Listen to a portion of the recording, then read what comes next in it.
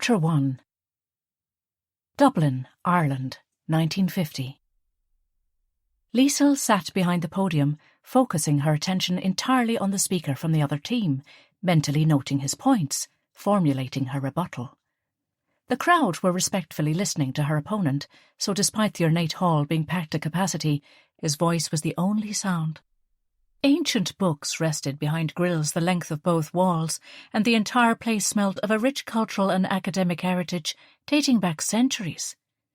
Liesl loved it. Trinity College Dublin were proposing the motion today. Not her chosen position at the best of times. She preferred arguing against, but it was the luck of the draw. It required all of her analytical and oratory skills to argue in support of this motion, that this House supports Irish neutrality in the period 1939 to 1945, something she personally vehemently disagreed with. But the Irish varsity debating finals held no place for sentiment. She allowed herself a quick glance down at the audience in Goldsmith Hall, where Elizabeth, Daniel, Ariella, Willie and Erich were sitting, proud as punch. She had warned them in advance that she would be arguing against something she fundamentally disagreed with, but they said they understood and insisted on coming to support her. She made them promise not to look at her, as it was going to be difficult enough without seeing them there. Her mutti, who hid in a Berlin attic for years. Her mother's husband, Willie, who'd lost a leg in Russia but didn't let it stop him. Her adopted mother, Elizabeth, who lost everything when the Germans bombed her house in Liverpool. Tall, dark, handsome Daniel Lieber, her adopted father, who as a Jew had escaped Vienna only by the intervention of a friend in England. Then her brother Erich, tall as Daniel almost, and filled out too, who looked so much like she remembered her father it took her breath away sometimes. Arguing that anyone should have been neutral in the face of the evil that killed their father and forced her and her little brother on a train and into the arms of strangers was going to be hardest of all. She risked a glance at her brother.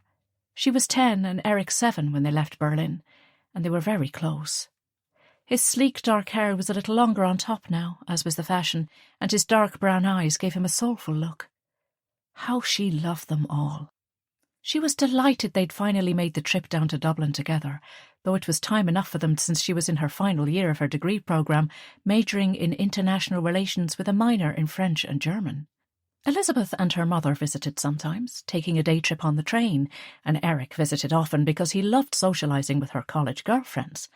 But the men were always busy with something. Normally she caught the train to Belfast every few months, and Daniel picked her up from the station and brought her home to Ballycregan for a visit.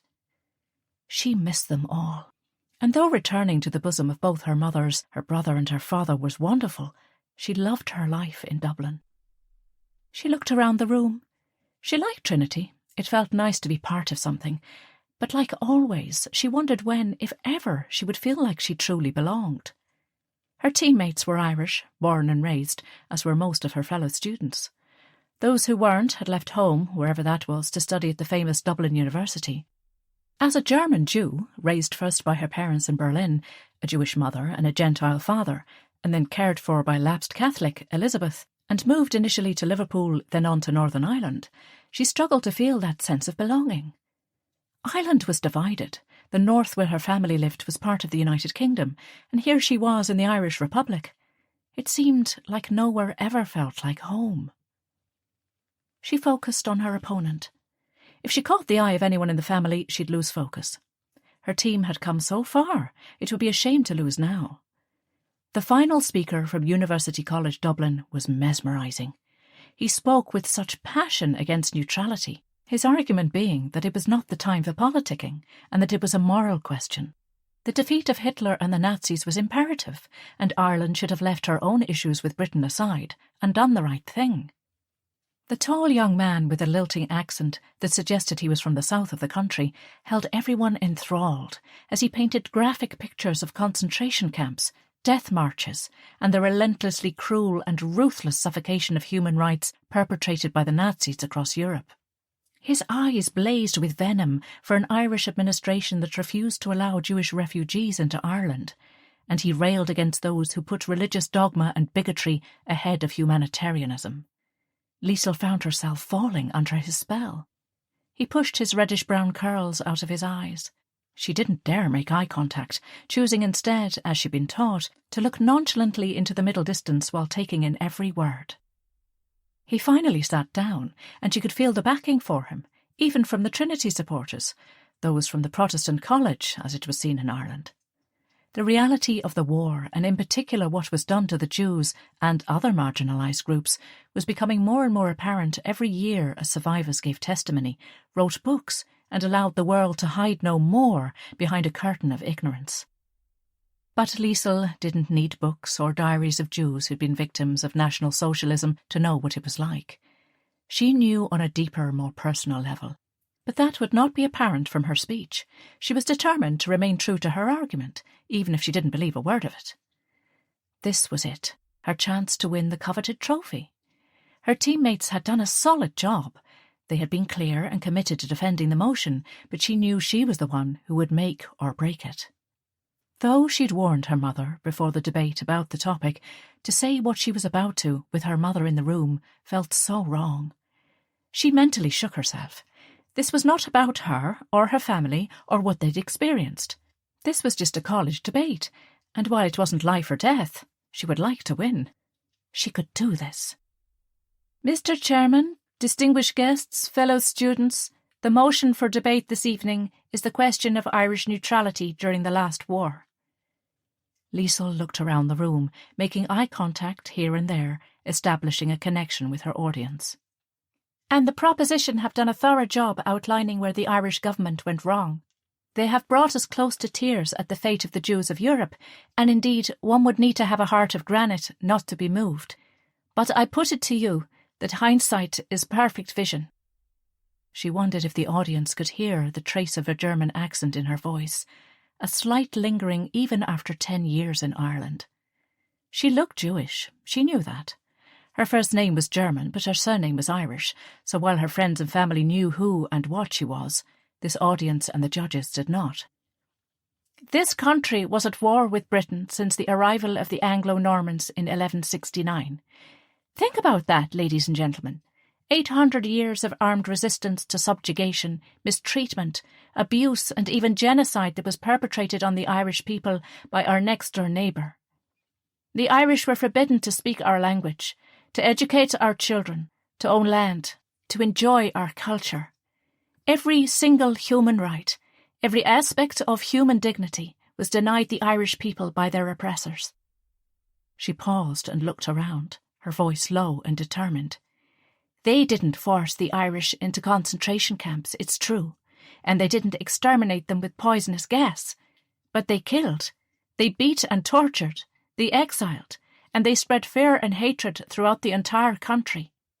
And when we finally achieved freedom, through centuries of Irish blood being spilled for the cause, the demand was made from London, the birthplace of every decree of misery for this nation, that we forget our old, silly grievances, put aside our petty harking back to the past, and join up with them to fight a people with whom we had no quarrel. She could sense the room shifting. The next few moments were crucial. Why should a young man from Carlow or Kerry don a British uniform, the uniform that had struck fear and loathing into every seed, breed and generation of this family for centuries, and go to Europe to shoot Germans who had never harmed a hair on their heads? She could see a few slight nods at the rhetorical questions. She was winning. The opposition had brought up that De Valera, the Irish Taoiseach, or Prime Minister, visited the German ambassador in Dublin in May of 1945 and expressed his condolences on Hitler's death, but to that she had no answer. Nor could she bring herself to try to vindicate such an action, so she chose to ignore it. When Winston Churchill accused us of frolicking with the Germans and the Japanese, it was with the knowledge that the Irish people had, in so many ways, assisted the Allied effort. This country fed Britain during those years. We gave radar and weather information. We returned Allied airmen and tried to repair and return their crashed aircraft. All facts, ladies and gentlemen, of which Mr. Churchill was well aware. She took a sip of water. We did what we could, and what we should have done in support of the cause of what was right. But allying ourselves to an enemy as tenacious and duplicitous as Great Britain proved herself to be was unconscionable. Historians are doomed, ladies and gentlemen, but they are trying to analyse the actions of those in the past with the benefit of knowing what comes next. We know now what Hitler and his followers did. Of course we do. But we didn't know then. Mr. de Valera was dignified in his response to Churchill, who described so eloquently how Britain stood alone against an occupied European continent, when our Taoiseach asked, and I quote, "Could he not find it in his heart the generosity to acknowledge that there is a small nation that stood alone not for 1 year or 2, but for several hundred years against aggression, that endured spoliations, famines, massacres in endless succession, that was clubbed many times into insensibility, but that each time on returning consciousness took up the fight anew, a small nation that could never be got to accept defeat and has never surrendered her soul?" The words that had so rallied the Irish people in the face of Churchill's criticism sank in around the room. Liesl stayed silent, allowing their impact to resonate fully before going in for the kill. "Should we have taken more refugees? Yes. But should we have thrown away the sacrifice of so many dead generations who fought to free our island from British oppression? Never. We were neutral, and we were right to remain so. Thank you." As she sat back down, she caught her brother's eye. Erich was a strapping 18-year-old now, but to her he would always be her little brother, entrusted into her 10-year-old care by her mother on the platform of Tempelhof Station in Berlin in 1939. Unlike her, Erich wasn't studious and couldn't wait till he left school. They'd been educated together at Ballycreggan Primary School with Elizabeth as the teacher. It was an incredible stroke of luck that Elizabeth's hometown was the location of the only Jewish refugee camp in Northern Ireland. So they'd grown up with Jewish friends, boys and girls from all over Europe who'd been brought to the farm on the Ards Peninsula in County Down to escape the Nazis. Erich and Daniel had a business going. Daniel was an engineer and Erich was serving his time as a carpenter. They were father and son in every way but blood. He made a face at her, trying to make her laugh. She gave a hint of a smile but looked away.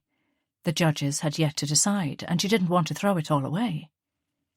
The judges withdrew to deliberate, and the volume in the hall rose with the hum of conversation. Beside her, Val and Jerome, her teammates, were equally inscrutable. They'd done their best, but it was a hard motion to support. However, as Professor Kingston was constantly reminding them, the judges were not making a moral judgment. They were judging the standard of oratory and rhetoric and the debater's ability to adapt and reply. Liesl glanced across at the UCD team and flushed when she was caught staring at the lad with the brownish-red curls. He looked back at her, his green eyes dancing with merriment, the earnestness of his performance moments earlier seeming dissipated. He was tall and muscular, and now that the debate was over, he loosened his tie and collar rakishly. He joked with his teammates, and they seemed to hang on his every word. She risked another glance, and again he caught her, this time giving her an almost imperceptible wink while simultaneously listening intently to the studious-looking teammate beside him. The chairman of the judges led his fellow presiders back into the room, and both teams stood. He made all the usual remarks, praising both the Trinity and UCD teams for an excellent debate. He singled out Val and the last speaker from the UCD team, the young man with the curly hair, for particular praise. It was impossible to tell how he was going to vote. She was sure he was finished and was about to make his judgment when he paused and looked at her. "I must make exceptional mention of the captain of the Trinity team. Not only is it wonderful to see female students represented, but to see a debate so ably argued and with such passion is something unprecedented, even in these hallowed halls. Therefore, I and my panel of judges find for the proposition, and Trinity College Dublin." The crowd burst into thunderous applause, and Liesl caught Professor Kingston's eye. He was over the moon, accepting handshakes and congratulations coming from every direction. The chairman invited the Dean of Students onto the podium to present the trophy, and Liesl went forward to accept it. Val and Jerome were beaming, and Liesl looked down to see her family standing and applauding vigorously. Eventually, the photographs were finished, and as she walked backstage, she felt someone grab her hand. In the darkness and the crush of people trying to get out of the small exit, it was impossible to see who had done it, but a note was pressed into her palm. She felt a surge of excitement. Was it from the UCD captain? He was only a few feet away, but when she risked a glance, he was deeply engaged in conversation with someone. She wouldn't read the note until later, not wanting to be caught looking too eager if it was from him. She put it in her pocket and went downstairs, where she was immediately enveloped in hugs from her friends. Daniel and Elizabeth stood to one side, looking so proud, and Erich was trying to make room for Willie and Ariella to get in to greet her. Once all the hugs and congratulations were complete, Daniel announced, "Everyone, to the Shelbourne. The drinks are on me." Chapter 2. Liesl's friend Abigail linked her arm through hers as they sat in the corner of the Shelbourne bar. They were both Jewish, so had gravitated to each other on the first day of university and had been inseparable since. "Did you see the UCD dreamboat making eyes at you?" Abigail whispered. She giggled, sipped her lemonade and nudged Liesl to look towards the bar, where the UCD team had also congregated. She was right. He was looking over. I don't know who you mean," Liesl objected. Something about his gaze was disconcerting. Was the note from him? She was dying to find out, but needed to be alone to read it. Erich sidled up beside them. Every time he met Abigail, he flirted most amateurishly, but she was always nice to him. "Erich Bannon, so good to see you again," Abigail said. "Join us." She patted the seat beside them. "Hello, Abigail. You look lovely tonight," Erich said, trying to sound suave and sophisticated. Liesl fought the urge to laugh. "Thank you, Erich. So do you. I like your tie." Erich blushed to the roots of his dark hair. He had grown up to be handsome, Liesl supposed. It was hard to tell when it was your little brother, but according to Elizabeth, all the girls in Ballycreggan had an eye for him. But he was after someone a little more exotic than the girls of a small rural village. "I was just asking your sister if she noticed her admirer from the UCD team. Couldn't keep his eyes off her." Abigail nudged Liesl again. The two girls were as opposite as chalk and cheese. Abigail was short, with a rounded figure, and had what she called mousy hair, though in reality it was light brown. She constantly bemoaned the fact that Liesl was so pretty compared to her, but Liesl thought her friend was lovely, and told her so frequently. However, Abigail had yet to have a boy ask her to a dance or the pictures, and they were in their final year. "The lad with the curly hair? I seems keen, right enough." Erich grinned.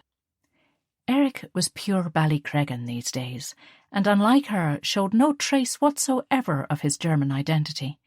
He looked, spoke and dressed like an Irishman, and that's how he saw himself. He was proud of her, Liesl knew that, and they were very close. But he couldn't understand her studying German, of all things, the language of the people who killed his father and tried to kill his mother, and who snatched him and his sister from the happy life they had in Berlin before the war. Things had worked out well for them. Elizabeth was their father's first cousin and had agreed to take them from the Kindertransport, but for so many others, the future had been much less certain at the time. "He wanted to get inside my head. That's what debating is all about, rattling your opponent. He was so fiery in his delivery, he would have wanted to put me off." "That, my dear Abigail, who sees the romance in every single thing," Liesl teased, "is what you witnessed." Later, though, when she went to the ladies, she took the note out of her pocket. Her heart pounded. Something told her it was from him. The writing was rushed and scrawled, and Elizabeth would have had a fit if she'd seen it. As a schoolteacher, she insisted on neat handwriting. "Liesl, you are the most incredible woman I've ever seen or heard. I have to get to know you. You intrigue me. Will you meet me in Bewley's tomorrow at 11 o'clock for coffee or tea or any beverage of your choosing? I'll throw in a cream cake to sweeten the deal. I'll be there, waiting impatiently. Jamie Gallagher." She smiled. He was as confident in his note as he was in his speech. She put the note back in her pocket and left the cubicle. As she washed her hands, she took a moment to think. Winning the debating final had been all she'd thought about for the last few weeks, and she'd spent her time researching and writing her speech and collaborating with her teammates every evening. But now that it was over and they'd won, she had some free time. Her final exams were not until May, and it was only October now, so she could probably allow herself a little diversion. And there was something fascinating about him. "Jamie Gallagher," she whispered, then caught herself in the mirror. "Ah, would you catch yourself on?" she muttered as she gazed at her reflection. Abigail was like a broken record, telling her how pretty she was, but she didn't think it was true.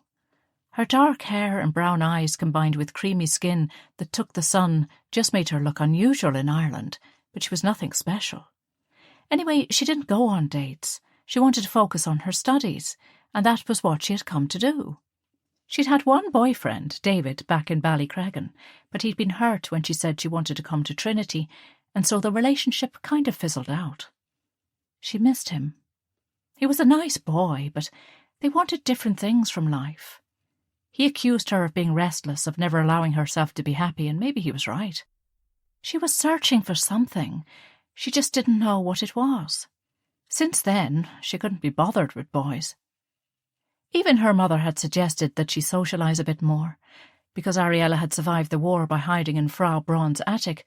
Frau Braun was Willie's mother and also now lived in Ballycragan. She wanted everyone to really appreciate life, to take joy out of being alive. Liesl remembered how her mutti used to walk up to the Ballycragan National School every morning to hear the children singing the Moda Ani, a prayer of thanks in Hebrew. Rabbi Frank taught it to everyone, and all of the children, Jewish and Christian, sang it together each day, first in Hebrew and then in English. It reminded them all of how wonderful life was and how lucky they were to be alive. She pushed her way back into the crowd and saw Daniel buying more drinks for her friends at the bar. Her stepfather, Willie, was good-naturedly passing them back. Daniel was such a generous man. She loved him, and he was the patriarch of their family. She sat down with Ariella and Elizabeth, who were both sipping whiskey and soda. "Oh, darling, I'm so proud of you. You were incredible up there. I could hardly believe this poised young woman was my little Liesl." Ariella squeezed her hand, her face suddenly wistful. "When I met your papa, he was at university, and he too was a debater. He was excellent, and I went to some of them just to see him in action. He would never argue for or against things he didn't believe so, which was ridiculous, of course. I mean, you had to fight that Ireland was right to remain neutral, when I know you don't believe that. But he was young and pig-headed and stubborn." She laughed at the memory, a lovely sound that always reminded Liesl of a little bell ringing. "He got thrown off the team in the end, but oh, how proud he'd be of you, Liesl. Erich looks so much like him. Sometimes when he steps into the room, for a moment I have to do a double take, but you are the one who really takes after Peter." "Do you think I shouldn't have argued?" Liesl began, feeling like she betrayed her father's memory. He'd always done what was right. He died doing so. "Oh, of course not, darling. That would have been ridiculous, and it's why you will succeed." Ariella smiled. "You're passionate, but also pragmatic. I often wonder if Peter had been less rash. Maybe if he'd not been as forceful that day he intervened with that Jewish lady in the street. Maybe he could have stopped those Nazis abusing her a bit more diplomatically or something. Then perhaps things would have been different. But that's how he was, all or nothing. But I'm afraid I sounded like I was forgiving them or something." Liesl wasn't convinced. "Liesl, my love, it's peacetime now. That's what all those millions of people who fought back died for. Of course we must move on, try to put it behind us. Otherwise it was for nothing if we are going to relive it every single day and hold on to grudges and hurts." Liesl nodded, but knew her mother wasn't practicing what she preached. She would never return to Germany and could never forgive them, and Liesl didn't blame her. "Your papa would be bursting with pride if he could see you." Ariella took her hand and kissed it. Liesl loved to hear about her birth father, but her mother rarely spoke of their lives before.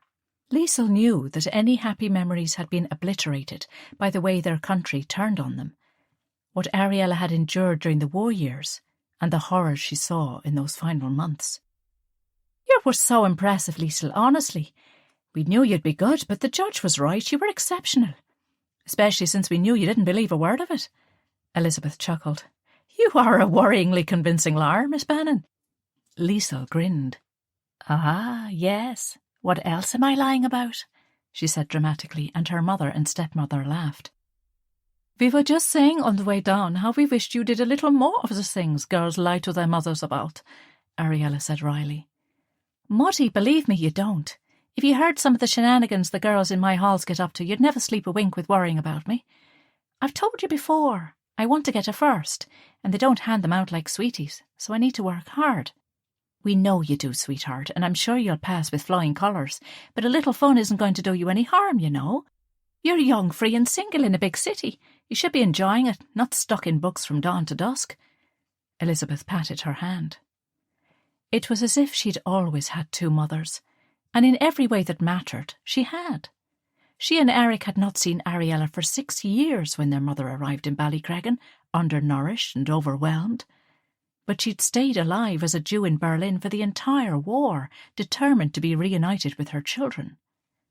Elizabeth and Daniel had cared for them, and even adopted them because they had all assumed that Ariella was dead, and what could have been an awkward or fractious reunion turned out to be the complete opposite. Ariella married Willy Braun, Frau Braun's son, and since there was nothing for any of them back in Germany, staying in Ireland seemed the sensible thing to do. I'm enjoying it here, Liesl insisted. I love Dublin, and I really appreciate that I'm studying at Trinity. The fees are huge, and I just want to make the most of the opportunity. It's not one many people get. Your papa would have wanted it for you, Ariella said with a sad smile.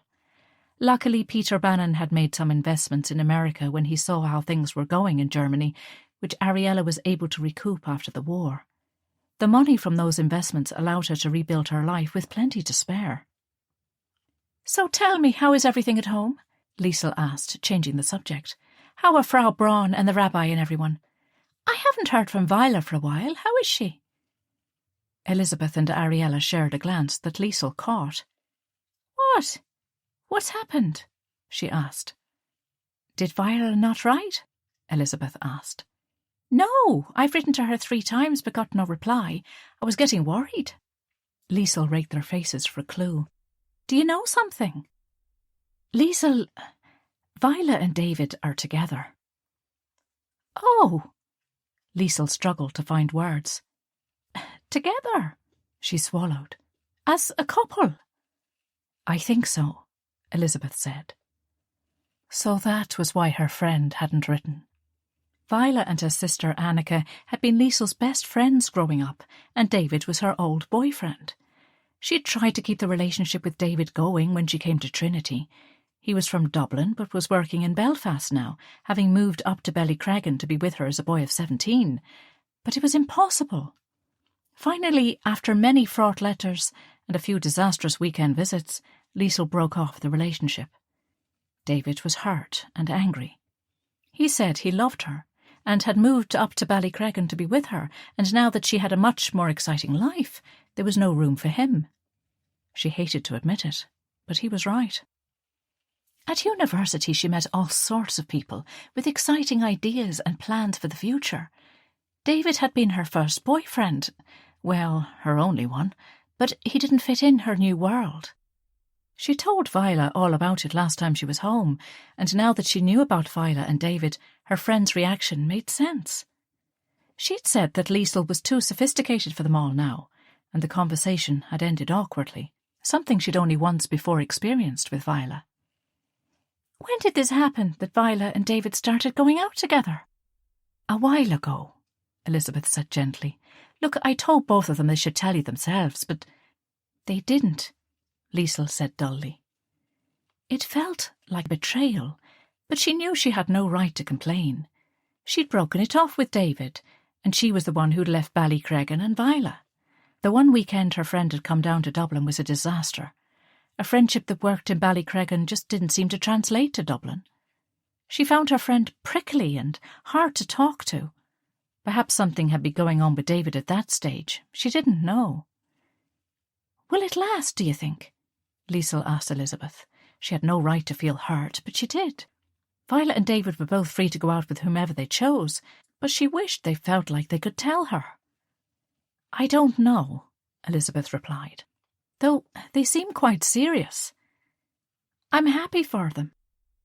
Liesl's heart was heavy. She inhaled. Ballycregan as she knew it was changing.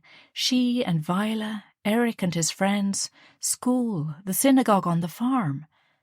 It had felt almost like where she belonged, but each time she went back things were different, and it was hard not to feel sad.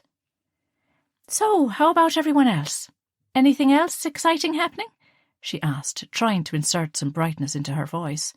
She could see by their faces that Ariella and Elizabeth were worried about her. Oh, nothing, Ariella said. Rabbi Frank is fine. He sent you his blessings and good wishes. And Levi and Ruth have decided to go to Israel. Some of the children, well, they are all growing up now, but some of the older ones are going with them. To live, you mean? She was surprised. Yes, they want to live in their homeland, and they see Israel as that. It's both sad and exciting. The rabbi and I have exhausted almost every avenue in trying to find the families of the children of the farm, and in most cases there is nobody left. But we've been lucky a few times. Remember Benjamin? Liesl nodded. Benjamin Krantz was only a toddler when he arrived, and so had been in the kindergarten group, but she knew him. They all knew each other. Well, incredibly, his grandfather and one aunt survived Bergen-Belsen, so he's going back to Prague to be with them. So he cried, the poor child. He's 13 now, and Ballycregan is the only life he knows, but we hope it works out. I tried to teach him whatever Czech I knew, but it is going to be hard. They might be family, but they are strangers. Poor Benjamin. I hope he'll be all right. He's just a little older than I was when I left Berlin, but at least I had Erich. I suppose he could always come back if he hated it. Ariella nodded. We will give him some money for the fare and keep in touch by letter until we're sure he's happy, though I'm not sure legally we have the right to take him back. Rabbi Frank has corresponded with the grandfather, and he seems very anxious to reunite with him, so we can just hope. Liesl nodded. What about the Schultz boys? Last you told me Dieter and Abraham were waiting on a letter.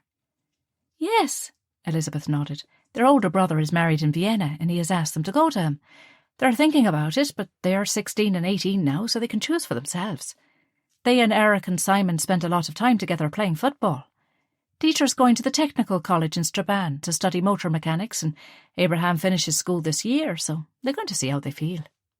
Maybe they should go for a visit first, see how it works out, Liesl suggested. I keep trying to imagine what it would be like to go back to Berlin. Would I feel at home or like a stranger? It's hard to know until you actually do it, I would think. The Berlin I left in 1946 was nothing like the one you remember, darling, Ariella said sadly. It's up to you, of course, but for me, if I never see that city again, that is fine. It was just rubble and suffering and so many people just wandering lost. Willi and Frau Braun feel the same. They speak English all the time now, never a word of German. I can understand that, but, you know, studying German and reading Max Weber, Thomas Mann and Chekhov is good. It reminds me that Germany was once a place of culture and learning and art, and that it can't be again. The Nazis might as well have won the war if we allowed them to rewrite our future as well as our past. I'm glad you see it that way, darling. It's right that young people should be optimistic and forward-looking, Ariella said with a sad smile. You always try to see both sides. It's one of your many talents, Liesl. Elizabeth smiled. And so, who is going to Israel with Ruth and Levi? Liesl asked, and she saw that look pass between Elizabeth and Ariella again. Well, originally it was just Max, Rosa, Gretchen, Paula and Annika.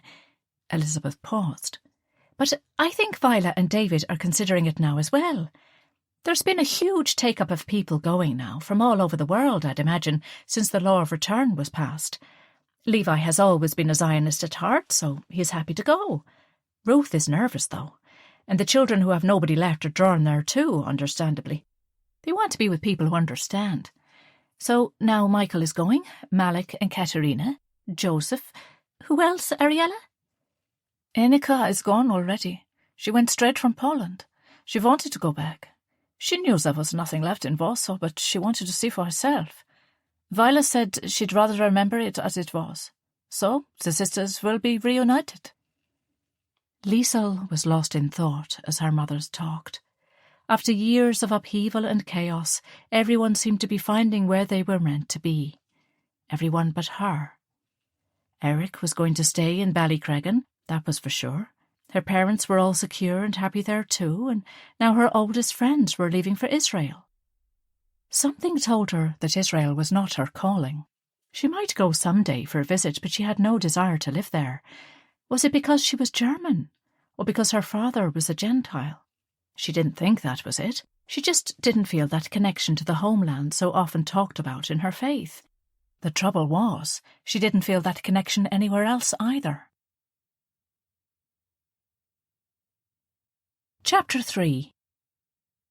Liesl didn't even tell Abigail that she was going to meet Jamie.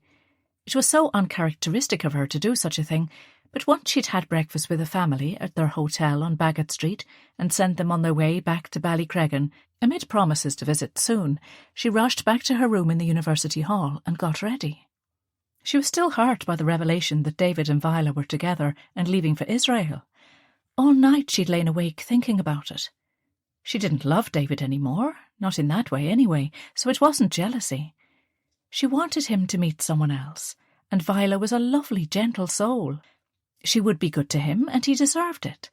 But it felt so disappointing that neither of them had told her. If they'd have just said it, she'd have been happy for them. The idea that she was so irrelevant to both of them hurt her deeply, more than she would ever admit. Elizabeth knew how much it cut her. Elizabeth was the one she'd turned to when she and David first fell for each other. She was only 16, and David had begged to be allowed to take her to a dance in the village. Daniel had behaved like David wanted to take her hot air ballooning around the world. She smiled at the memory. This move to Israel was a huge thing, and yet Viola had never expressed a desire to go there to Liesl. Maybe the full realisation that Warsaw was in ruins, her family was all gone and there was nothing and nobody left, had been so hard for her and Annika that it had made her seek a new home. Liesl had tried to understand when they were younger, and the news of the annihilation of the Polish Jews filtered through, but Viola rightly pointed out that she didn't know what it was like. Liesl and Erich had lost their father and their home, but Elizabeth and Daniel had given them another one, just as warm, just as welcoming, and then their mother appeared almost back from the dead, so there was no comparison. Viola and Annika were truly alone, not one person to call their own, so she shouldn't begrudge her friend a boyfriend. She didn't. She just wished they'd have told her. Well, she thought as she brushed her dark hair, leaving it loose and putting on a little lipstick, if they can move on so easily from me, so can I from them. She was wearing a blood-red flared skirt and a little cream-fitted jacket with a red collar and cuffs that she'd bought on sale. It had been too big, but Elizabeth was a genius with the needle and thread and remade it to fit Liesl's tall, willowy frame. She inserted the pearl earrings Willie and Ariella had bought her for a birthday and sighed. She was as ready as she would ever be. She almost stopped at the door, thinking she might be totally overdressed. Normally students just wore skirts and jumpers and macks with college scarves thrown round their necks, but Elizabeth's words rang in her ears. Everyone is a work in progress. Dress as the person you aspire to be in any situation. Elizabeth dressed formally for school every day, hair always done, light makeup, even though the children of Ballycreggan hardly noticed, Liesl was sure. Mrs. Lieber could come dressed in a flour sack and nobody would care, and she was loved. But Elizabeth explained why she did it. Clothes are our armour sometimes. Dress up you feel confident and ready. Dress down you feel calm and relaxed. But if you need to go into battle, be sure to have the right uniform. Liesl knew she looked nice in the suit, so she would keep it on.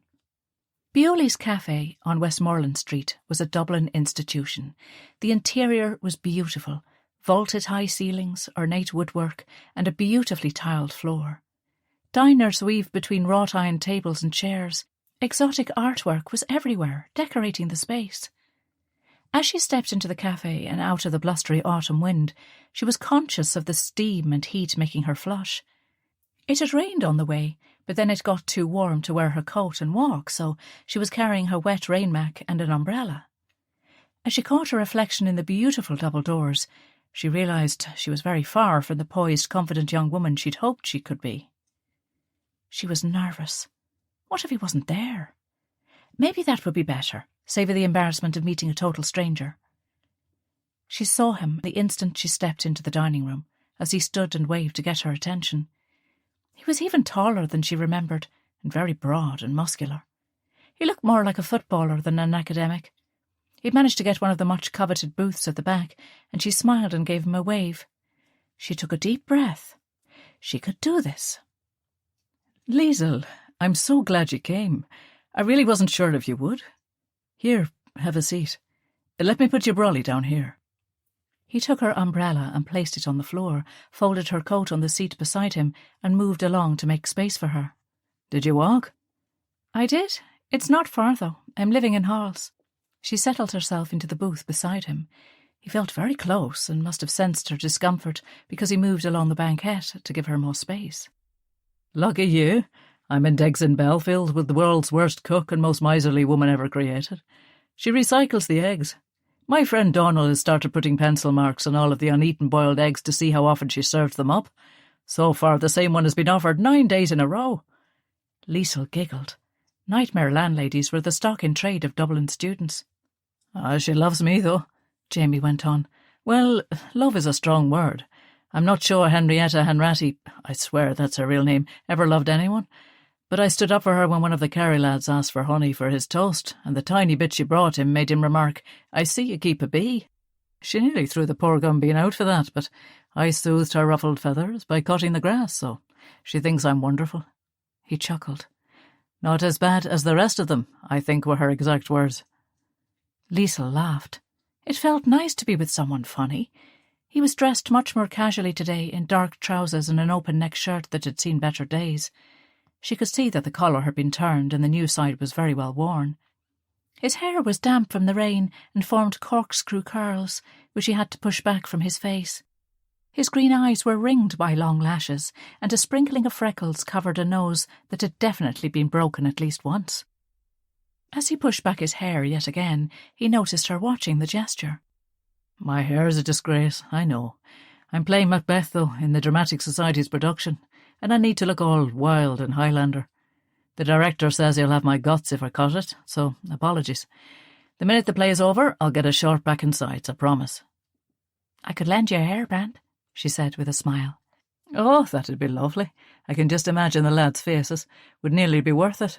Ah, here we are. A waitress in a black uniform with a white apron and a frilly hat appeared with a notebook. "What can I get you?" she asked. Liesl was still full from breakfast, and anyway she suspected Jamie hadn't much money, so she just ordered a cup of coffee. Most Irish people drank tea only, but Daniel had introduced her to the world of coffee. All through the war, when rationing made getting such luxuries close to impossible, he'd had a small but steady supply from an importer in Belfast. Daniel kept the old man's car going despite lack of parts, and in return, the importer furnished the Austrian with an occasional small bag of beans, which Daniel used to make one good cup each week.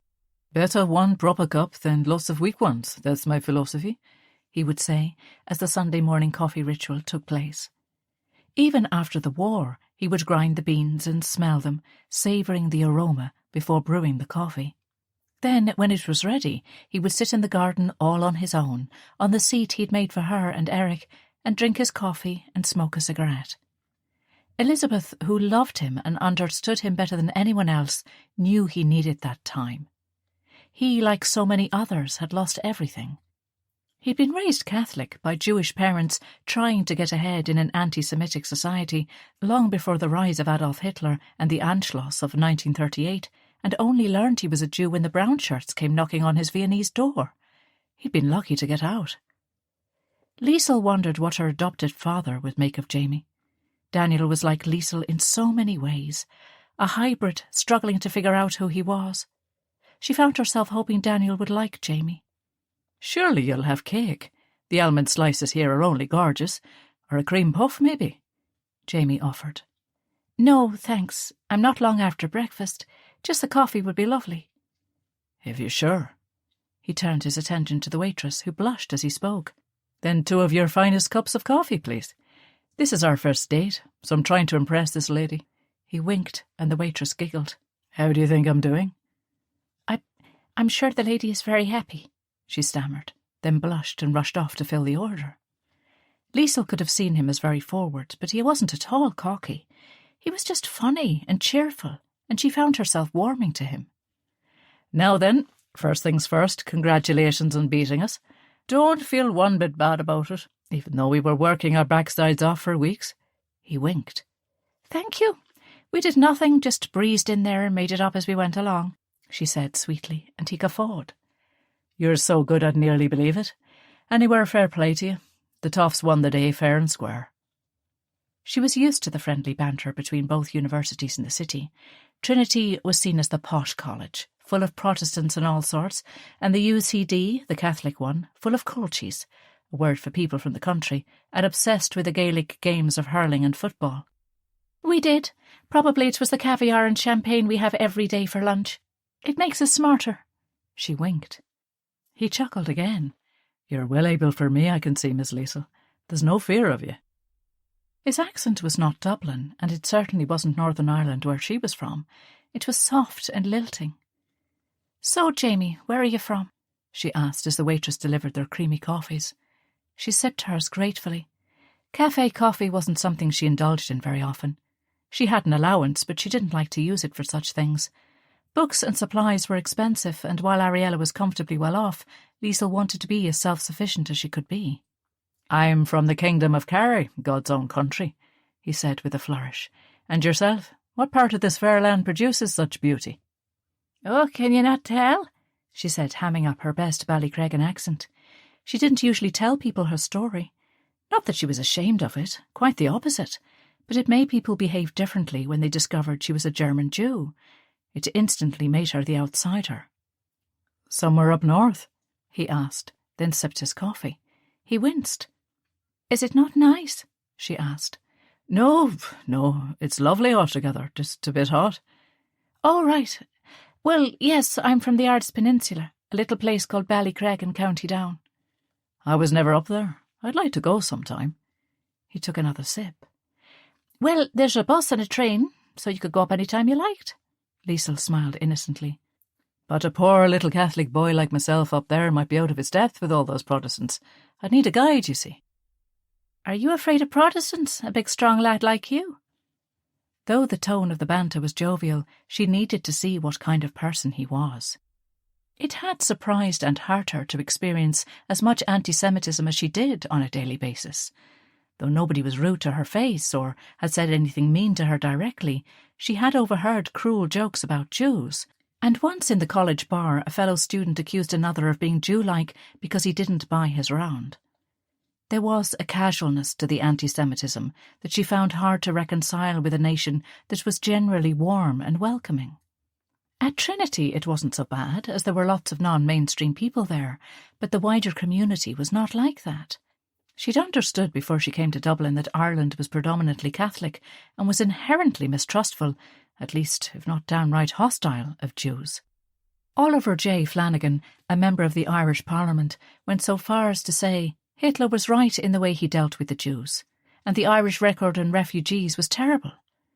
But Trinity was where she'd set her heart. Because Ballycreggan was in Northern Ireland, and therefore technically part of the United Kingdom, her family had been worried about her moving to the Republic. They'd all heard the stories. But she was determined. Many of the volunteers at the farm during the war years were from the south, and they were kind and welcoming. She didn't believe an entire country would be anti-Semitic, especially now, when everyone knew what Hitler and the Nazis did. And she was right. Most people she met were kind and mad for the crack, always joking and laughing, but she would be lying if she said there was nothing, that people didn't do a double take when she said she was Jewish and a German. She never knew which made them more uncomfortable, but she had yet to experience open resentment. Jamie looked at her, and she found herself returning his smile. "You've such a lovely smile, Liesl," he said quietly, and with such sincerity that it changed the tone of the conversation from jokey to serious. She blushed, unused to such compliments, but she realised she liked this boy with the wild hair and the square jaw. Jamie's speech at the debate would indicate he wasn't a racist, but then he may not have been expressing his true feelings. She certainly wasn't, and she needed to know before this went any further. Was he like her father, only capable of arguing what he believed in? Why did she think that about him? Maybe he was just as capable of arguing against his personal beliefs as she was. Tell me about yourself. His eyes never left hers, and though the merriment still danced in his green and amber-flecked eyes, he was gentle and honest. Well, my name is Liesl Bannon, and I was born in Berlin, Germany, where I lived until I was 10. I moved first to Liverpool, then to Ballycreggan in 1940, and I grew up there. She searched his face for a reaction, but the usual awkwardness when she mentioned that she was German was absent. What brought you from Germany to Northern Ireland? He probed. Liesl held his gaze, deciding to tell him. A train. It was called the Kindertransport, and it was a scheme to get Jewish children out of Germany. He finished for her. Yes. She noted his stricken expression and wondered what caused it. Was he sad that she'd had to leave her home? Was he shocked to discover she was a Jew? A German?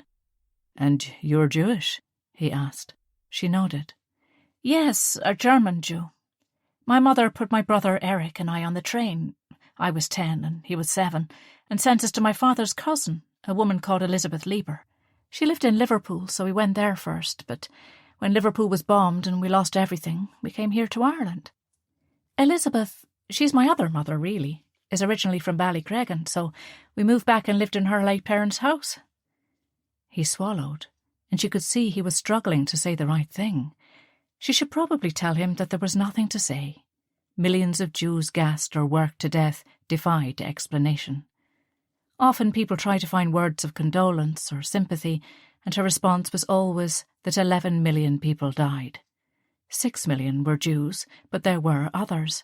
Jehovah's Witnesses, gypsies, homosexuals, anyone who resisted, communists, the physically or mentally disabled. The list went on and on. And your parents? She could see he was almost afraid to ask. My father was a Gentile, and one evening in 1939, he and a colleague were walking home.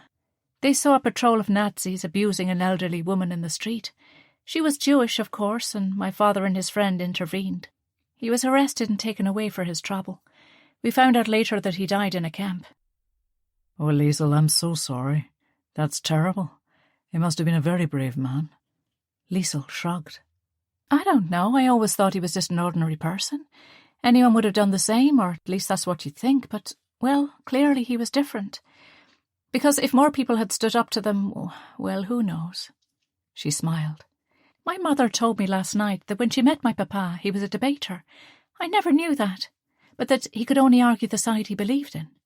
I wondered what he would make of me arguing that Ireland should have stayed neutral. He'd be proud. Being able to see both sides is a skill that goes far beyond debating, Jamie said quietly. That's what Elizabeth said too. That's your adopted mother, right? Liesl nodded as she sipped her coffee. So what about your birth mother? My mutti, that's the German for mum, went into hiding. She spent the entire war in the tiny attic of her now mother-in-law, Frau Braun, who was a neighbour of ours, but mutti only married Willie, her son, after the war. Hers is an incredible story of bravery and determination, but for some other time. Tell me about you. Whoa, he grinned. Don't mind my boring life. This is an incredible story. It sounds like a film or something. Tell me more. Liesl shrugged. I suppose it is, but it's my reality, so I never see it as strange as it is, I suppose. We were well off, so we had a lovely apartment in Berlin.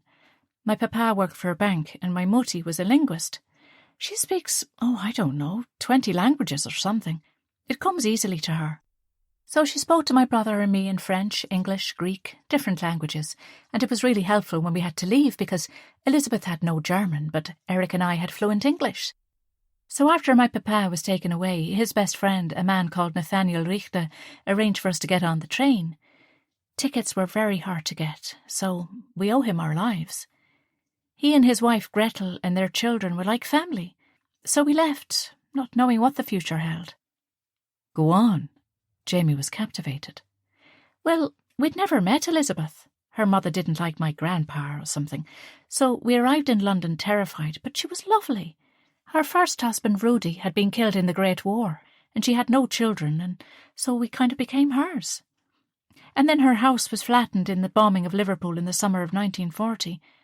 By then, Elizabeth's mother was dead, and the house was empty in Ballycreggan, so we went there. Elizabeth got the job as the local school teacher, and to our amazement, there was a farm where other Kindertransport kids were being housed, and they attended the school too. So I grew up with lots of children in the same position as my brother and me. And your mother? He prompted. Well, my mutti was in hiding, and then she had to survive on the streets of Berlin as a submerged Jew. That's what they called Jews living on false papers. And she did it, terrifying as it was, and finally managed to cross Europe to get to us. Frau Braun and her son Willie helped my mother, and she and Willie fell in love, and now they're married. They all came to Ballycreggan, and now my whole complicated, convoluted family live there. The end, she chuckled. He smiled ruefully, a lovely crooked smile where one side of his mouth was raised higher than the other. What an incredible story. I'm speechless, honestly. He seemed genuinely bowled over. Well, it's all true. But enough about me. Tell me about you. I'm very uninteresting anyway, and compared to that, I'm as dull as ditch water. I'm one of 4 boys from outside Killarney in County Kerry. My mum and dad are farmers, and I'm the second youngest. My eldest brother, Brendan, is a priest. He was ordained last summer. The next one, Sean, is a Kerry footballer on the county team, so he lives and breathes football. And then there's me. And then the youngest is Derry, and he's still at school. And you're a UCD student. What are you studying? She liked him more with every passing minute. 2nd year medicine, he sighed. But I tell you what, Liesl, it's fierce hard altogether, and I'm forever getting my ventricles mixed up and what have you. He grinned. That would be problematic, all right. She nodded. But are you happy? Is medicine your calling? He sat back and observed her for a long moment. Do you know what? He asked. You're the very first person to ever ask me that. It was always like Brendan has the collar, and sure, Mam is dining out on that since he came in and said he was going to be a priest age 13. And Sean will get the farm, though he's only interested in kicking footballs. And Derry will probably be made into a national school teacher or an engineer. And they decided a doctor would be a fine fit for me. My uncle is the local GP and on his last legs. Not one person ever asked me if I was happy. He stirred the coffee that was hardly touched and cold by now, and he seemed as surprised at this realization as she was. And are you? She asked. No then, Liesl, I am not indeed. I hate it, truth be told. His attention never left the spoon, stirring and stirring in the cup. Then why do it? He exhaled and finally looked back at her. I don't know. I was bright at school, I suppose, and the master told my mother I was clever enough for medicine, and that was kind of it. I could have objected, I guess. I mean, they didn't have a gun to my head or anything. But I just kind of went along with it in the absence of any better idea, you know. And now you don't want to do it? I don't. And I'm rubbish at it.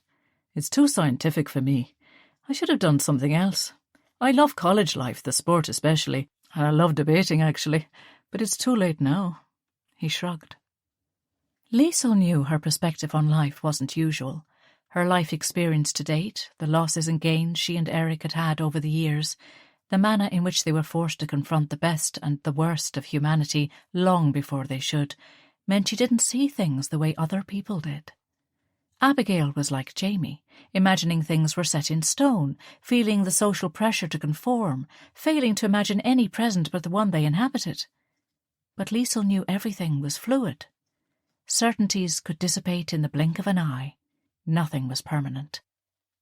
It isn't actually, she said with certainty, and he looked at her, puzzled. What do you mean? He asked. Too late. It isn't. Nothing is set in stone. We only get one life, and we have no idea how long it will last or where it will take us. But one thing is for sure, it's too short to spend it pleasing others at the expense of our own happiness. He looked intently at her, and she could tell he thought she wasn't like other girls. But doesn't everyone have to conform in the end? We all have dreams, but for almost everyone, they end up doing what everyone expects. Join the priesthood, or get a good job and marry and have children, work, live the life you were born to live. Liesl shrugged. Maybe, if you allow it, but I'm living my life on my terms. The law of averages would suggest that I shouldn't be here, that I should have died in a Nazi camp like so many others. But I didn't, because some people were brave and kind and didn't conform. It wouldn't be much of a repayment to them if I just plodded along and didn't make the most of my life, would it? Jamie's sea-green eyes held hers, and she didn't break his gaze. When he spoke, there was a huskiness to his voice that betrayed the emotion he felt. You're incredible. Honestly, I've never met anyone like you. Liesl smiled. Not really. I just play the hand I was dealt, I suppose, and I was lucky. At the end of it all, we only have our own lives to live, our own choices to make. Your parents, mine, anyone really, they have their own lives and they made their choices, or they didn't. But either way, they don't get to live your life too. Jamie chuckled. I'm sure you must have been a right handful with such headstrong views. So what would you do if you were me? Well, I just think you should write to them. Tell them that medicine isn't for you. If they love you, and I'm sure they do, they may not like it at first, but they'll understand. They won't expect you to give up your own happiness in favour of their plans. But don't keep going and then just drop out and spring it on them.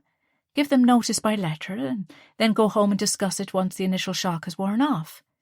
If my mad life has taught me anything, Jamie, it's that we have to take our chances to be happy. It's too short to spend it pleasing others at our own expense, and nothing is guaranteed. If people love us, they'll support us. So your folks would be all right if you decided to drop out, would they? He asked.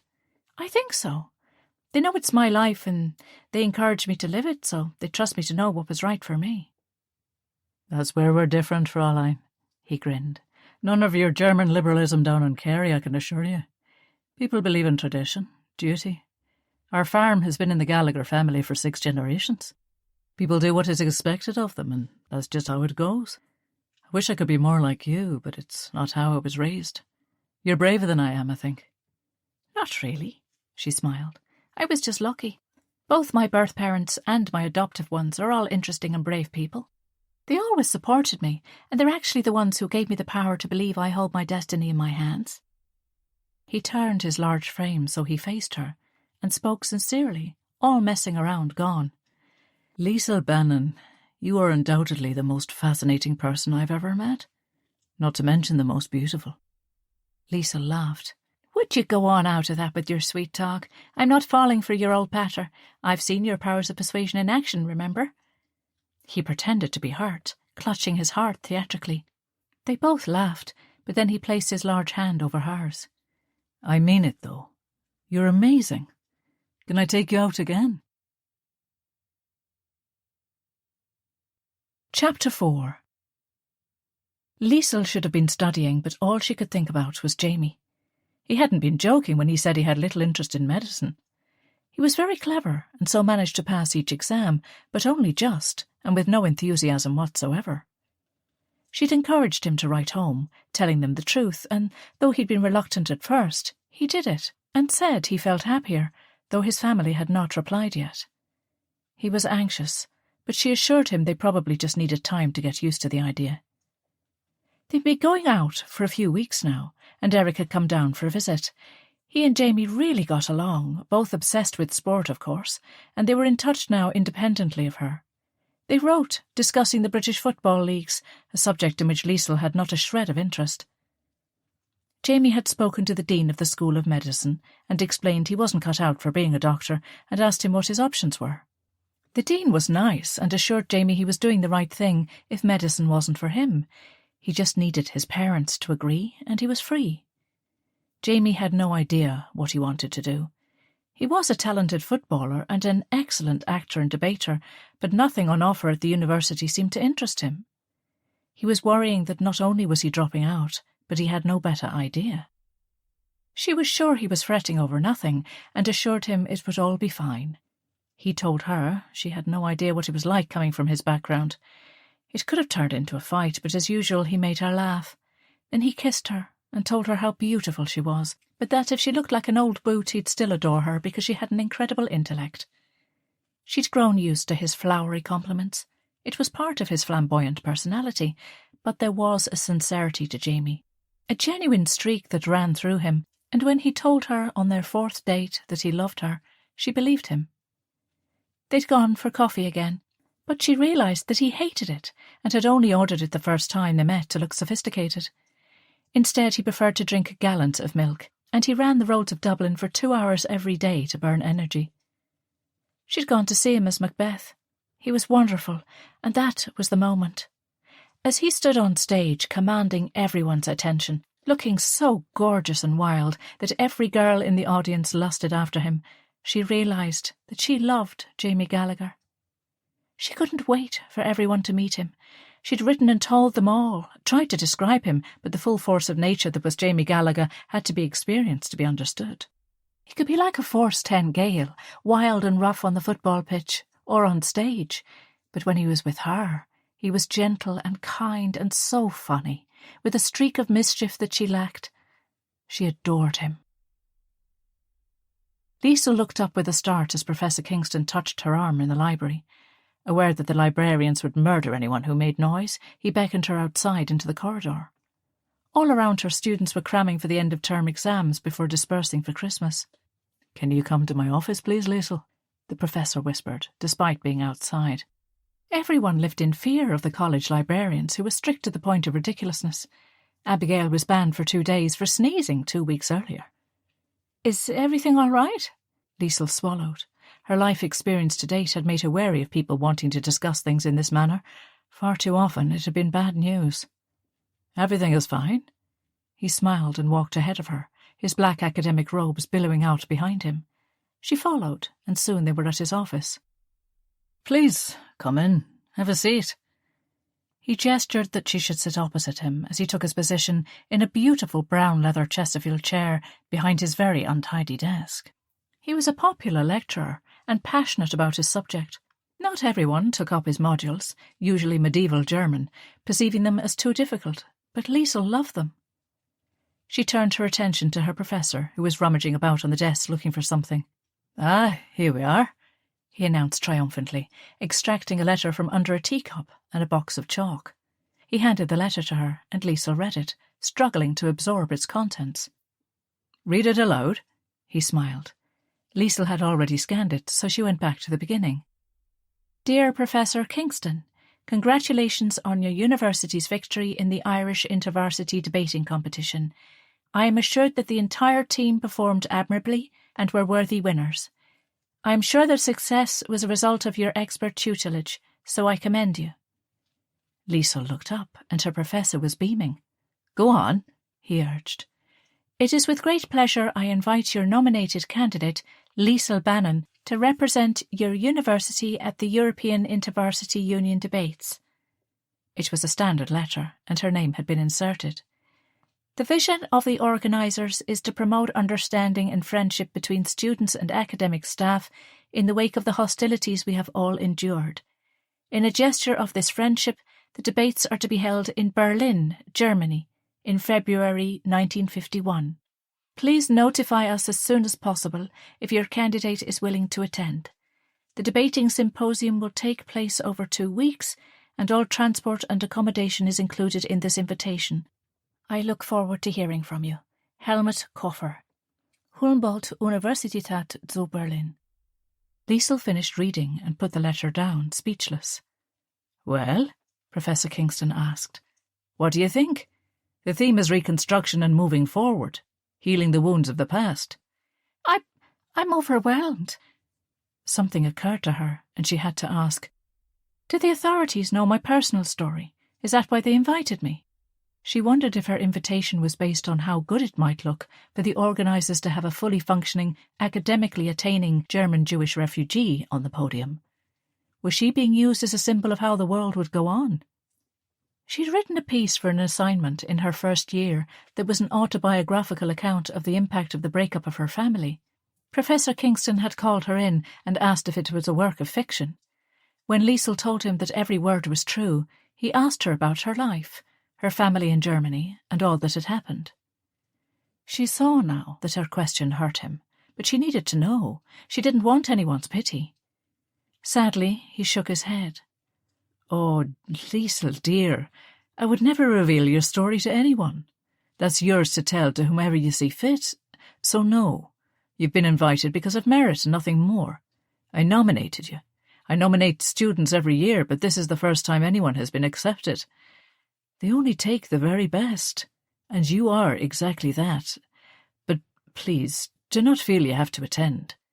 If going back to Berlin is something you have no wish to do, that is completely understandable. I debated about nominating you for that reason, but then I thought about it.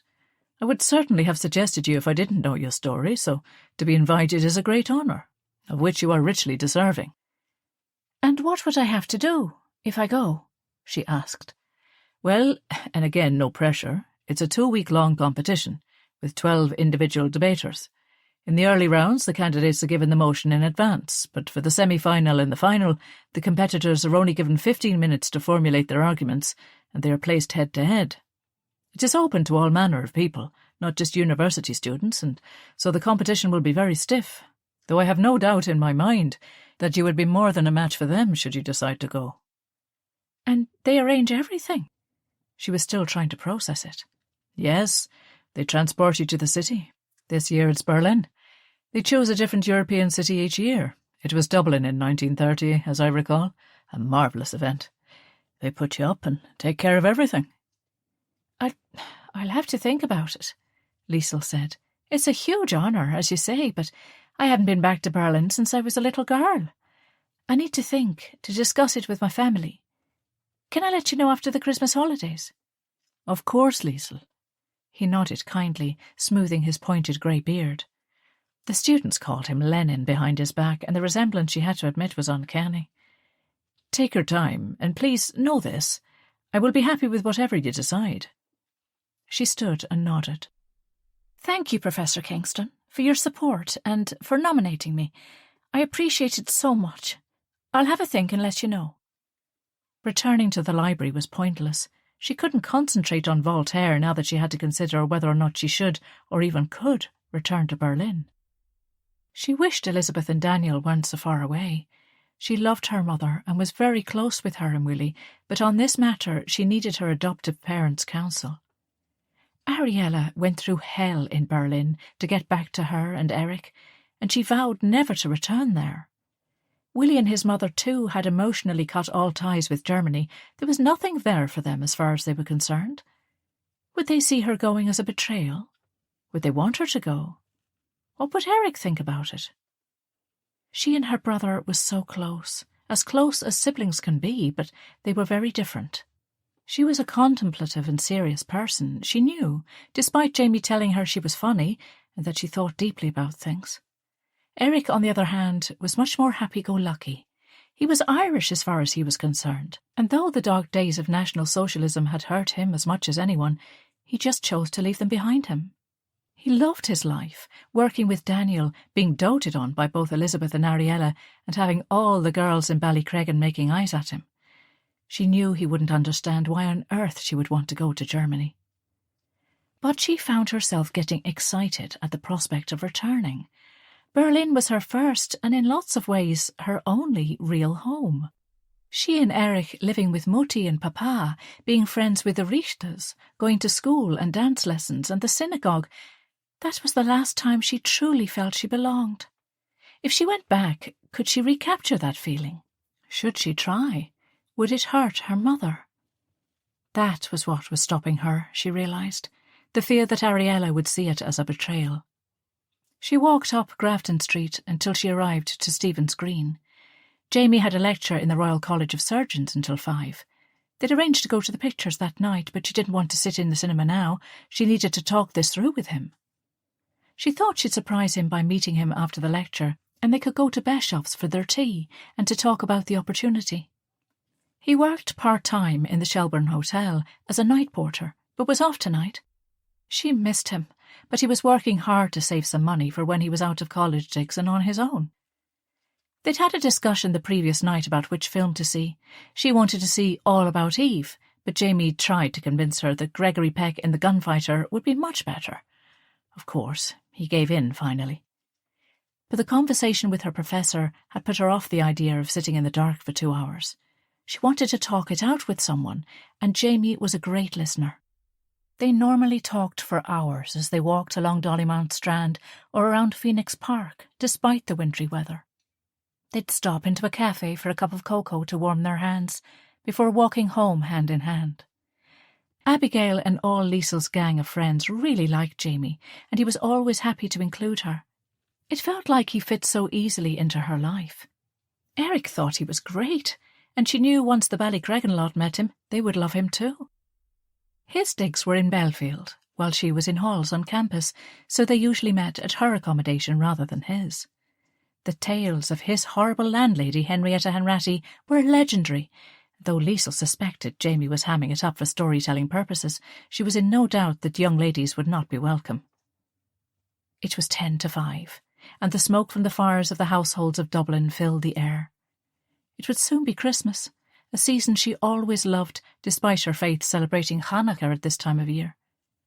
In Berlin they'd celebrated both holidays, and Elizabeth kept up the tradition. Each year, Elizabeth put up a tree, as well as lit a menorah, and Santa Claus always came to her and Erich. Even in the worst of the rationing, Elizabeth and Daniel managed to make both holidays special. Jamie was going home for Christmas, as was she. Their last lectures were this week, and once she was finished, she'd be on the train to Belfast. He was nervous, dreading the confrontation with his parents.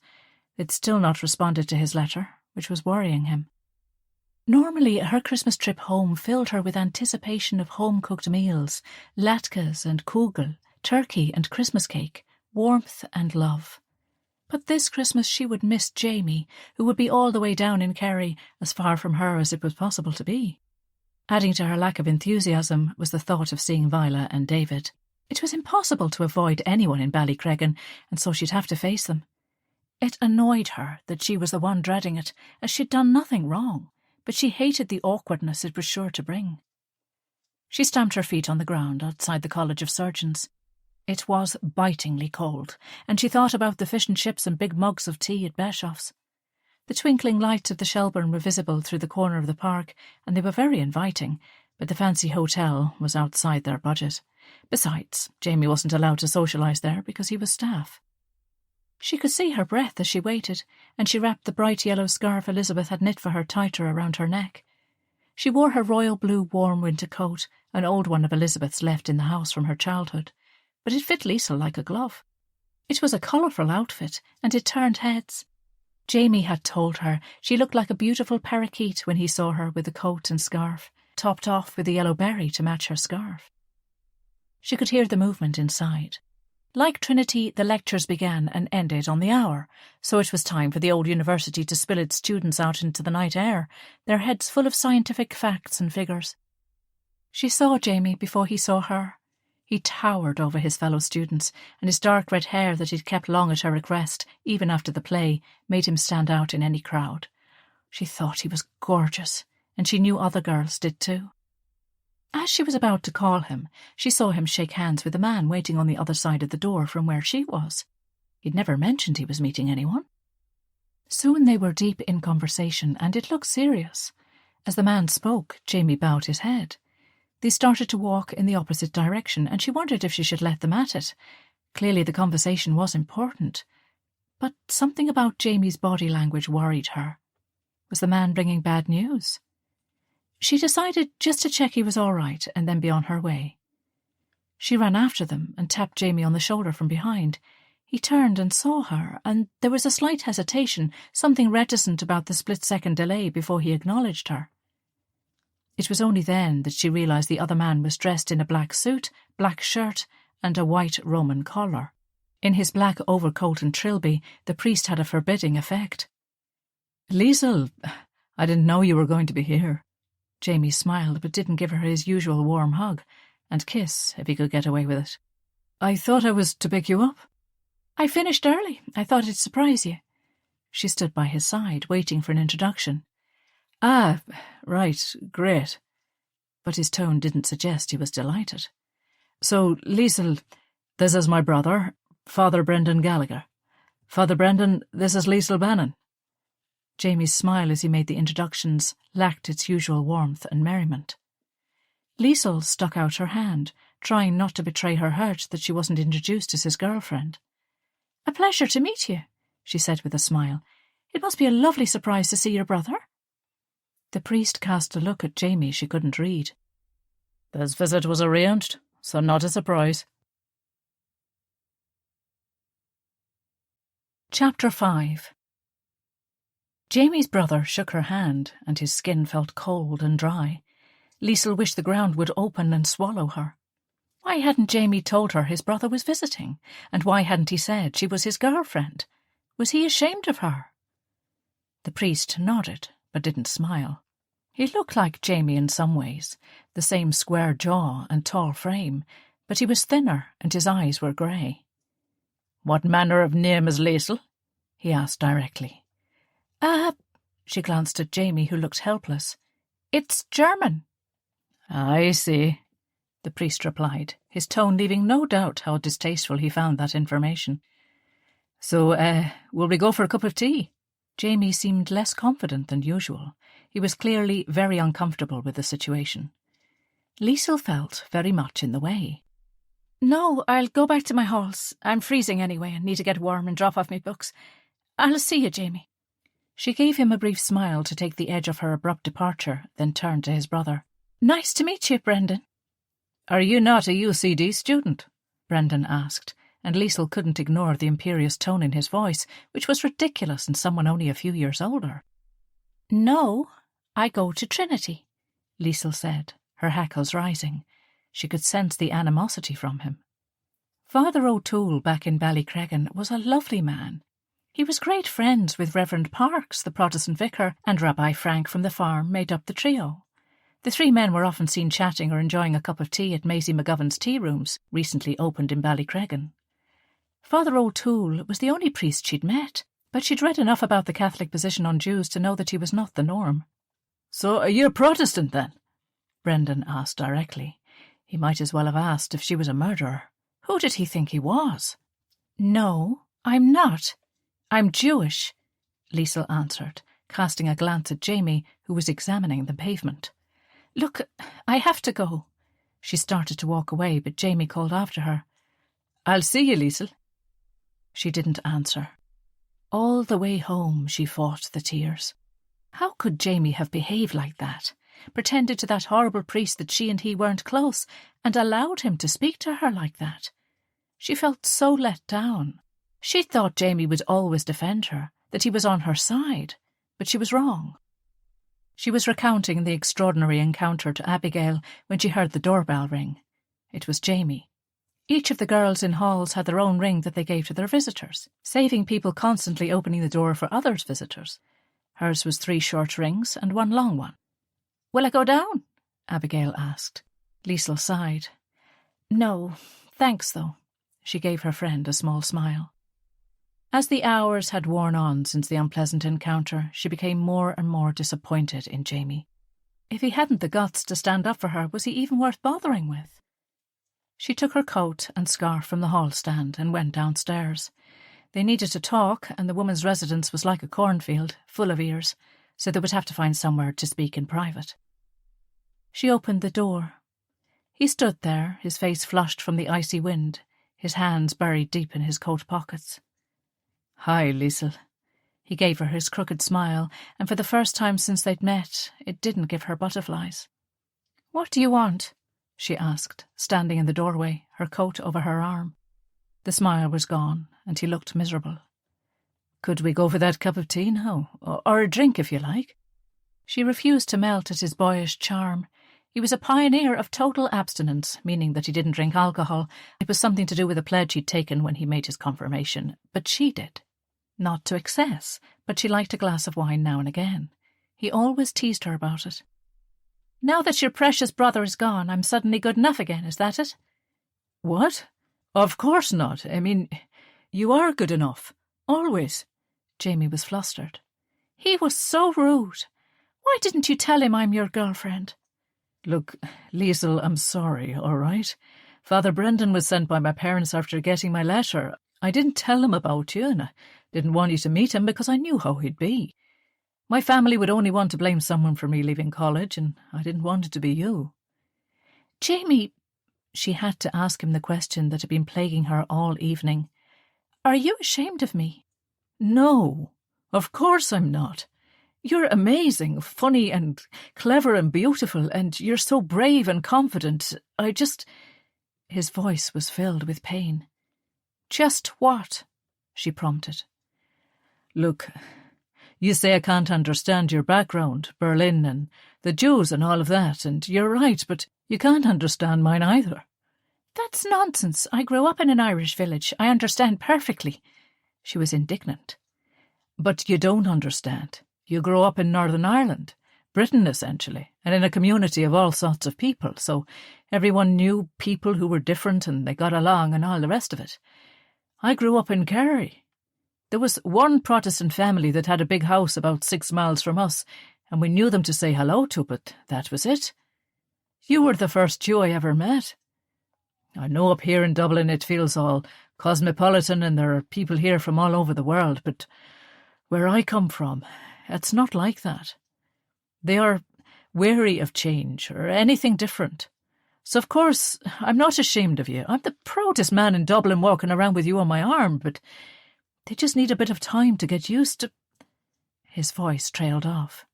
Used to what? Liesl asked, slowly and calmly. Used to the idea that I have a girlfriend at all, for a start, and then that she's not a Catholic or from Kerry. He turned and tried to take her hand, but she pulled it away. Please don't be like that, Liesl. They don't matter. We're together up here, and what we do or who we do it with is not anyone's business but ours. Maybe I should have told Father Brendan you were my girlfriend, but he came up to discuss my studies. My mother sent him. So I thought I'd fight one battle at a time. She turned to go. She'd had enough. Being rejected by her country as an innocent child meant she had little patience for anyone who tried to make her feel less. He reached out and grabbed her hand. Liesl, please don't go. I love you, and because of you I got up the courage to tell them I don't like medicine. I would never have done it if you hadn't encouraged me. Why do you call him Father Brendan? He's your brother, for goodness sake. She was so hurt and angry it came out as a snap.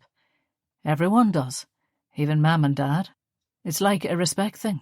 Look, it doesn't matter what I call him. The point is, I love you, and they'll just have to accept it. He swallowed. I should have introduced you properly, and I shouldn't have let him speak to you the way he did. I'm sorry. It won't happen again, I promise. She looked at him, his face illuminated by the flickering firelight, and her heart softened. Maybe she was being oversensitive. And anyway, it was Jamie she wanted, not his awful brother. You'd better be telling me the truth, she said with a small smile. I am. I swear to you. Brendan's a pain in the arse, to be honest with you, but we aren't allowed to criticise him because he's a priest. He hasn't a clue about the real world. He's been locked up in the seminary for the past 7 years, and now he's got a parish. Though he's only a curate, you'd swear he could walk on water. Please, can you just forget you ever met him? I love you, and I can't stand him, but if I'd have stood up to him, he'd have been straight on to Mam and Dad and blamed you for me dropping out. So they're not happy, I take it? Not one bit. They are appalled, and I'm in the horrors at the thought of going home. But I'll have to face the music. I just don't want you dragged into it. Do you understand? I suppose so, she said quietly. Liesl, I'm the proudest man in Dublin walking around with you as my girl. You're so gorgeous and clever and just fantastic. It's them I'm ashamed of, especially Brendan, the way he goes on. But my parents would never have met a Jew in their whole lives, or a German either, and they'd be, I don't know, mistrustful or something. You're so much more cosmopolitan than people are where I come from, more broad-minded or something. My parents' family and neighbours aren't bad people, but they haven't much experience of anyone other than people like themselves. It's hard to explain. Liesl thought for a moment, but his vulnerability and his damp curls got the better of her.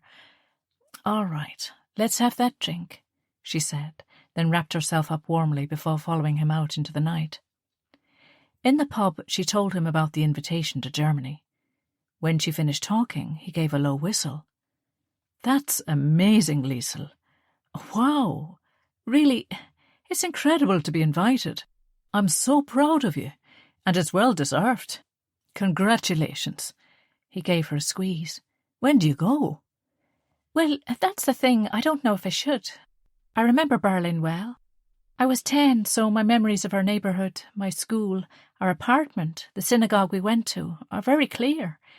And then how scary it was as the Nazis got stronger. My father going to work and never coming home. My mother bringing Erich and I to the railway station to put us on the train. I remember it all like it was yesterday, and She didn't usually get emotional when speaking about her past. It often amazed people how she could be so stoic about it. But now that there was the prospect of going back, she felt unsure and frightened. "What's stopping you?" Jamie asked gently. "You know you're safe now. Nobody there would hurt you, and it's an amazing opportunity." "I know." Liesl took a sip of her wine. "But two things. First, I don't know about being over there on my own, stirring up memories or something. It's hard to explain, but I feel like Germany rejected me, my family, because of who we are. And though Hitler and the Nazis are no more, it's hard to believe anyone is suddenly all right with the Jews again. The thing that shocked us, Jamie, more than the government decrees and the endless laws and rules, was the alacrity with which our neighbours and friends took up the Nazi cause. People we'd known all of our lives, local businesses, people like that, joined the party. I'm sure now they'd say, "Oh, we were forced into it," or whatever, but I'm not sure that was true, nor am I sure they don't secretly still feel that way. And though I know nothing would happen, it frightens me to be there, surrounded by people like that. He nodded and rubbed his hand over her dark hair. "I know I can never truly get it, but I can see why you'd feel that way. And what's the second thing?" Well, this is bigger, really, because I do want to go, despite all I told you, just to see how it feels, but I don't know if my mother would want me to. Jamie looked surprised. He often remarked at how much more independent Liesl was compared with other girls. She loved her family deeply, but she was an independent young woman. He'd been shocked when she suggested they sleep together, and afterwards, as she lay in his arms, he'd explained that he was brought up to believe boys push the physical boundaries in relationships and girls push back, protecting their virtue. To meet someone like her, who wanted to have sex but wasn't a woman of loose morals, as the priest might say, was rare, if not unheard of. Liesl had explained that she was a virgin, but that she felt the time was right. She told him she was curious and very attracted to him, and that so long as they were careful, there was no problem. He chuckled at that, saying he could think of several people who would have all manner of problems with it, but if she was sure, then he was very happy to comply. The first time was swift, messy, and a bit painful. He was a virgin too, but once they got the hang of it, it was actually lovely. They lay together so many nights in her single bed. Abigail next door oblivious to what was going on, she hoped, and he'd slip out the back door in the early hours. His friend PJ left the window on the latch for him so he could slip in undetected by horrible Hanratty. Perhaps it was because their relationship had moved on to that level that his calling her his friend to his brother stung so deeply. "Why wouldn't she?" he asked, trying to understand. "I don't know. Maybe she wouldn't mind, but she fought so hard to survive and then get out of Berlin with the advancing Russians. I don't know. It's a complicated thing." "Will you ask her when you go home?" Jamie sipped his lemonade. "That might help you decide. We could be going round in circles trying to second-guess how people might react to things. Best just ask straight out." "Like you do with your family, right?" she teased. "I know. But you're braver than me, Fraulein." He put his arm around her and kissed her. "I love you." "I love you too, Jamie," she whispered, snuggling up against him. It was going to be all right. Chapter 6. Liesl dragged her suitcase from the parcel rack of the train as it pulled into Belfast Central Station. It had become a tradition that the entire family come to Belfast the day she came home, and they all went for lunch at the Imperial Hotel, a lovely old building on the corner of Donegal Square and Castle Lane. She telephoned home that morning, and Elizabeth assured her everyone would be there. Ariella, Willie and Frau Braun would meet them at the hotel, and Daniel, Elizabeth and Erich would collect her. Willie had bought a specially adapted car, having had his leg amputated from the knee. He always joked that he was grateful to the Russians because it got him invalided out of the army. She longed to see them all again. Erich was on the platform, smiling, his hands in his pockets, too self-conscious to be waving madly, but she saw the love beam out of him, just as it always had. He deferred to her in all things, and her approval was vital to him. She loved him too. She wondered what he would think about the Berlin idea. Daniel and Elizabeth would be waiting in the car, as parking spaces around the station were at a premium. It was incredible how many people drove private cars now. She knew Erich was saving like mad to get a car of his own. He and his friend Simon, originally from Hanover, but sounding now like he'd never spent a day outside of Ballycreggan in his life, were forever tinkering with any engine they came across. She found herself wrapped in his hug as he picked up her bag. They walked out, chatting animatedly, as Elizabeth waved from their car that Daniel had double-parked. Daniel got out and hugged her and kissed the top of her head, and she felt herself relax against the bulk of him. For the first time since the day Professor Kingston gave her the news, she felt like it was going to be all right. There and then she decided she would talk to Daniel alone first, seek his opinion. The two of them had always been close, and he listened to her and took her seriously, like the time he championed her cause to have a bat mitzvah when she was 13. Rabbi Frank was an Orthodox Jew, and in that tradition girls didn't have a bat mitzvah. But Daniel challenged his position, saying that all Jews were being thrown together. Orthodox, Hasidic, Reform, everyone, as the Nazis didn't differentiate, and so they should at least respect each other and try to act as one. He won. Liesl and the other girls had the ceremony, and it was wonderful. So many times when she lived at home, she and Daniel would drink coffee and talk, and she knew she could tell him anything. "How's my girl?" he asked, his Austrian accent as strong as ever. Life in Ballycreggan suited Daniel Lieber, because like her he was a hybrid. Unlike her, though, he was very sure where he belonged, and that was with Elizabeth in Ballycreggan. He was Viennese, but that meant nothing to him any more. "Good, glad to be home." She reached up and kissed his cheek, and he smelled like he always did, the comforting scent of cologne, wood and leather. "The mothers have been baking and cooking and preparing both houses, secretly competing, I think. It's Hanukkah at Ariela's and Christmas at ours, and between them they are trying to make me fat." He patted his belly, and she noted he wasn't as lean as he'd always been. "Oh, Ariela is tying you down and shoving rogalach down your throat, is she?" Elizabeth teased. "Well, not exactly, but they are so delicious." He grinned. "Not as delicious as my mince pies, though?" Elizabeth asked, threateningly. "You see, Liesl, battle of the cakes. I'm so glad you're here to save me from them." Liesl laughed as she got into the back and Erich slid in beside her. "Push over, little man," she said as she leaned over and hugged him, using the pet name Daniel had for him since his first day in Ballycreggan. "I'm about a foot taller than you." He rolled his eyes dramatically. "True, but you're still my little brother, so don't forget it." She slipped her arm in his and rested her head on his shoulder as Daniel backed out into the traffic. "So what's new with you?" she asked Erich, as Elizabeth and Daniel were distracted by a man doing a very silly manoeuvre with a van. A police officer came to the window, instructing Daniel to back up and go out the other way. "I've got news, actually. Really exciting news," he whispered. "Tell," she whispered back. Daniel was now in conversation with a policeman who'd been called because the van had backed into another parked car. "We got a letter from Bud. He's invited us to his wedding in Biloxi in May." "Oh, really?" Liesl was thrilled. Bud was an American soldier who joined the RAF before America entered the war. He'd been stationed at the base at Ballyhalbert, just a few miles from Ballycreggan, and had befriended Liesl and Erich as children. They had stayed in touch, and Bud let them know he had met a girl in Italy, Gabriella was her name, and fallen in love. His dream was to bring her back to Biloxi, and it seemed he'd managed it. Liesl was thrilled for him. "That's so exciting," she said. "But I'll be doing my finals in May, so I'll be going from the library to my bed and back again for the next few months. But you should definitely go." "I was afraid you'd say that."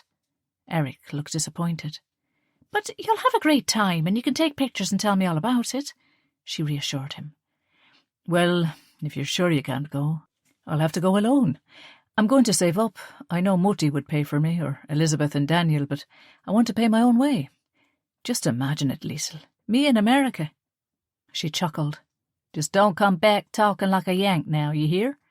She did her best imitation of Bud's drawl. "I won't," he promised. "I've not said anything yet to—" He nodded at the front seat. "or to Mutti and Willie, so keep it under your hat for now. I want to buy my ticket first." "Mum's the word," she whispered. "Loose lips sink ships," they said simultaneously. They'd always found the posters from the Department of Defence during the war urging people to be cautious in their conversation funny, and they both collapsed into giggles. "What are you two whispering about back there?" Elizabeth asked suspiciously. "Nothing," they chorused, and immediately started laughing again. Lunch was a really jolly affair, and the hotel was decorated beautifully with twinkling fairy lights and a huge aromatic tree in the lobby. Frau Braun told the gathering about the winding down of the farm. She began working there as soon as she arrived, helping out with the caring of the children, and despite her somewhat acerbic manner with adults, the children loved her. Rabbi Frank and Ariella worked tirelessly to find family members for the children, but even now, 5 years after the end of the war, things were still fairly chaotic in Europe. Camps for those displaced were still full, and the documenting of survivors as well as the efforts to bring those responsible to justice was an ongoing project. They'd had some luck finding relatives in some cases, but it was slow and difficult, and in many cases the children, especially the ones who had arrived when they were very young, had no knowledge or recollection of their family. For them, home was Ballycreggan. Elizabeth and Daniel had promised each child that regardless of the outcome of the search for their loved ones, they would have a home in Ballycreggan for as long as they wanted it. The committee that ran the farm had decided the children were only to be automatically returned to parents, grandparents or siblings. Otherwise, it would have to be the child's choice. "The lease of the farm is due shortly, and we are at a bit of a crossroads," Elizabeth explained as everyone tucked into lunch. "Some of the children are gone back to family, some of the older ones have decided to go to Israel, or are settled in Ireland, studying or working, and 3 have family in America, so they're going there, which leaves us with 5 children. "Who?" Liesl asked. Ariella answered. "Well, there's Clara and her brother, Leo. Rabbi Frank thought he might have found a Gentile uncle, but when the men responded to the rabbi's letter of inquiry, he said he wasn't any relation of theirs." Something about Ariella's tone made Liesl give her a questioning look. "But you think he was?" she asked. "Well, let's put it this way," Erich said. "Not everyone would be happy to see the rightful owners of businesses and properties suddenly show up. Clara and Leo's father apparently was very wealthy. He owned several textile factories before the war, and a beautiful house in Hanover. So a lot of people suddenly found themselves very wealthy overnight, and they don't want to hand that over now." Liesl was surprised to hear the hard edge to her brother's voice, but she didn't blame him for being bitter. Relief and joy at having survived and having their mother return had given way to deep resentment at how the Jews had been left to their fate by everyone, and he wasn't alone in that. She was dreading even more telling them she was thinking of going to Berlin. "So do you think people are denying their Jewish family?" Liesl was horrified. Daniel shrugged. "It would seem so. Hard to imagine, but some people are greedy and don't want to give up what they acquired, however nefariously." "It's unbelievable and more common than you'd think, it seems," Elizabeth said. "Then there's Mark Seinfeld, who lost everyone in Dachau, and Beta and Greta Hoffmann. Their father died early on, and their mother was liberated but died in a displaced persons camp, it seems." "That's awful to have made it so far," Liesl said, her eyes bright with tears. Ariella reached over and squeezed her hand. She'd only barely survived herself, and but for the kindness of strangers and friends, Liesl and Erich would have lost both their parents too, like the Hoffman sisters. "It is," Daniel agreed. "But with Levi and Ruth going to Israel, that leaves the rabbi and Frau Braun running the farm. It's too big and somehow too sad, anyway, for them to be there alone." "Doesn't Rabbi Frank want to go to Israel too?" Liesl asked. "He does," Frau Braun confirmed, "but he promised to care for these children, and until they are all settled, he won't leave them. The Red Cross have no more information for us, so it's like we've reached the end of the line. There is a possibility that people will still turn up, of course, and the rabbi has ensured that his name is given as a contact for all of the children from the farm. He has made each one of them promise to keep in touch with him and let him know if they move from the address so that if anyone ever does come, then he'll be able to find them." She shrugged. "But I think that's all we can do." So what's going to happen to the 5 who remain? Liesl asked. There are a few options, but staying in Ballycregan seems to be the only real choice, and the one they are happiest with. The rest of the lunch passed in cheerful catching up of all that had been happening with Daniel and Erich's business, with Frau Braun grumbling about how the rabbi was driving her crazy with his pedantic nature, and with Ariella and Willie talking about their involvement with the movement to identify resistance fighters, so the sacrifice wasn't lost to history. There was a plaque to be erected in the St. Johanneskirche Catholic Church in Berlin, dedicated to Father Dominik Hofer, a brave man who was the reason Ariella survived. He died defending one of his parishioners, a Nazi spy, from the marauding Russian troops that wreaked havoc on the women of Berlin as the city fell. As they spoke, Liesl saw her chance. "Are you going to go back to see the plaque?" she asked. The look on her mother's face said it all. "No!" Ariella was adamant, and Willie rested his hand reassuringly on her shoulder. "I won't ever go back there. But I have Father Dominik's prayer book and his lighter, and now there is a plaque there, so everyone who visits that church will know about his kindness and courage." "It was a great thing to do, Mutti," Erich said, placing his hand on hers. Ariella, despite her diminutive stature, had proved to have the courage of a lion. Ariella had loved their father dearly, Liesl knew that, but she was so happy her mother had found love again with Willie. He was 7 years younger than Ariella, and in lots of ways he was more like an older brother than a stepfather to Liesl and Erich, but he made Ariella happy. "Did you hear about the blunt poison?" Willie asked after the waitress cleared their plates and offered the dessert trolley. Liesl knew exactly who he meant.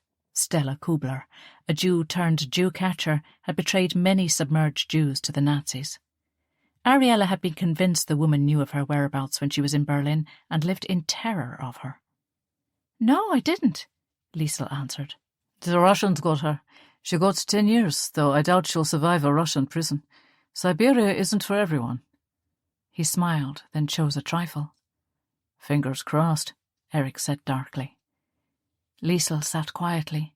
These were her people, each in their own way damaged by the Germans, and she was thinking of going to socialise amongst them.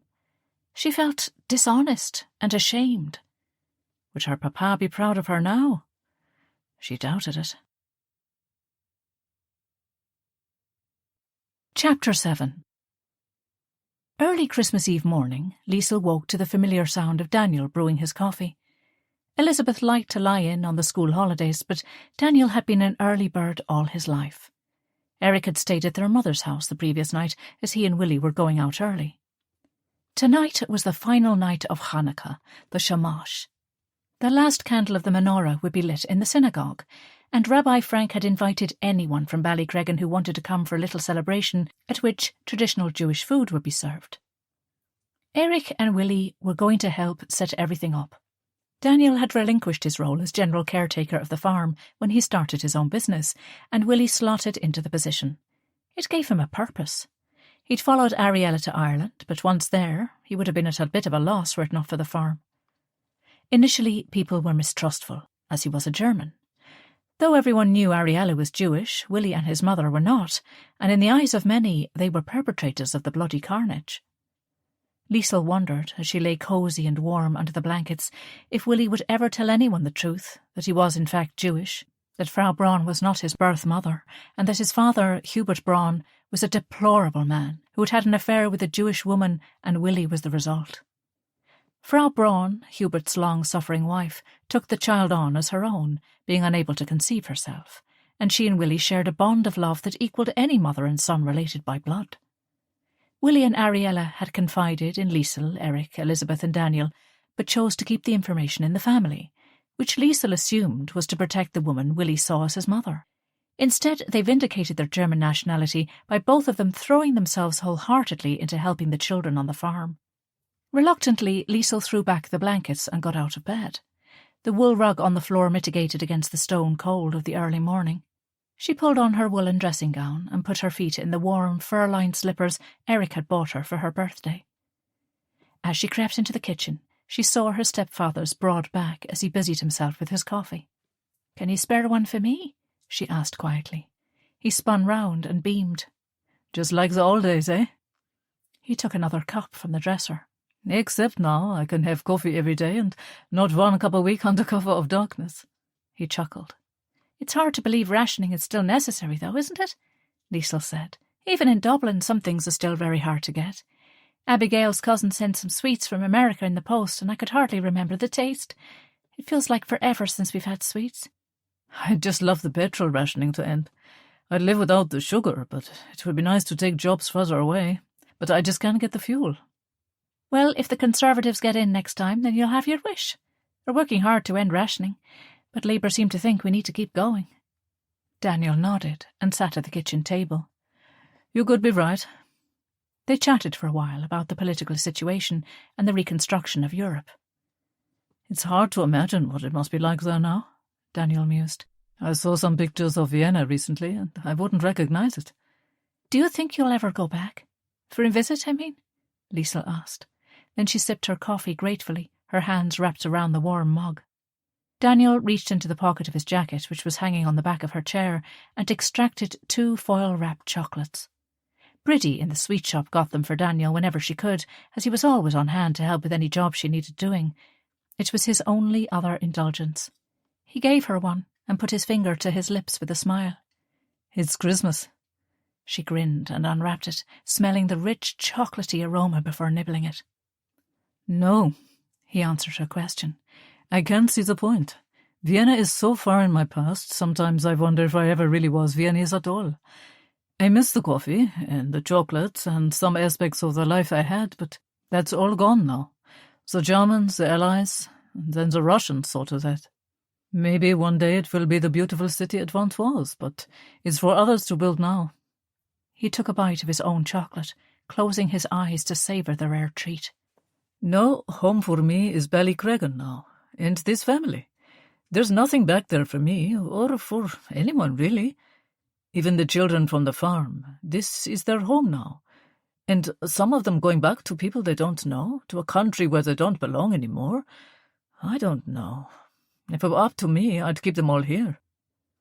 Even when she was little, she loved how Daniel never spoke to her as if she were a child.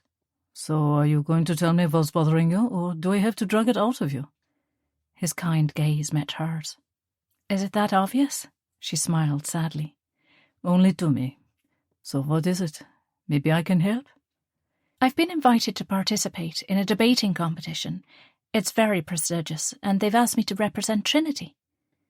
Daniel took another sip of coffee, and she could see the pride in her achievement on his face. Well done! That's a wonderful honour, though I could have told them that it's close to impossible to argue with you. Seriously, though, that's amazing. We're so proud of you, Liesl. He grinned. When is it? February, but I don't know if I'll go. Why wouldn't you? It's in Berlin. The words hung between them. I see. Daniel sipped his coffee. And you don't want to go back there? She sighed. I do. I know you won't be hurt by this, Daniel. I love you and Elizabeth and my life here, but I feel like I don't ever completely belong anywhere. I'm German. I'm Jewish, I'm Northern Irish, which means I'm British now, but I live in the Republic. And everyone else seems settled, you know, happy to be where they are, or making plans, going to Israel or whatever. And I just feel like I almost belong, but not quite. The last place I felt truly secure was Berlin, and I just want to go and see if it still feels that way.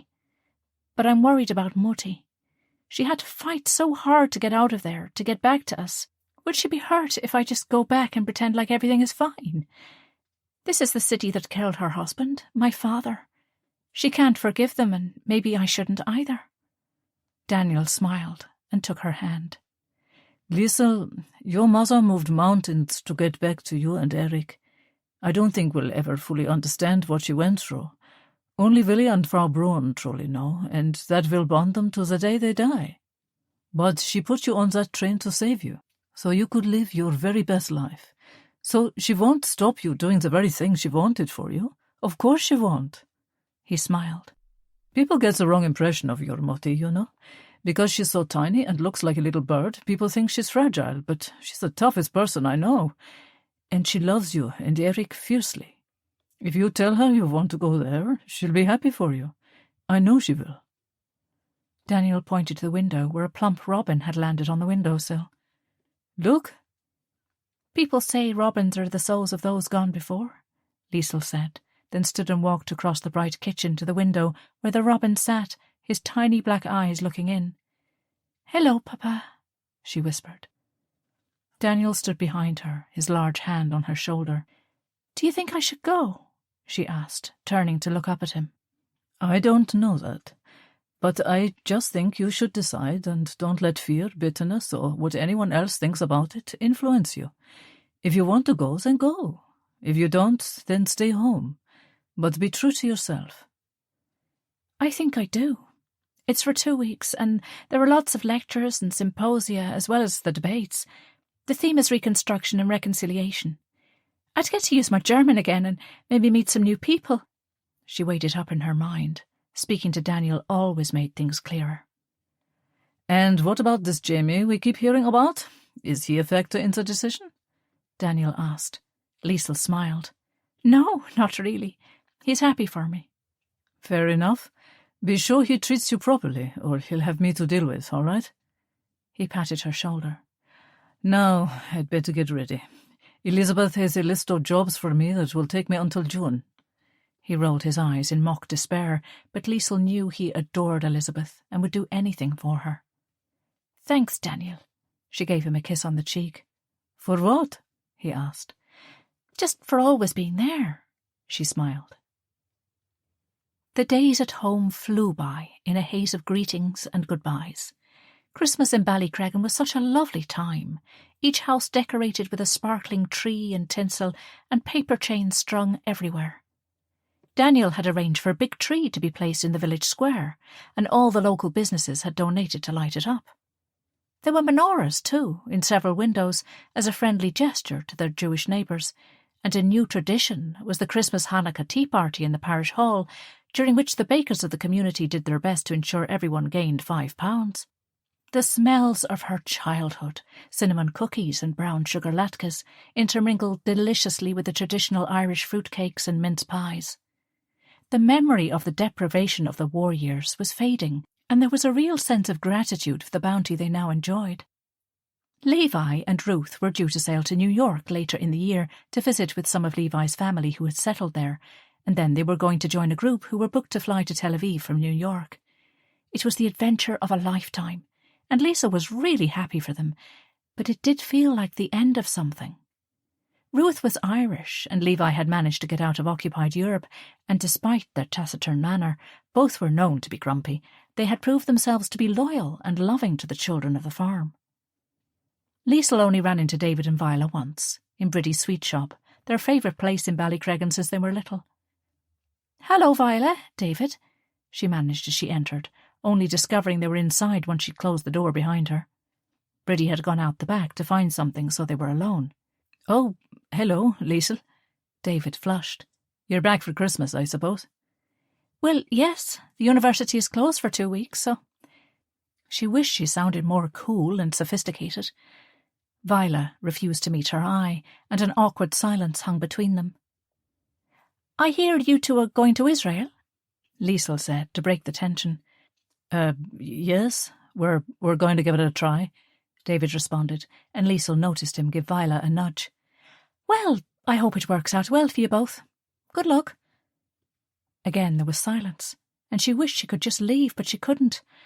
After what seemed like an age, Bridie came through from the storeroom, her signature pink overalls matching the paint of her shop. "Ah, Liesl," she smiled. "'Tis yourself, and looking like a fine young lady, too. You must be having a grand time down Dublin to say you're looking so well." Liesl knew it was showing off, but she couldn't help it. Her heart ached at the way her two friends had shut her out.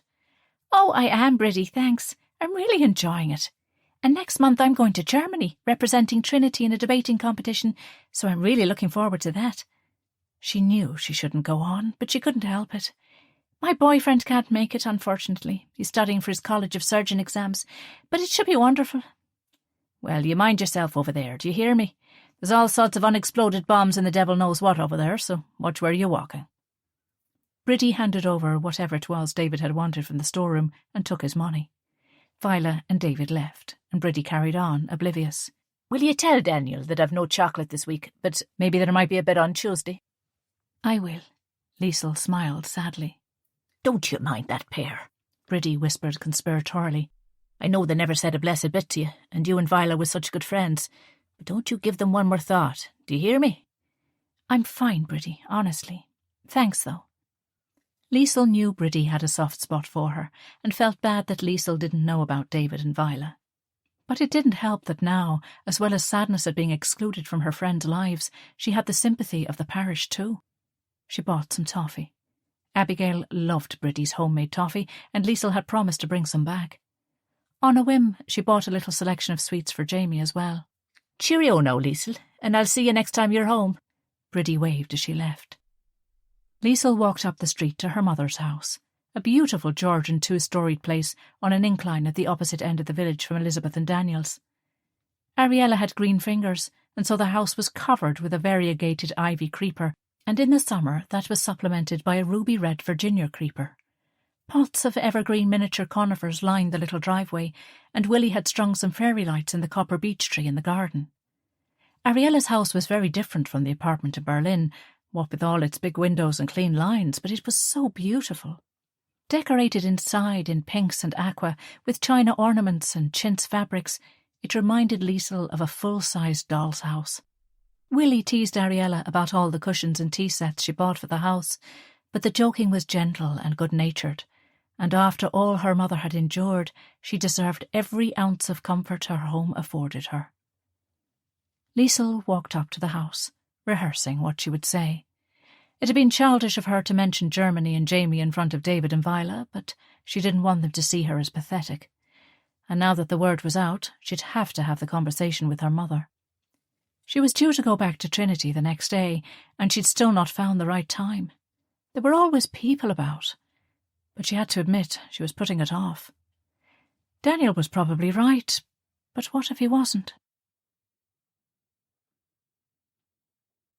Chapter 8. As Liesl had strolled along the footpath of the village she called home, waving to this person and that as she made her way, she'd thought about how convoluted her family's situation must seem to someone from the outside. Yet to her, it was all perfectly normal. When she'd told Jamie about her family, he'd been intrigued about how she and her mother and Elizabeth got along. Was neither of them jealous of the other? One gave birth to you and raised you until you were 10, but then the other took over. Must have been tricky. Do you feel torn sometimes? He'd asked, and as she'd recalled the conversation she walked, she was reminded of why she loved him so much. Jamie wasn't like the other boys she'd met. He was thoughtful and intelligent, and people fascinated him. He could be a joker, and he was popular for sure, but she knew that very few people really knew him, and she was one of them. She considered his question properly before giving her answer. It could, of course, have been awkward, but it wasn't. She thought of both Ariella and Elizabeth as her mother, and she confided in both, neither one more than the other, but maybe on different topics. Both women were practical and helpful. In lots of ways, she was closer to Elizabeth, in that Elizabeth was more similar in personality, but then sometimes she just needed her mutty. It was hard to explain to anyone, but it just worked. She loved Daniel like her father, which he was in every way that mattered, and she loved Willie's company, though she didn't see him as a father figure, really. He was too young and boyish for that. He was a bit like Jamie, actually, a joker on the outside, but she suspected he ran deep. She went around the back of her muttie's house, hoping Ariella hadn't left for the farm already. Ariella dedicated so much of her time, and though she never said, Liesl suspected her money as well, to finding the families of the children on the farm. Together with Frau Braun and the rabbi, she was relentless. Liesl smiled, remembering the descriptions of the high jinks between the stoic Rabbi Frank and the grumpy Frau Braun. Both were entirely convinced they were right, so, though they might be sharing a goal, their methods would vary wildly, Liesl imagined. Rabbi Frank would be for keeping everything within the rules and going about everything correctly, but Frau Braun was more pragmatic. Daniel and Willie had had Liesl in stitches telling her about the fiery relationship the pair had. The rabbi had been married years ago, but his wife had died young, and since then, generally women held him in respect and never questioned him. But Frau Braun wasn't that kind of woman, and she challenged him daily, resulting in the poor rabbi almost exploding on occasion. Liesl peered through the back window for a sign of life. She had a key, but she and Erich had once, many years ago now, walked in on her mother and Willie in a romantic situation, and she never wanted to do that again. Whatever about her embarrassment, poor Erich had been traumatised. Now that she was in a relationship herself, she understood the role of physical intimacy, and after all her mother had endured, she was just glad Ariella was happy. She heard her mother's heels on the tiled hallway. At only barely 5 feet tall, Ariella was rarely seen these days in flat shoes. "Darling, I hoped it would be you. I was planning to come down before Daniel brought you to the train, but it is so nice to have you here instead." Ariella embraced her daughter, and Liesl caught the delicate scent her mother always wore. Before the war, Ariella always wore Chanel, but Coco Chanel's behaviour. She'd collaborated with the Nazis and lived it up in the Ritz in Paris while her people were starved and brutalised by her boyfriend and his henchmen, and she sat idly by, sipping champagne as French men and women were transported to camps under her nose, had ensured that no Jew would ever buy Chanel products again. She'd even gone so far as to use her position within the German elite to swindle her Jewish partners out of their share of her perfume business. Ariella had switched to a coty fragrance called Emerald, and despite the ration on such luxuries, she got a bottle from Willie every Christmas, and used it very sparingly. "Hello, Mutti." Liesl smiled, and allowed her mother to lead her into the sunny drawing-room. The decor was bright and cheery, and as Ariella sat on the sofa, Liesl realised once again what an incredible woman her mother was. Ariella was a survivor in every sense of the word. She persisted through war, abuse, starvation, physical discomfort that was hard even to hear describe, let alone endure, all to find her way from Berlin to Ballycregan. She'd stayed alive for Liesl and Erich, and Liesl was so glad she had. Her experiences had created a character of such resilience and strength that nothing fazed her. She got upset about the children, of course. You'd need to be made of granite to spend your days researching the Jews of Europe and not be heartbroken, but she didn't let her sorrow get in the way of the job that needed to be done. "Something smells delicious." Liesl sniffed the air. "I'm baking a pfannkuchen for you to take back to Dublin. Remember how I used to make them for you when you were little? We used to get those gorgeous black plums from Herr Grunz." "I remember," Liesl nodded. It felt like a lifetime ago that she and her brother and their parents were carefree Berliners, worrying only if the plums were ripe enough for the cake. "Would you like some tea or coffee, maybe?" Ariella asked. "No, thanks, Mutti. I'm fine." Liesl swallowed. She was nervous. Not that her mother would be cross or ask her not to go, but that she would see it as a betrayal. "What is it, my love?" Ariella tucked a stray wisp of hair behind Liesl's ear. "Something is wrong. Out with it." She smiled. "There's nothing wrong." Liesl was quick to reassure her. "Well, what is it then?" Ariella asked gently. "Is it that boy you're seeing?" "No, Jamie is fine, and we're fine, I think, but look, I've been invited to represent Trinity in a European debating competition. It's for 2 weeks in February, and—" Liesl took a steadying breath. "It's being held in Berlin." Ariella said nothing for a moment, and Liesl couldn't judge from her expression what was going on in her head. Then she smiled gently. "Congratulations, my darling love, how clever you are. I'm not surprised in the least that they chose you. Such talent and quick wit, such eloquence is rare even in older people, but to you it's natural." Liesl saw her mother's green eyes were bright with tears. "But, Mutti, if you don't want me to go there after everything, I understand. And I'll tell them they need to send someone else." She hated to see her mother upset. "No, no, my love. You misinterpret the reason for my tears." Ariella wiped her eyes with a lace handkerchief she had up her sleeve. "I'm proud of you, and happy that you are being recognized for the talented young woman you have become." "So, do you think I should go?" Liesl asked, allowing a frisson of excitement to spark inside her. The final obstacle might not be such a hurdle after all. "Do you want to go?" Ariella asked, her eyes searching Liesl's face. "I think I do," Liesl wanted to be honest. "It's such a great opportunity, and a huge honour to be asked. But I was so worried you'd be hurt if I did, like I was forgiving them or something." Ariella took her hand and caressed it gently. "Mein Liebchen." Ariella hardly ever spoke German to her, and hadn't even when she was a child. "I don't know what came over everyone." She was calm again. "I honestly don't. The country Germany turned into was nowhere I recognized, but it is a funny thing. War brings out the worst in people. I've seen what it can do with my own eyes, and I pray you never do. But it also brings out the best. I saw and experienced indescribable brutality and hatred, but I also witnessed such extreme bravery and kindness that I hold in my head and in my heart that right always wins in the end. And what good was that victory if we can't face the future with optimism?" "That's what Daniel says too," Liesl said.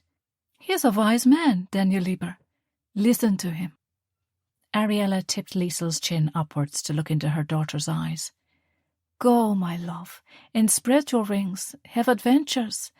Imagine you competing against the best in the world, using your intellect and skill at debating. Peter's heart would be bursting with pride. I know it would.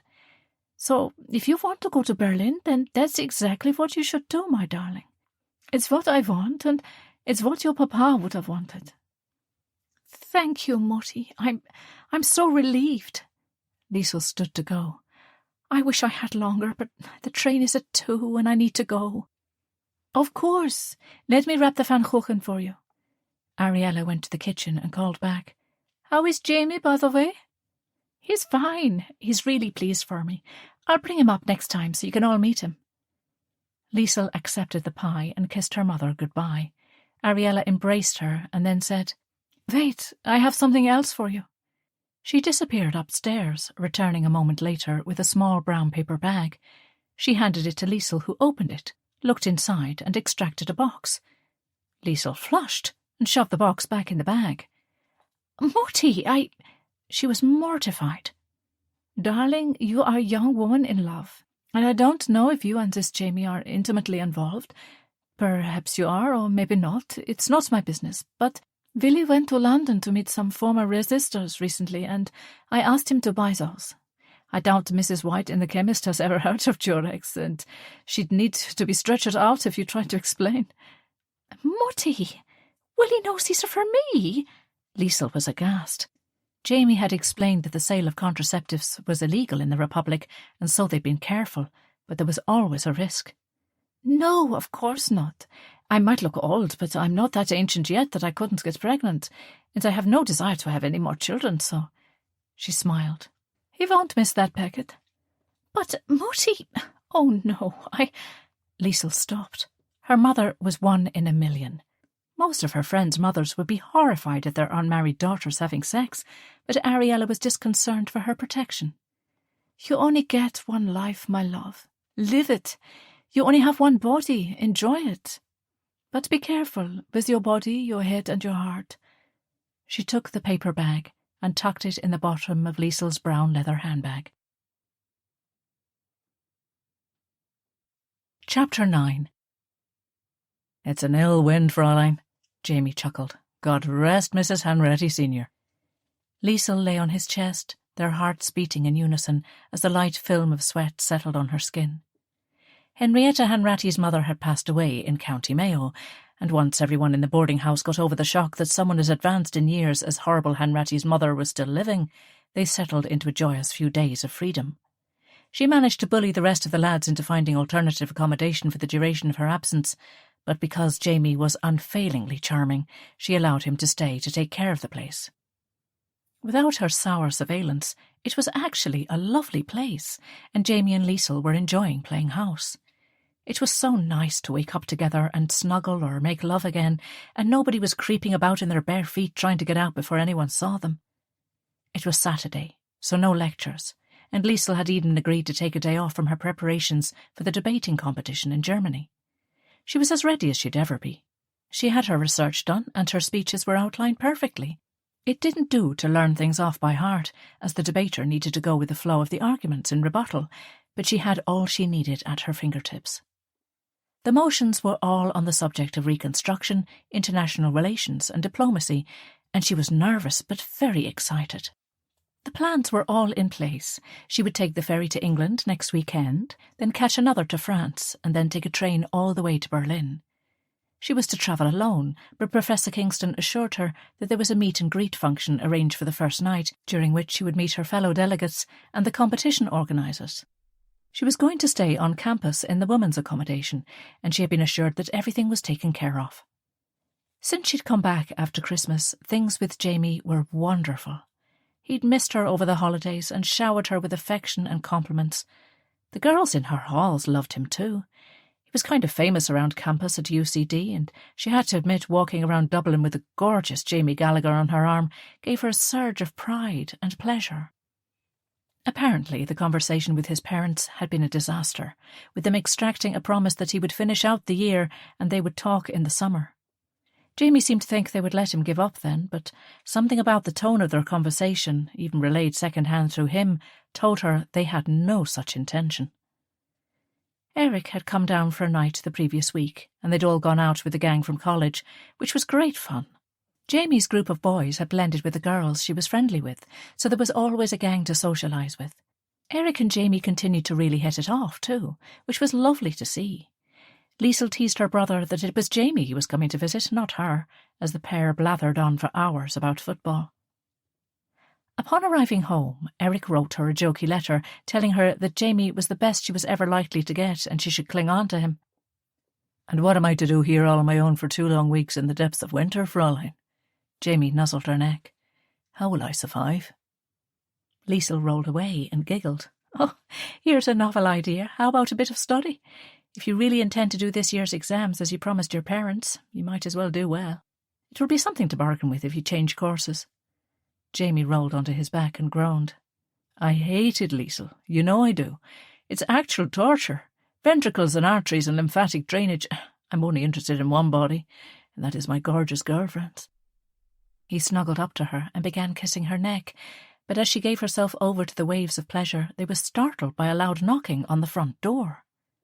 "Who's that?" Liesl asked in alarm. "Is it Miss Hanratty?" "She has a key to her own house." Jamie was for returning to the task in hand. "Just ignore it. They'll go away." He resumed kissing her, but the knocking was more insistent now. Then they heard footsteps on the gravel at the back of the house. Jamie crept over to the window and moved the curtains slightly. She saw him pale. "As Father Brendan and my parents?" he hissed. "Quick, get dressed. I'll go down and distract them. Do you slip out the back?" He was halfway into his trousers and was pulling apart his shirt and pullover, taken off together in their haste last night. Liesl got up, that familiar feeling that he was ashamed of her threatening again. "Why don't I just go down? Dressed, obviously.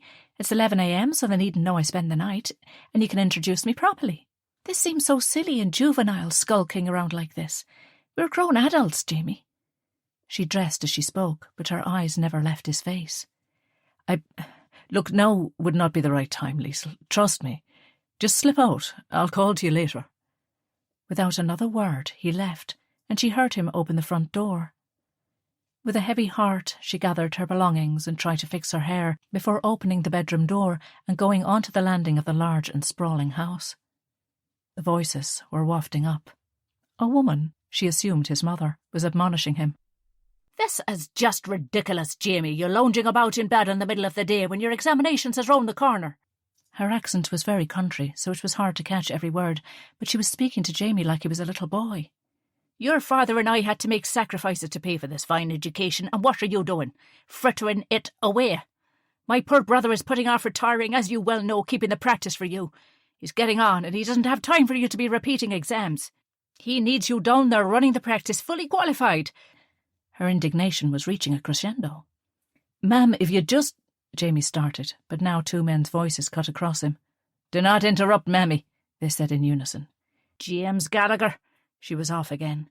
"Father Brendan came up to see you, though he's very busy with the Lord's work, but he did it for me after us getting that ridiculous letter, and you gave him the same old nonsense about not liking the course and then tried to introduce him to this woman. I'm sure she's behind this.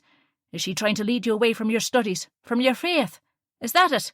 Because for the life of me I can't fathom how a lovely, well-brought-up boy from a fine, God-fearing family could have gone so wild. You're a scourge to me, Jamie Gallagher, and I'm ashamed of you, and that's the truth."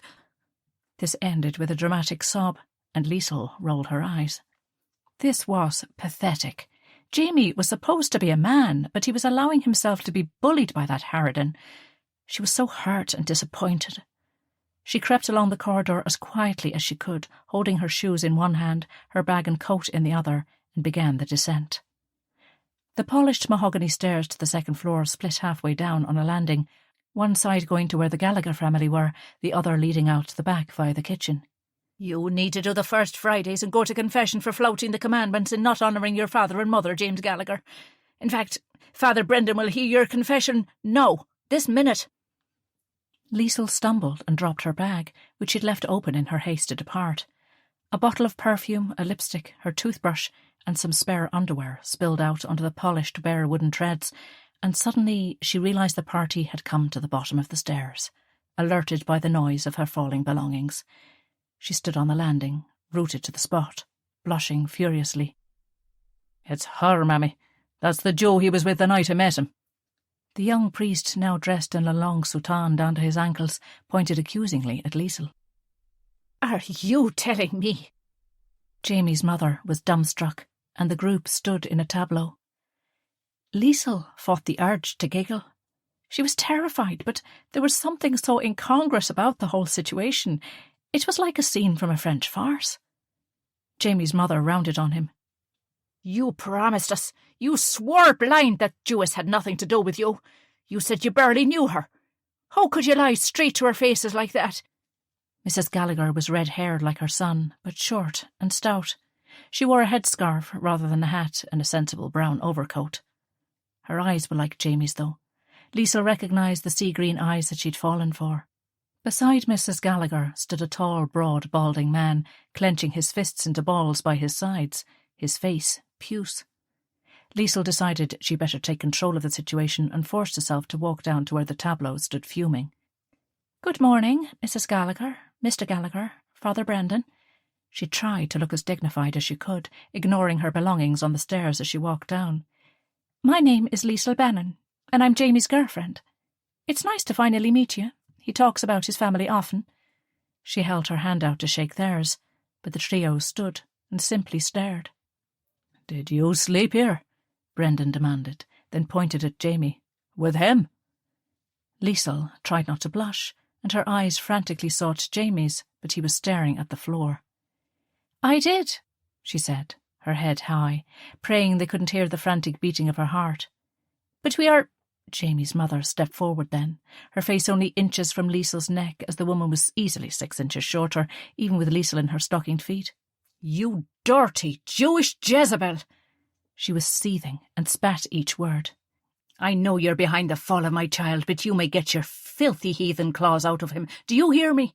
You're the reason he's not studying. You're behind the whole I want to give up my course. And now you have him fornicating and damning his soul with a mortal sin for your own pleasure." She grabbed the front of Liesl's blouse as the 3 Gallagher men stood behind. "Mammy, please, it's not Liesl's fault. It's all me. Don't speak to her like that. It's not right," Jamie pleaded. But his mother spun round, not relinquishing the hold on Liesl, and shouted, "You've done enough." She turned to her husband. "Get him out of here." Before Liesl knew what was happening, Jamie's mother dragged her by her blouse to the front door and shoved her out. Liesl stumbled with the weight and ferocity of the shove and only barely steadied herself when she heard Mrs. Gallagher's final sentence. "Never contact my son again. Do you hear me, you dirty slut? Or I'll get the guards." The front door slammed, and she was outside, alone. Chapter 10. Liesl knew the girls in her hall were finding it hard to keep repelling Jamie, but she would not speak to him. She knew she would have to get him to stop calling on her. With a sigh, she pulled a notebook towards her. She was leaving for Berlin in the morning. In the week since the horrible encounter with the Gallagher family, he must have called 10 times. Each time she refused to see him. She took a more circuitous route to lectures, fearing he would try to accost her on her way to or from class. Abigail spotted him one day, and she narrowly managed to avoid him. Her friend insisted she needed to face him. "Liesl, Just meet him once and say what you need to say. Skulking about avoiding him like you're the one who's done something wrong is ridiculous. It was cowardly, she knew, but the thought of listening to some feeble excuse for his behaviour was more than she could bear. Action spoke louder than words, and Jamie had broken her heart that day. He denied her, not because he didn't want to drag her into it, not because he wanted to spare her, but because he was ashamed she was a Jew. She would never forgive him. There was no going back. She warned the girls in the house not to entertain him at all. She knew some of them had an eye for him, but she was finished.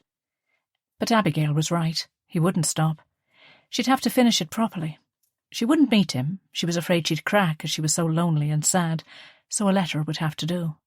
She started to write. Dear Jamie. Then she scribbled out the dear and just wrote Jamie. She wondered if the letter should be an outpouring of all the hurt and anger, or cold and aloof, simple and to the point. Eventually she decided on the latter. She wouldn't give him the satisfaction of seeing how deeply he'd hurt her. Jamie, what we had is over. I will not discuss the matter further. You showed me very comprehensively what kind of person you are last Saturday morning, and I have no interest in further association. Do not come to my residence or try to contact me again. Liesl Bannon. Before she had time to reread it or regret her harsh words, she sealed it, put it in an envelope, stamped and addressed it, and ran downstairs to the postbox. He'd have it in the morning when she'd be on the boat to England. It was for the best, but it felt like her heart was breaking. She slept fitfully, everything going round and round in her mind. Part of her longed for him, to feel his arms around her again and to hear him explain why he didn't defend her, give her some perfectly reasonable explanation for his behaviour. But she knew there was none. Her life experience and the experiences of her family told her that there were few times in life when one was called upon to do the right thing, to stand up and be brave, and those were the defining moments of a person's character. Her father had done it, and had paid the ultimate price. Her mother had shown such incredible moral courage so often, it was indescribable. Elizabeth took Liesl and Erich in without a moment's hesitation because it was the kind and decent thing to do. She also defied everyone by defending Daniel when he was accused of spying for the Germans and by getting evidence against the real spy. The children she'd grown up with, who'd been sent away from their families and all they knew, faced the future with fortitude and an inner strength that she knew was so hard to muster. The people of Ballycreggan pulled together during the war, sharing what they had with the Jewish refugees, and put aside whatever prejudice they might have, because it was the right thing to do. All her life, the people around her had shown by example how to put aside what was comfortable and do what was right. And Jamie had failed miserably. She was relieved to have the debate to focus on. It took her away from Dublin and away from Jamie Gallagher. The following morning, exhausted and nervous, she set out on her adventure. The organisers had thought of everything. A car collected her and brought her to Dublin port, where she caught the morning sailing to Holyhead. The last time she was on the Irish Sea, she was a little girl of 11 years old, fleeing bombed-out Liverpool with Elizabeth and Erich. And as she stood on the deck that February morning, watching the ship pull away from the quay, the biting wind stinging her cheeks, she thought it felt like 100 years ago in one sense, and in another only yesterday. She gazed back at Dublin. Where was he now? What was he doing? Did he feel as bad as she did? She doubted it. Tears leaked from her eyes, and her heart broke. The crossing was calm enough for February. Sometimes the Irish Sea could be so rough. She'd taken a herbal mixture Willie's mother sent down. Frau Braun swore by it, apparently. That was good for motion sickness. She thought about everyone at home in Ballycreggan and how they were so proud of her, and she felt a pang of love and loneliness as she set off on her big adventure. She'd told them what had happened with Jamie, but she let on that she was better about it than she was. They were worried enough about her travelling without thinking she was in a dark depression into the bargain. Erich had written. Jamie had been in touch with Erich, begging him to intercede on his behalf, but Erich was first and foremost loyal to his sister. In her bag was a cardigan Elizabeth had knitted, some socks and gloves from her mother, and a book from Erich. It was a romance, and not really what she enjoyed reading, especially at the moment, but the image of her young brother going into Mullen's bookshop on Donegal Place and choosing such a girl's book melted her heart. Daniel had slipped her some money when she went back to Dublin after Christmas to prepare for her trip. She had enough anyway, as her allowance was more than generous. She'd promised him she'd find his favourite chocolates if it was at all possible and bring him home a box. Willie told her about a bar owned by a friend of his, a former member of the White Star, a Berlin-based resistance group, and made her promise that if she needed help, she was to go there. Willie had written to his friend to tell him she was in the city. The name and address were on a piece of paper in her purse. It was unlikely she would need them, but she thought she might just call in and say hello. She'd like to report back to Willie that his friend was well. Even Rabbi Frank had written to her, congratulating her on being selected, and while he never gushed, she knew he was proud of her achievements. The children left at the farm all made her a good luck card, which was safely tucked inside her suitcase. The transfer to Folkestone was a long one by train, all the way across Wales and then England, and she gazed out the window watching the world go by. There was construction everywhere. It was not going to be easy to rebuild a whole country, and after years of relentless bombing, there was much to do. She bought a cup of coffee at a station when they stopped for a few minutes, watery, tasteless stuff, and an egg and cress sandwich. She tried to sleep, but couldn't. Her speech, Jamie, the return to Berlin, her memories, they would not allow her to rest. She tried to read the book Erich bought her, a ridiculous tale of a British woman who fell in love with an American horse breeder or something, but she couldn't focus. She took out her notes and reread them. The facts about the challenges of integration and unity on a continent ravaged by war and division swam before her eyes. She woke with a start as the train guard gently nudged her shoulder. "This is Folkestone, miss. It's time to get off," he said, his Cockney accent unfamiliar. "Oh, right." Liesl was disoriented and hoped she wasn't drooling. Her hair had come loose from the bun she'd tied in Dublin, and she felt very dishevelled. She began to gather her things. Her notes had fallen to the floor beside her. The young train guard helped her gather everything, and she shoved the items into her bag any old way, embarrassed.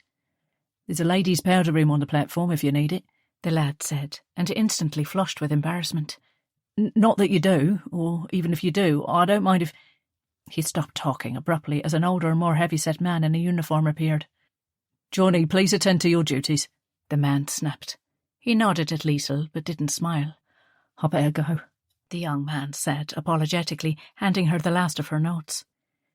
"Thank you," Liesl smiled, and he beamed in return. "You have a nice trip, miss." Liesl dragged her suitcase and her handbag, now bulging with her notes, off the train and onto the platform. Everywhere she looked, people were bustling about, some still in military uniform.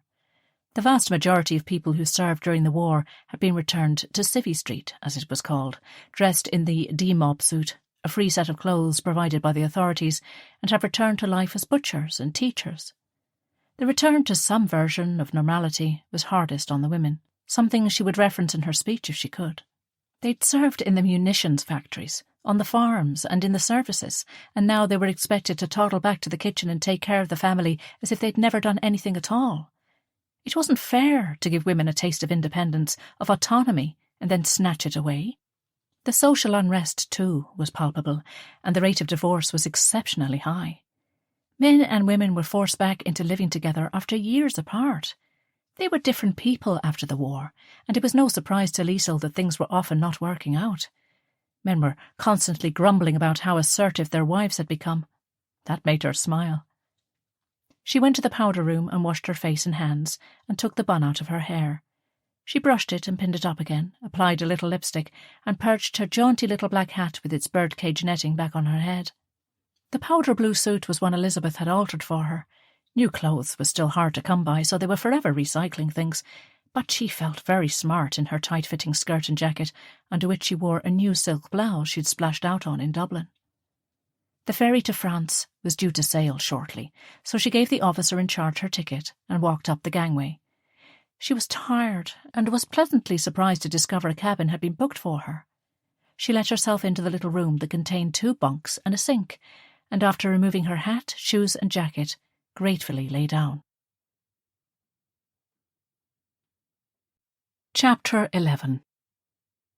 She must have dozed off because she was woken by the sound of someone opening the cabin door. "Oh, blimey, sorry. Did I wake you?" A large young woman with an unruly mop of brown curls dragged a huge case into the tiny cabin. No, are you going to the interview?" the young woman asked, noting the European Intervarsity Debates logo on Liesl's luggage tags, EID in gold letters on a black background. She spoke with the broad, flat vowels of the north of England. I am, yes. Liesl sat up.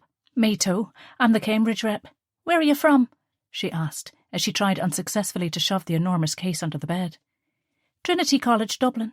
Liesl grabbed the other side of the suitcase, and between them they managed to squeeze it under the bunk. Right, thanks for that. The woman grinned. I heard the food is dodgy, so I brought supplies. I dare say we'll be together for the duration now. Emily Jane Blennett. Nice to meet you, but everyone calls me Millie. She stuck out her hand, and Liesl shook it. Liesl Bannon. Nice to meet you too. Millie wore a beige dress that was pleated, most unfortunately, around the waist, making her appear even wider than she was. Her brown hair was pulled into a messy ponytail, and the purple cardigan she wore over the dress clashed with everything. Have you been before? Millie asked, plonking onto the bunk opposite Liesl's. No, never. I'm dead excited about seeing Berlin, though, aren't you? I mean, we flattened it, of course, but they say it's not looking too bad, considering. My sister's boyfriend's brother's coming out too, you know, for the World Festival of Youth and Students. He's from Hull. I said to him, our thing is for the brains and theirs is for the brawn, so it should be a right laugh. Liesl's face must have revealed she had no idea what the other woman was talking about. You know, the thing in East Berlin to show the world that the Reds are really wonderful and life in the GDR is simply smashing. She gave a theatrical grin. It's 'cause of Korea and the spread of communism in China, of course. The Ruskies are doing a PR job. Still, there'll be lots of fit lads there, so that'll be good, eh? There's over 100 countries going, so plenty to choose from. Yes, I suppose so, Liesl agreed, though she wasn't sure what Millie was talking about. She hadn't heard of a festival going on at the same time as the symposium. I wonder what it's like, though, Berlin. We heard so much about it as kids. Hitler and the Nazis and everything to do with the war. And Berlin was the centre of it all. Must have been an odd place before, wouldn't you think, to have turned out the way it did? Millie flopped back and lay her head on the pillow. Liesl stared at the ceiling and thought for a moment. This was either going to be a secret she never mentioned or something she said in the early stages of relationships. It was a ramification of the trip that she hadn't anticipated. Everyone at home knew who she was, and in Dublin her friends knew, but it didn't come up much once she'd told them.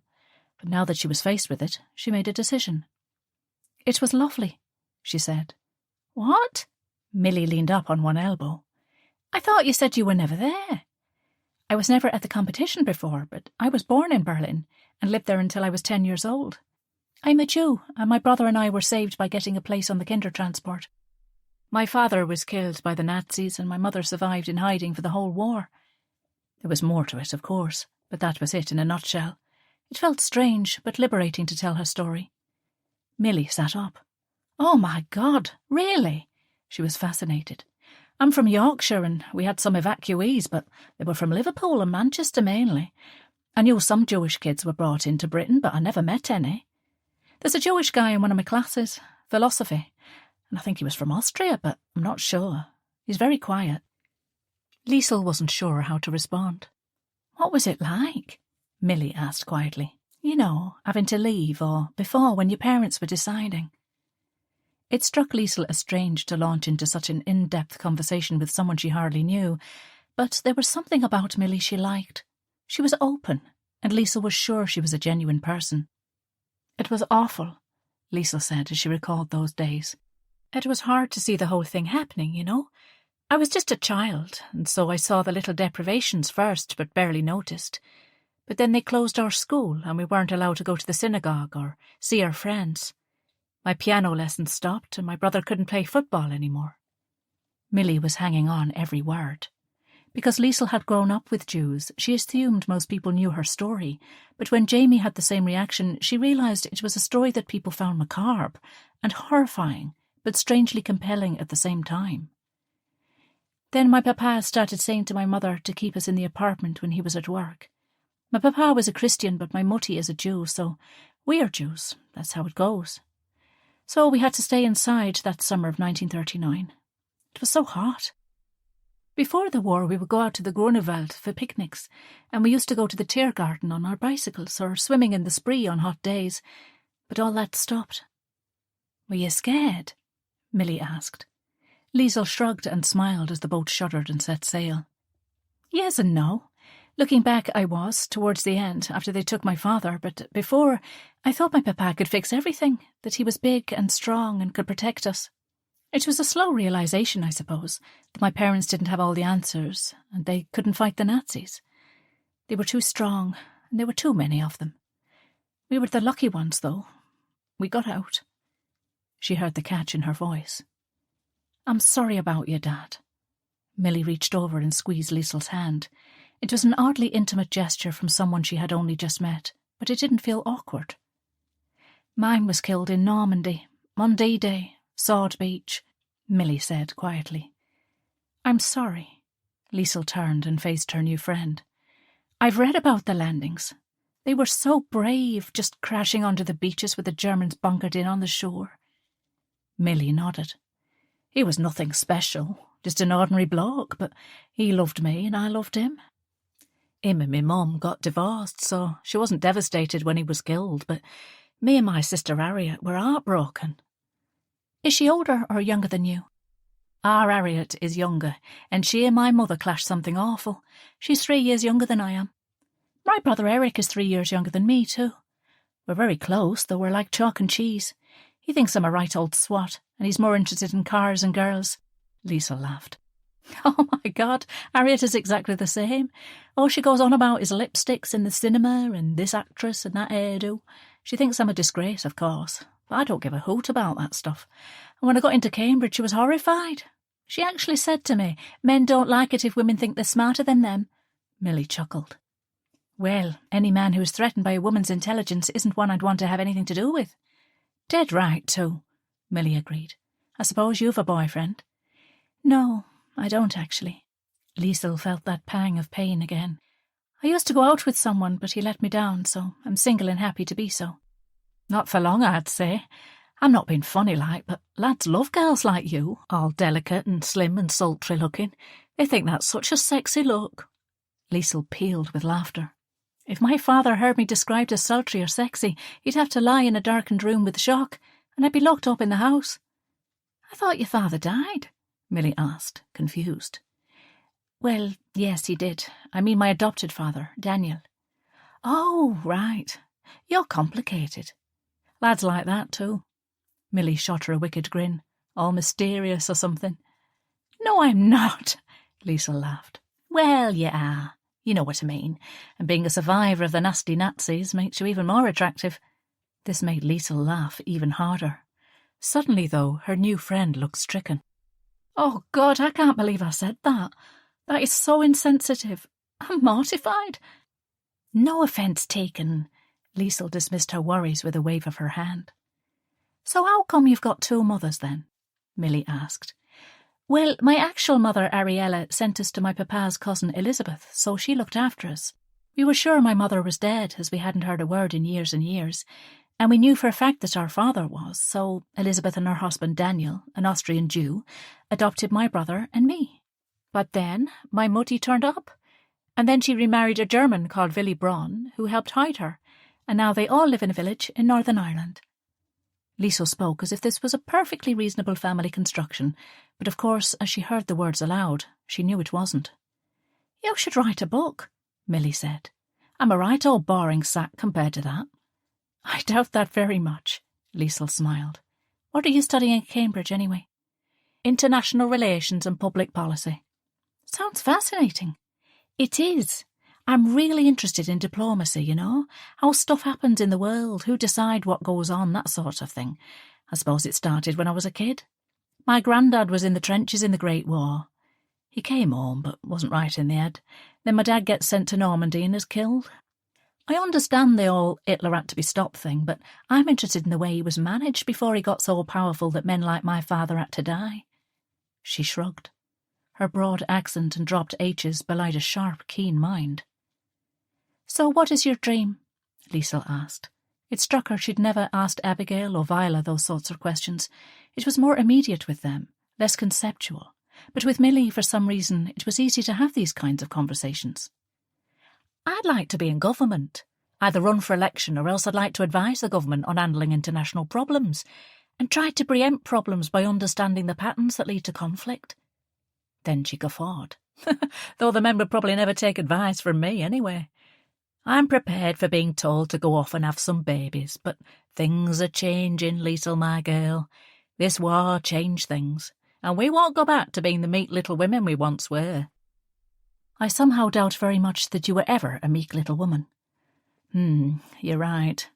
My mum is like Harriet, mortified, wishing I'd pipe down, lose weight and find some bloke to tie me to the kitchen sink.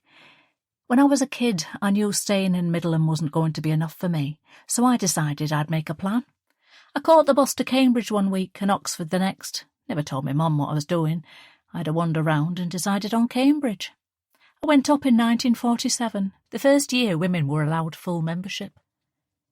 What about the fees? Did she agree to pay them? Liesl asked. God, no. That was never in the cards. She'd never do that. No, I got a scholarship. Really? That's amazing. Liesl was intrigued by her new friend.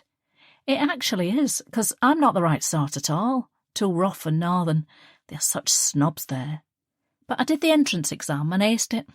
I had to do one in French and another in German, and I don't know why, but languages come easily to me, so I knew I did really well. They called me for the interview, and I knew by their faces they weren't best pleased. I'm not what they had in mind at all. But I suppose my exam was too good to justify refusing me or something. I don't know, but I got in anyway. She said it as if it were nothing. Liesl knew how hard she'd had to work to get good enough grades to get into Trinity, and thankfully her family could afford the fees, so it made Millie's achievement even more impressive. And what did your mum say when you told her? She didn't even look up from a magazine. Seeing Liesl's face, she chuckled. Don't worry, I never expected her to be happy. I walked to the bus myself that first day, and off I went to Cambridge. She never visits. I see Harriet sometimes, but I'm paddling my own canoe, as they say. And during the holidays, don't you go home? Liesl couldn't imagine a life without her family. No, I go travelling in the summers. Last year I went to Greece, worked over there. A bunch of us went. It was great. Gosh, that must have been exciting. Liesl was in awe. Her decision to go to Trinity had been made with her family's input, and this was her first trip anywhere unaccompanied. She felt like a baby beside the worldly Millie. It was. The summer before we went to Italy. Gorgeous. I met an Italian bloke, Paolo. She sighed. He was a right plonker, but oh my, he'd turn heads. Handsome he was. Thick as a brick, mind you. She laughed. Right, I'm starving. What say we go up to the restaurant here and get something? Great, I'd love to. As Liesl followed Millie out the narrow gangway and up the stairs, the smell of diesel oil and fumes filling her nostrils, she felt like a grown-up, maybe for the first time ever. Chapter 12. It was strange to be speaking German in her day-to-day life again. The first time she heard the accent, someone saying a colloquialism that would not be heard in academic circles, she was immediately returned to the Berlin of her childhood. She started one time as a man yelled something. He was only calling to a friend across the campus, but it made Liesl jump. Men shouting were part of life when she left. But as the week had gone on, she got used to it and began speaking her mother tongue again as a native. She'd studied German and French at university, but living it every day, speaking to German students, staff in shops and cafes, it all felt so familiar, more so than she could ever have imagined. She was honest and open when people remarked on how good her German was for an Irish person. She told them she was born and raised in Berlin, but had to leave when she was 10. To Millie's astonishment, nobody asked anything more. They looked embarrassed and awkward, and she quickly changed the subject. Most of the people she met were her age, too young to have served in the military, but when she spoke to older men, she wondered, did you attack Jews in the street? Did you make them dig their own graves and then shoot them beside those graves so you would be spared the job of moving the bodies? Did you hurt them on trains? Did you kill my father? She never gave voice to those questions, but they were there. There was also the excitement generated by the escalating press interest in the debates. She'd had a mention in the paper that morning. Millie had come screaming into her with it before 7. "Listen to this," she squealed, shoving Liesl awake. She translated the German quickly. "Liesl Bannon," she read, was born and raised in Berlin and luckily escaped Nazi persecution by securing a place on the Kindertransport with a younger brother, where they spent the rest of the war in Northern Ireland. She is the daughter of the late Peter Bannon, former director of D&D Investment Bank Berlin, famously associated with investment in several properties in New York. Miss Bannon's mother is sole heir to the Bannon fortune and survived the war. She currently lives in Northern Ireland. It is wonderful to hear her orate with such poise and elegance, which does nothing to mask what is clearly a deep and inquiring intellect. How did they know all that about me? Liesl sat up, rubbing her eyes and taking the paper from Milly. And what has it got to do with my father's business? Who knows, but it's good, isn't it? You should cut it out. Milly stood up, and the bed sprang back up. How was last night? Liesl asked, dragging herself out of bed. Milly had been on a date the night before. Felix wasn't a debater. He was a huge weightlifting Bavarian who was also studying at the university and was representing the college at the other festival, the one her sister's boyfriend's brother was involved with. That was how they met. He really liked Milly too, and Liesl was thrilled for her friend. Felix was over 6'4" and enormous in every way, hands like shovels, as they might say in Ballycragan. He made Liesl feel like a midget, but he was a cuddly bear of a man. Excellent. Milly had a victorious glint in her eye, and it was only then that Liesl realised her bed hadn't been slept in. Aha, Liesl smiled. Was Felix as fabulous as we've all been led to believe? He was. Milly flung herself back on her bed with a happy sigh and a twang of protest from the springs. Good. Liesl grabbed her towel. She was happy for Milly, but she had no desire to hear the blow-by-blow account her friend was clearly dying to share. I'm going to shower. Hurry up, I need to tell you about last night before the day starts, Milly called as Liesl left to go to the communal bathroom down the hall. Later, as they walked across the beautiful old campus, Milly regaled her with the details of her night with Felix, and Liesl tried not to think about Jamie. She knew what it was like to be in love, to want to spend every waking and sleeping moment with someone, and though it felt churlish and she was really happy for Milly, it hurt her to recall all that she had lost. Luckily, as Milly was about to get to what she called the nitty-gritty, some others joined them. There was great excitement around campus. Hundreds of delegates had been accommodated in Campus Mitte, right in the heart of Berlin, and Liesl was enjoying every moment. She and Milly were rooming together and going to all of the debates, as well as preparing feverishly for their own. Both girls were through to the quarter-finals, and the crowds were growing for each debate. Unlike many of the other delegates, Liesl had only been to one or two parties, though she was constantly being invited. Milly went more often, but it didn't interfere with her preparations. Liesl marvelled at Milly's ability to remember facts. She had a photographic memory, and Liesl was sure she was an actual real-life genius. Liesl had to work a little harder than her friend, but they were a good match. They knew that ultimately, if they both continued to progress, they would face each other at some point, but it didn't hamper the support of each other. They worked hard, helping each other with research and delivery, and as a result they were getting quite a reputation as the ones to beat. Of the 50 universities represented from all over the world, there were only 5 women. It felt good to be down to the last 8. They studied the remaining 6 debaters with intensity, noting their weaknesses, and afterwards they would try to come up with ways to exploit them. 2 finalists were from the United States, one from Stanford in California, and the other from Harvard in Massachusetts. Both were erudite and smart, but the Harvard man was a little weak on detail, particularly in relation to the Soviet countries, so that was useful. The Stanford representative was very strong in argument, but lacked that ability to think on his feet in rebuttal. He was excellent, but could be beaten, they believed. A good-looking and deceptively jovial Canadian was another one left.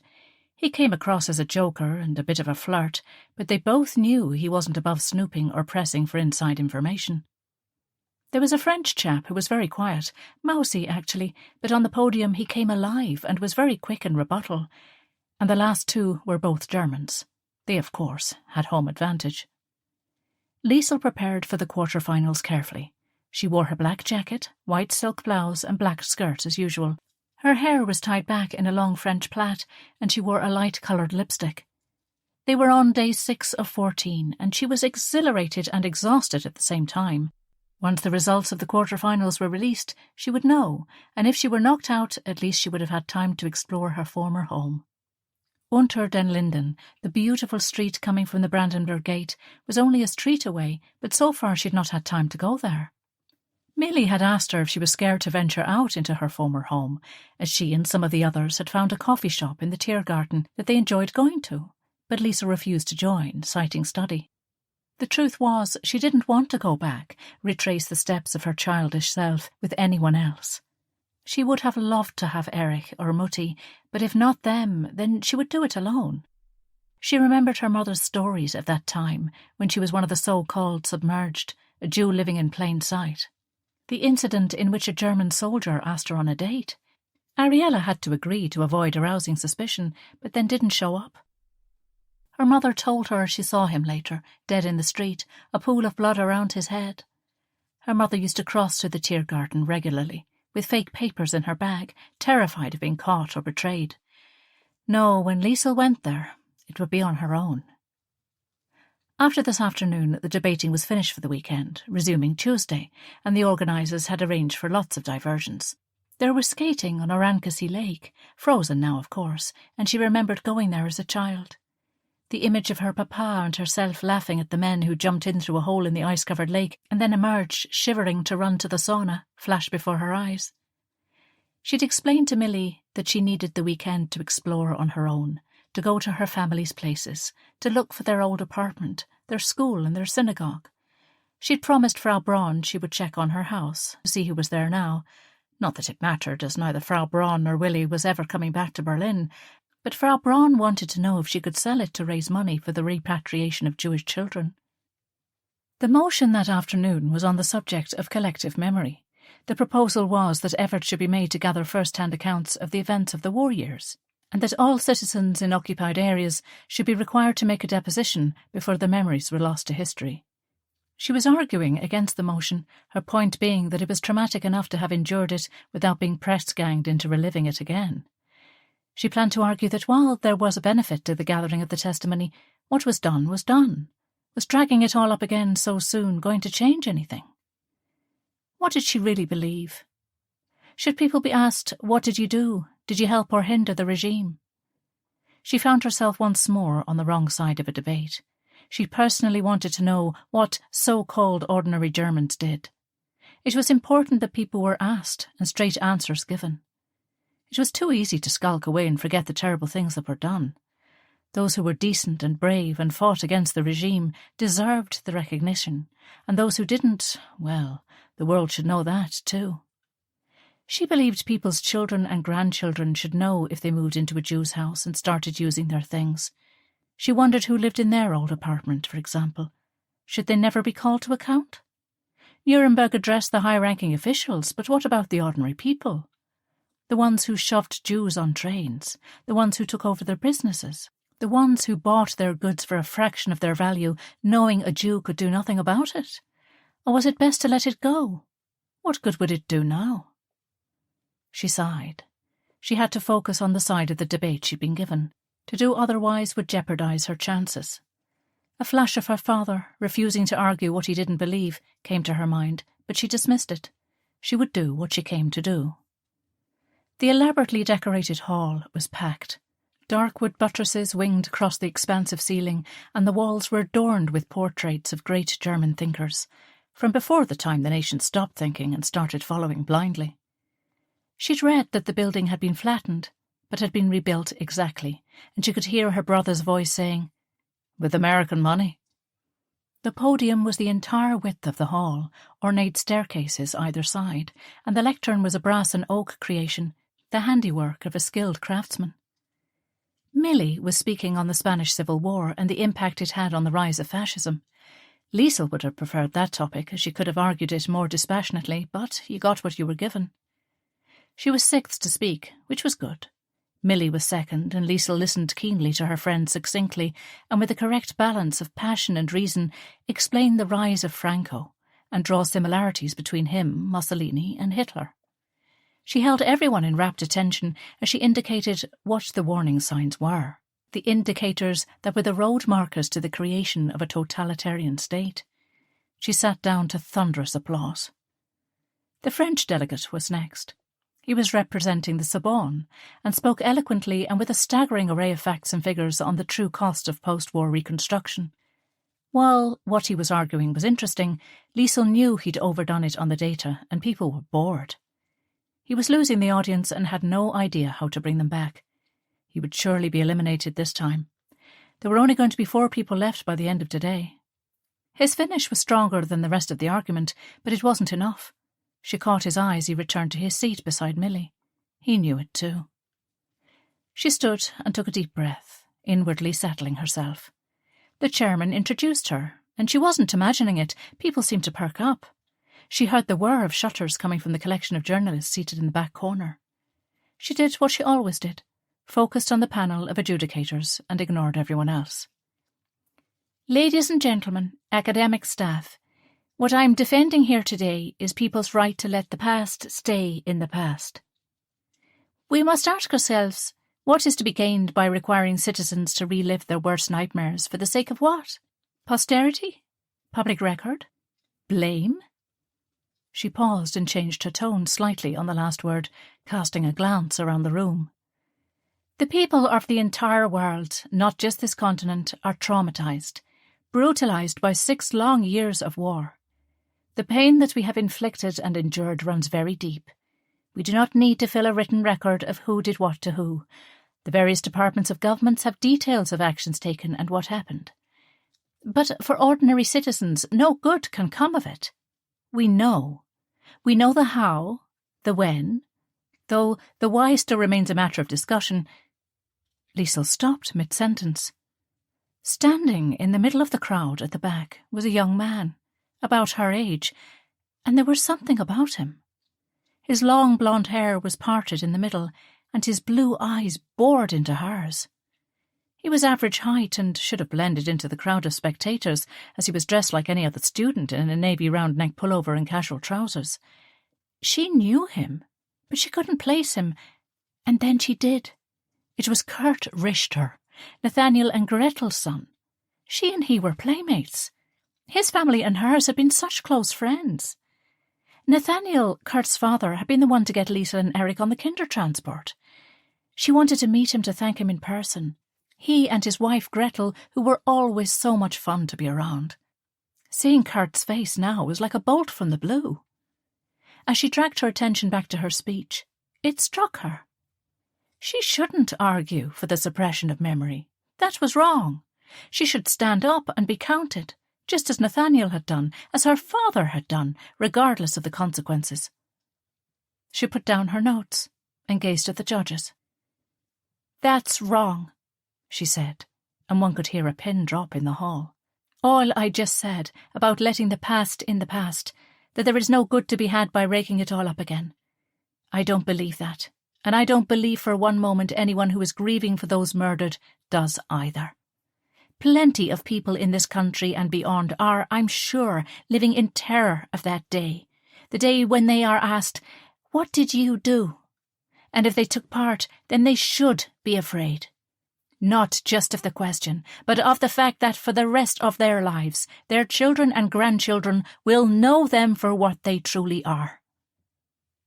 Edmund Burke said, "The only thing necessary for the triumph of evil is for good men to do nothing." And our generation, better than any before, know that to be true. People who did nothing are guilty. They have blood on their hands. People who exploited those deemed subhuman by the regime, they have blood on their hands. Those who broke Jewish shop windows, those who moved into Jewish homes, those who denounced their neighbours, those who drove the cattle trains, the list goes on and on and on. They all have blood on their hands. So we must know. We simply must. Otherwise justice cannot be served, and that is what distinguishes us from lesser creatures, does it not? And what of those who did act on behalf of the vulnerable? Brave men and women who risked not just their own skins but those of their loved ones to do the right thing? She locked her gaze on Kurt. Nobody will build a memorial to the man who got my brother and I on the Kindertransport and saved our lives, but I want the world to know he was Nathaniel Richter. He was a brave man. My father, Peter Bannon, defended a Jewish woman in the street and was sent to a camp where he died, but nobody knows his name. A Catholic priest, Father Dominic Hofer, hid my Jewish mother in his church. Before that, a postmistress called Catherine Braun hid her in the attic of her tiny house, feeding her from her own meagre rations. People made false papers. They hid Jews and others. They helped Allied personnel escape so they could continue the fight against the most evil regime the world has ever seen. Just like the list of crimes, the list of kindnesses too goes on and on. So yes, we must ask the question, what did you do? And people must answer. We simply cannot forget. We must never forget. Liesl sat down, and the silence was electric. Nobody dared move, and though she knew she'd lost the competition, she didn't care. She'd done, in her small way, the right thing. The two final delegates spoke. The Canadian was excellent on the subject of connections between the war in the East and that in Western Europe, and the German from the University of Hamburg gave a boring but worthy delivery in favour of architectural heritage and its role in reconstruction of cultural identity. The adjudicators were kind about everyone, but, as she anticipated, she was eliminated. She walked off the podium with her head held high. As she made her way out of the packed hall, wanting to get away from the sympathetic glances, she heard Milly call her name. "Wait up, for God's sake, Liesl," Milly called, forcing her way through the crowds until she caught up to her. Together they shuffled out into the cold air. "Great speech," her friend smiled. "Pity about it being on the wrong side." "Thanks," Liesl grinned. "So what brought that on? It was incredible, by the way, but what came over you?" Milly led her to a bench. "I saw someone standing in the crowd, a friend of mine from before. His family and mine were close, but I never expected to see him, and then when I did, it all came flooding back. I just knew I had to do the right thing, say the right thing, even if it would cost me the competition." She shrugged. "I'm fine." Chapter 13. Liesl was feeling surprisingly serene as all around her delegates, supporters and spectators milled about. "Well, we never thought we'd even get this far," Milly said cheerfully. "And that was the speech of the competition, despite the result." A shadow blocked the late winter sunshine. Someone had joined them. She looked up, and there he was, Kurt Richter. "Liesl," he began, "I'm so sorry. I shouldn't have turned up like that. I saw the article in the paper, and I thought, surely it isn't Liesl Bannon that I knew. So I came along, and once you walked in, I knew it was you right away. I don't understand why you lost. You were spectacular." "Hello, Kurt." She stood up. "Please don't be sorry, seeing you made me realise something. Yes, I lost. They don't like you to swap sides halfway through." She smiled. "But it doesn't matter. I made my point, and that's more important." Milly watched in amazement as Kurt held his arms out to Liesl. She walked into his embrace, and his arms closed around her. "Thank God you're safe," he whispered into her hair. Eventually he released her, and Liesl made the introductions. Felix had joined them by now, too. "Milly, Felix, this is Kurt Richter. His father is the man I mentioned, Nathaniel. He's the reason I'm standing here. I've known Kurt since I was a baby. In fact, I think there was a photo of us somewhere sharing the same pram." She smiled. Kurt nodded. "My mother had it. And remember the one of me and Erich in cowboy suits, and you and my sisters in summer dresses when we went to Potsdam for a picnic?" His eyes lit up with the memory. "We had that in a frame too." "I do remember it. And Kurt, this is my friend Milly and Felix. Liesl paused, unsure of the right word to describe their relationship. "Milly as my girlfriend," Felix said proudly, and Milly beamed, moving closer to him. Kurt shook hands with them all, and Felix invited everyone to the cafe, but Liesl wanted to talk to Kurt. There were so many questions, so much to catch up on. Suddenly the competition was irrelevant. "No, thanks, Felix," she smiled. "I'll see you two lovebirds later. Kurt and I have some catching up to do." Milly winked and gave her a hug. "I'm proud of you, Liesl. Well done," she whispered, before walking off hand in hand with Felix. "Perhaps I could walk you back to your accommodation?" Kurt asked quietly. She was, as he remembered, a gentle, sweet boy. He looked very similar, too. His blonde hair was longer now, and he'd filled out and grown taller, of course, but he was still a bigger version of the boy she remembered. He'd always been so kind to Erich, and her little brother had hero-worshipped him. "Thanks, Kurt. That would be nice. I was going to suggest that we go for coffee. I'd like to hear all about your family and to tell you all about us." "Of course, I'd love that. I'm sorry to say my parents are both dead, but I'm glad to hear your mother survived. Did she ever see my parents again, do you know?" Liesl saw the pain behind the words and felt his loss. Nathaniel and Gretel were lovely people, but just two more in the endless list of war casualties. "Oh, Kurt, I'm so sorry to hear that. No, I don't believe she did. She went into hiding very soon after we got on the train, thanks to Nathaniel, and afterwards I don't think she ever saw them. What happened? Do you mind me asking?" Kurt shoved his hands into his trouser pockets as they walked. "They took my father away, the Nazis. He had a radio and was listening to the BBC.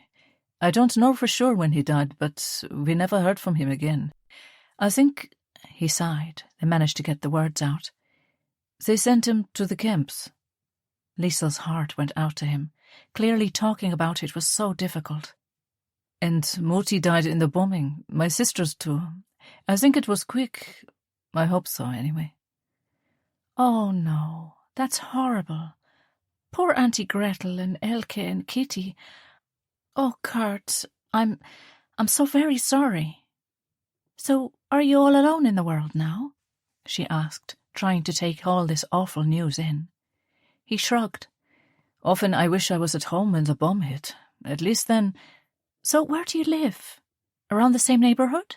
Liesl's heart was breaking for her childhood friend. "No, it was flattened, everything. So I found a job south of the city. I do some casual building work, handyman sort of thing. My boss had a small flat in the yard, so I live there. It's fine for now, but I don't know. Perhaps I'll emigrate. You'll have to see." "Oh, Kurt, I'm so sorry. I loved your family. We had such lovely times together. Our papas joking and playing with us, our mutties cooking and laughing together. We never thought it would end. Even though we've lived through it and survived, it seems surreal, doesn't it?" "It does. My father was so happy when he got you two on that train. I don't think he let your mother know, but it was cancelled several times, and he had to pull all sorts of strings. He really wanted to help, especially after your papa was taken." Kurt kept his eyes on the path ahead, never looking at her. Liesl had noticed that when people talked about difficult things, it was often easier not to make eye contact. "I'm really so happy to hear you and Erich and your mother made it. So many didn't. And that you all have a good life now." "I know how lucky we are. The reality of it all is so much more stark here, even the little I've seen. We were raised in a kind of bubble in Ireland.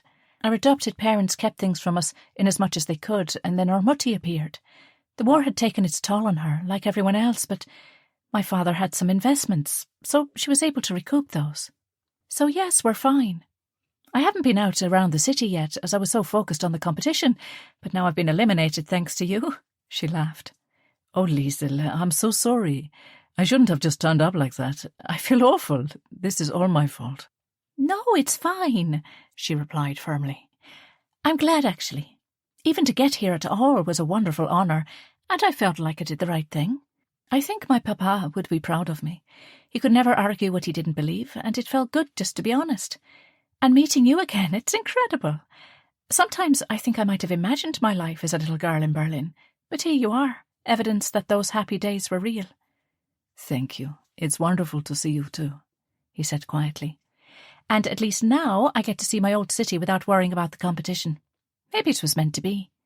She managed to smile, and he returned it. "Would you like some company?" he asked. "If you'd rather not, that's fine, only if it suits you."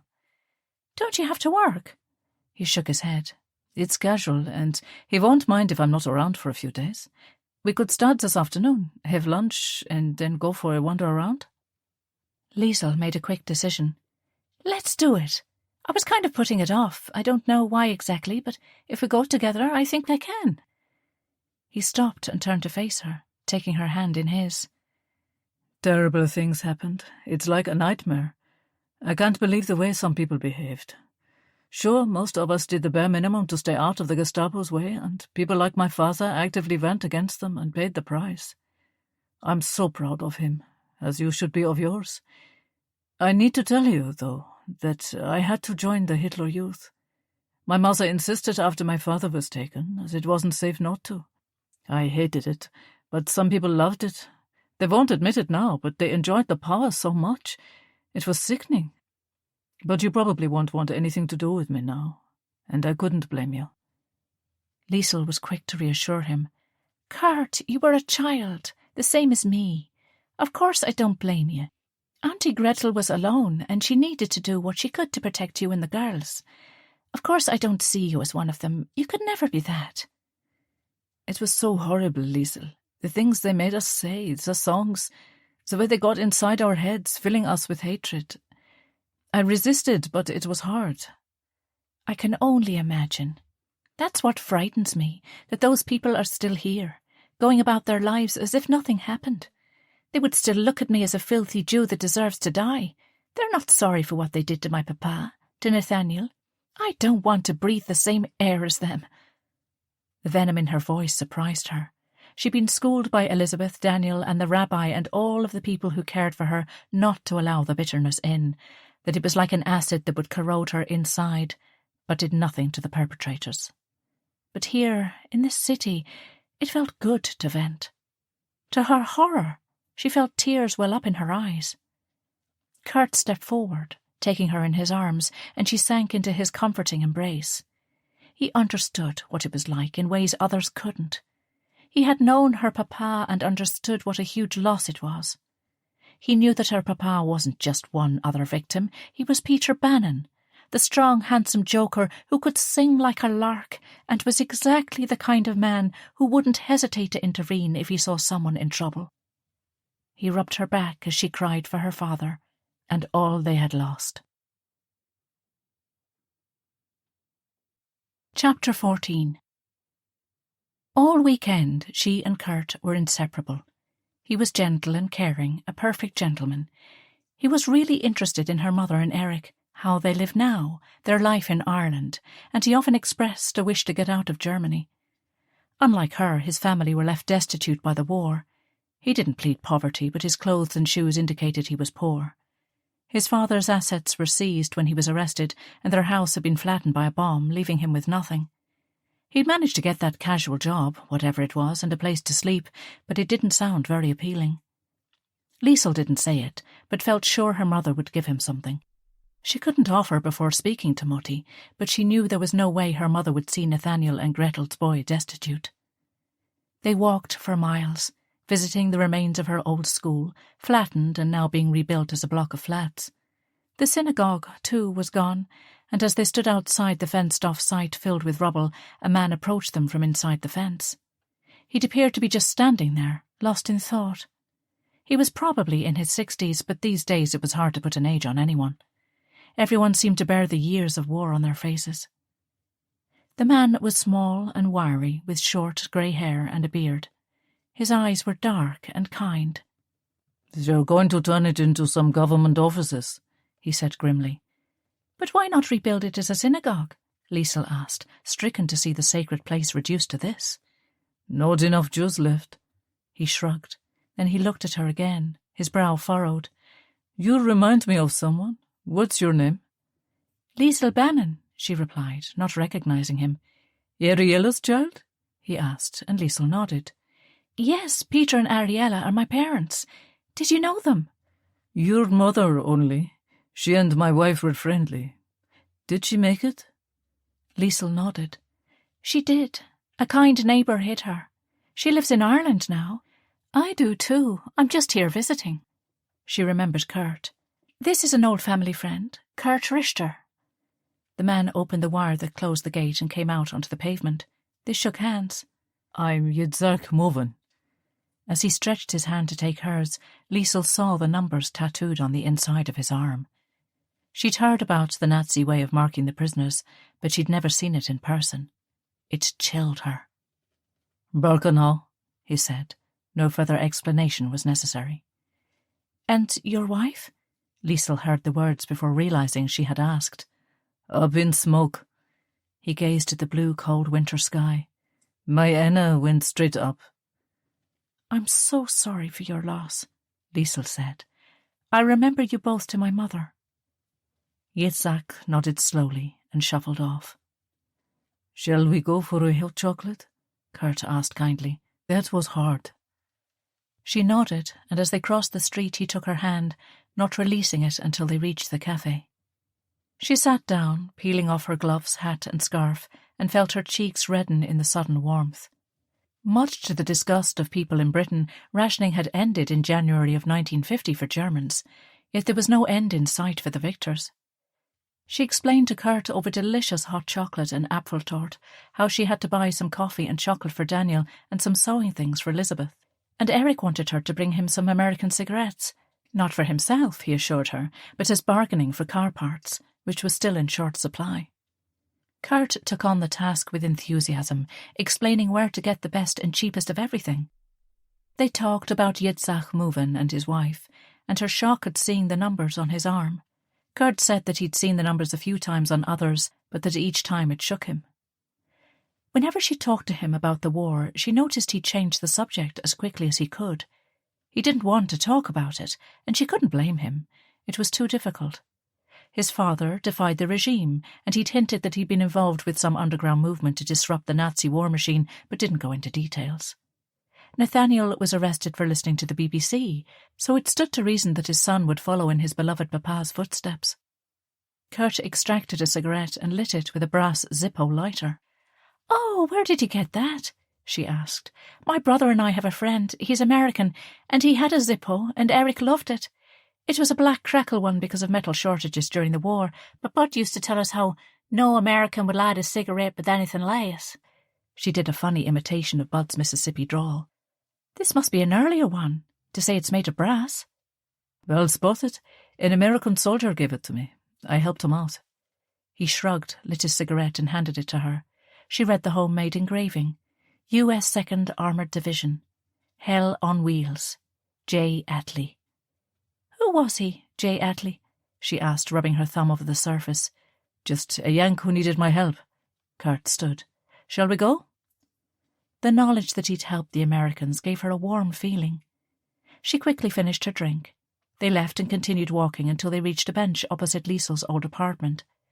As they sat, she wondered if she should just go and knock on the door, but Kurt cautioned her against it. All Jewish property had been seized and given to loyal Nazis, and knocking was likely to bring her face to face with exactly the type of person she was trying to avoid. "But you should go to a lawyer, though.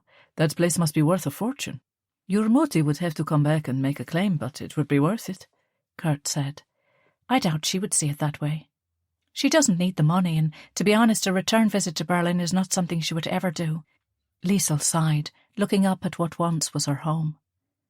"She must be very wealthy to say she can turn her back on a place like that," Kurt chuckled. Liesl nodded. "She is. My father was a good businessman, and some things are just too hard." She wondered what it looked like now. She had loved their bright, airy apartment on the 3rd floor, with the windows overlooking the park, sunny rooms and high ceilings. It made her blood boil to think someone had just appropriated it, but she could do nothing anyway. The Braun house, 2 streets away, appeared to be deserted. Frau Braun's husband was killed in the war. She, Ariella and Willie never went into the details of how or where, and they never mentioned Hubert except to say he was dead. They peered in through grimy windows and tried to get into the small yard behind to look in the back. There was no sign of life at all. "We could try the housing office," Kurt suggested. "They might have a listing for it." Liesl was about to agree with him when a postwoman cycled into the little street. She remembered that Frau Braun delivered the mail before the war. Perhaps the woman could help. She looked to be in her 50s, maybe older. She stopped her bike and leaned it against a wall, sorting through a bundle of letters. She made her deliveries and was about to leave. "Good afternoon," Liesl approached her. "I'm a friend of Frau Braun, who used to live at number 11. She worked for the post office." The woman eyed her warily.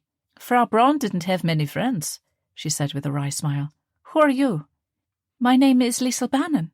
Her son, Willie, is married to my mother." "What? Willie Braun is alive? I heard he was killed in Russia." She seemed surprised but not shocked, as if she were discussing the cost of cabbage, and Liesl wondered at people so accustomed to death and destruction that it was merely a social talking point. No, he was injured and lost a leg, but he and my mother live in Northern Ireland now. Frau Braun is there as well. The woman laughed. So Catherine made it out, did she? Liesl and Kurt shared a glance. Well, she was always a wily old bat, I'll give her that. But she just didn't turn up for work one day, and then her Hubert was found, and well, we put two and two together. She shrugged as if this made perfect sense. So she slipped through the net, eh? Good for her, I suppose. I'm sorry, I don't understand. I thought her husband was killed in the war. The woman laughed again. That's what she told you, was it? He was killed during the war, true enough, but he was battered in his own house. His Nazi buddies found him lying in a pool of his own blood. Reckoned he'd been there a week at least. Nobody'd blame her. It was no loss. Oh, I'm sure Frau Braun didn't have anything to do... Liesl began, horrified at what she'd learned. Frau Braun was a bit of a tartar, no doubt, and she didn't suffer fools at all, but she wouldn't have bludgeoned her husband to death and left his body there to rot. You might be sure Catherine didn't have enough of him one day and he got a skillet in the back of the neck, darling, but I wouldn't bet my house on it. Maybe she didn't do the actual deed, though. Willy hated him too, so... The woman winked and returned to her bike. Wait, Liesl called, and the woman turned, her eyebrow raised in question. Does anyone live there now? I don't think so. The woman shrugged and got back on her bicycle. Oh, and tell Catherine that Heidi says hello. I will, Liesl said absent-mindedly as the woman cycled on. Over Wiener Schnitzel and French fries in a beer house later that night, she talked it all out with Kurt. If he did do it, that means your stepfather is a murderer, Kurt said, his eyes wide in shock. Liesl dismissed it. No, I don't think so. But, well, look, even if Willy did do it, his father was a horrible man. Willy was part of a group called the White Star, which helped with escape lines and disrupted the Nazis as much as possible. Did you know any of them? He shook his head. Not them, though I knew of them, of course. There were lots of different groups, but it was so dangerous. We had to be quiet, give nothing away. And I was only a kid, so not privy to details. I heard of one British agent who got picked up for looking right instead of left as he crossed the street. Someone noticed, and he was immediately arrested. But I'd rather not talk about it. I understand. Mutti is the same. She told us a little about her life in Berlin, those years in Frau Braun's attic, and then the even more terrifying months when she was living on false papers, but she can't really go into details. It's too hard. When she came back, at first Erich and I would bombard her with questions, but Daniel and Elizabeth sat us down one night and explained that it was so hard for her, that she'd endured such terrible things, seen such atrocities, and we shouldn't force her to relive them. So we don't ask, and in general she doesn't talk about it. Like you, she wants to face the future without being dragged down by the pain of the past. Did you ever ask her about Frau Braun's husband? No. Any time the subject of Willy's father comes up, they both just say he's dead and it's no loss and move on. I just don't think Willy would do that, though, no matter how horrible his father was. And as for Frau Braun, well, that's just ridiculous. For one thing, she's tiny. She suggested going to Willy's friend's place instead of the bar they were now in. Willy had said they served good food, but Kurt explained it was closed. The owner took off a few weeks ago with an Englishwoman. He'd smiled, and she bowed to his local knowledge. It made sense, as the last time Willy met his friend was in London. The conversation went back to what Heidi had said. Kurt had never met Frau Braun. The families lived on different sides of the city, but he agreed with Liesl that it seemed unlikely an old woman would batter her husband. But then in war, one never knew. If he was a brown shirt, which you think he was, they had a lot of enemies. Even within the whole Nazi structure, they were seen as thugs, a law unto themselves. And when things went bad between Hitler and Ernst Röhm, well, it wasn't good. If he was high up, then you can bet he was not a nice man. None of them were. Anyone with a grudge could have killed him, Liesl said. Exactly. Unlike Kurt, Liesl was more and more intrigued by the war years. Kurt liked to talk about the times before the war, when they were children. He recalled so many things she'd forgotten, and as they walked the streets of her city, Liesl found herself feeling like she belonged. She wasn't a tourist like Millie and the others, she was a Berliner. At almost every landmark in the city, Kurt could conjure up a memory, and it felt so good. Her father was brought back to life for her in a more vivid way than ever before, and she could almost see him, hear his voice as she relived all those precious memories with Kurt. Of course, reminders of the war were unavoidable. There was evidence of the 1,000-year Reich all around them still, and she realised just how insulated she was in Ballycreggan. As impressionable children, they had not been allowed to listen to the news, and Elizabeth and Daniel never got newspapers. When she asked to be allowed to listen to the nightly broadcast on the BBC when she was around 12, Elizabeth explained that it was all bad, it was all worrying, and there was literally nothing they could do about it except wait and hope. She'd explained in that wonderful way she had, never patronising or condescending, that she didn't think it would be good for her or Erich to listen to such things day in and day out, that it would become their whole lives if they let it, and their parents wouldn't want that. Elizabeth reminded her that Ariella got her and Erich out so they could be free and happy, and listening to the doom and gloom every day would not be honouring her intentions. As she'd stood outside the bronze, tiny terraced house, she'd looked up at the roof. It was exactly the same as every other one on the street, except that for 5 years her mother had lived there, in a tiny, cramped, airless, dark attic, protected by a woman who may or may not have battered her Nazi husband to death. It was all so real, so vivid. Chapter 15. As they walked back to her accommodation, they ran into Millie and Felix on the way out to a party. They'd hardly seen each other for days. "Aha, the Scarlet Pimpernel!" Millie exclaimed. "There's a party at Andrews Barracks. The Yanks are stationed there and we've been invited, full spread laid on and everything. Come on, get your glad rags on, we're going dancing." Felix had his arm around her shoulders and they looked blissfully happy. Liesl was glad. She was enjoying seeing Berlin with Kurt. It felt new but also familiar, and she would have felt bad to have left Millie home alone, but Millie had Felix and was happy. "Oh, Millie, I'd love to, but I actually can't. We've been walking all day and my feet are killing me. I just need to sit down and have a cup of tea."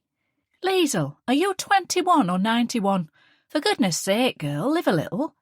Millie was insistent, but then she gave Liesl the look, the one that said, "Oh, I see," and changed her attitude. "OK, you win. You all pair stay at home. I'll stay at Felix's tonight, just so you know."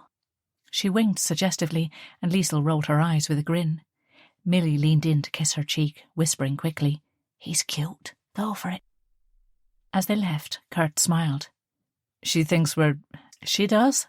Liesl chuckled. "But she's got sex on the brain these days, so obsessed is she with that Man Mountain. Do you want to come in for a hot drink before you go home?"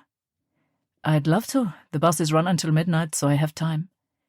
He followed her up the stairs to the room she and Millie shared. There was a little kitchenette with a kettle and a toaster, and she made tea and toast. She lit the 2-bar fire and drew the curtains, and within moments the room was warm and cosy, the aroma of buttery toast filling the air. "I never drink tea. It's only something Mutti used to give us when we were sick," Kurt said, then sipped the brew suspiciously. "I prefer coffee, but I always had a cup of tea every night with Elizabeth. Even when things were very bad, when we were in Liverpool for the bombing and we lost our house and everything in it, we always had a cup of tea before bed. It's kind of a habit, really, I suppose." "It's not bad, actually." He took another sip. They chatted amicably about the things they missed most from before the war. They reminisced about the family holidays they took together, the parties, the celebrations. So many memories she'd almost forgotten. It was as if Kurt was painting the past she'd locked away in black and white back into colour. For her, Berlin was synonymous with nothing but fear and loss. But Kurt reminded her of the joy, the love, the beauty, and she was intoxicated by it all. "I remember your Mutti used to make that cake with the lemon icing and the lemon jam in the middle. Remember? She would bring it to picnics," Liesl asked. "And remember one time she and my Mutti laid out the picnic and you brought Bruno, that black Labrador you used to have, and he ate the whole cake? I thought Gretel would kill him that day, and you had to hide him behind you to stop her murdering him." She laughed at the memory. "Yes, and Erich and my sisters went paddling but got soaked, and I gave Erich my shirt and just wore my pullover, and you gave Elke your cardigan, and she and Kitty fought about it all the way home. They both wanted it, so you wore your papa's undershirt as a dress and gave Kitty your dress." "I remember. What a sight I must have been," she smiled. You were beautiful then, Kurt said, his eyes on the glowing bars of the fire. And you're even more beautiful now. Liesl didn't know what to say. She told herself over and over that Kurt was like a brother or a cousin or something, but she knew her growing feelings for him were more than just nostalgia and fondness. He was handsome, kind, funny and gentle, very different to Jamie. He was slight where Jamie was bulky, and his hair was blonde and silky. Any girl would envy it. They'd been together every day since he turned up in the hall for the debate, and the truth was, she was attracted to him. He turned his head and looked at her, his blue eyes pools of sadness. He had lost so much, and he was just a boy. She wanted to protect him, to care for him now that he had nobody, but it was more than that. "Thank you," she whispered. I know I shouldn't say this. I don't want to risk losing you again, and I'm not asking for anything. If you don't feel that way for me, Liesl, I understand. He paused, trying to find the words. But you're due to go home in 2 days' time, and I can't let you go without saying... She said nothing, but her eyes urged him on. She found herself longing to hear the words. I think I'm falling in love with you, Liesl. She leaned in closer to him, her face inches from his. Words were not necessary. As she kissed him, she felt his arms encircle her, drawing her close. She could feel his heart beating, and as he kissed her chastely, she knew. She felt the same. She would have gone on, but he stopped her as she went to put her hands inside his shirt. I love you, Liesl, but I respect you too much to do anything that would not be proper. I think you are so beautiful, and I can't believe you feel something for me too. But I will wait until it's more appropriate. Seeing her shocked face, he rushed to explain. You are like a rare flower, to be adored and protected, and I want to be the one to do that. I want to be yours and you mine, and I wouldn't cheapen what we have by... He flushed, and she felt a wave of love for him. I hope I can meet your mother and Erich, and I wouldn't like to face them knowing I'd behaved dishonourably, when all I feel for you is so deep and special. I'm very serious about you, Liesl, and I have never felt this for another girl, ever. I love you too, Kurt, she said shyly. Guiltily, she pushed images of her and Jamie's passion from her mind. This was how real men behaved, treating girls with respect. Kurt held her in such high regard that he wanted it to be meaningful, not rough and silly and meaning nothing afterwards like it was with Jamie. This was the real thing. This was what true love was, not the joking and fooling around she did with Jamie Gallagher. Real love had to be treated with reverence. Kurt was right, in every sense. Right about not rushing into anything, but also right about how serious true love was. The remainder of her time flew by, with Kurt loving her and by her side. He kissed her each night, but nothing more, and though she burned with desire for him, he always stopped. She wanted only to be alone with him, but she finally agreed to go to the leaving party with Millie and Felix on their last night, which was on campus. Kurt was reluctant at first, saying that he felt uncomfortable in large groups, but she convinced him. They'd spent every moment of every day together since they'd been reunited. He'd left her each night and returned the following morning. Then they retraced the steps of their childhood all over the city. The thought of leaving him now was like a knife in her chest. They went to the party because to refuse would have been rude.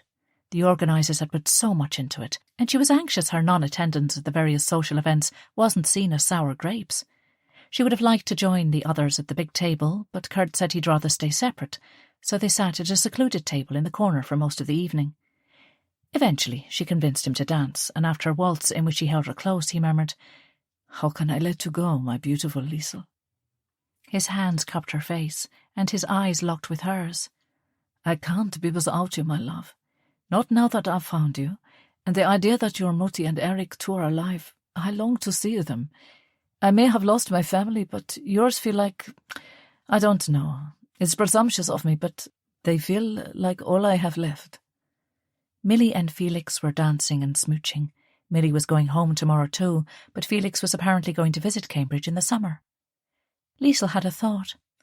They quickly gathered their coats and her handbag and slipped outside into the cold night air. "Don't you want to stay at the party? Your friends—" Kurt began. "No."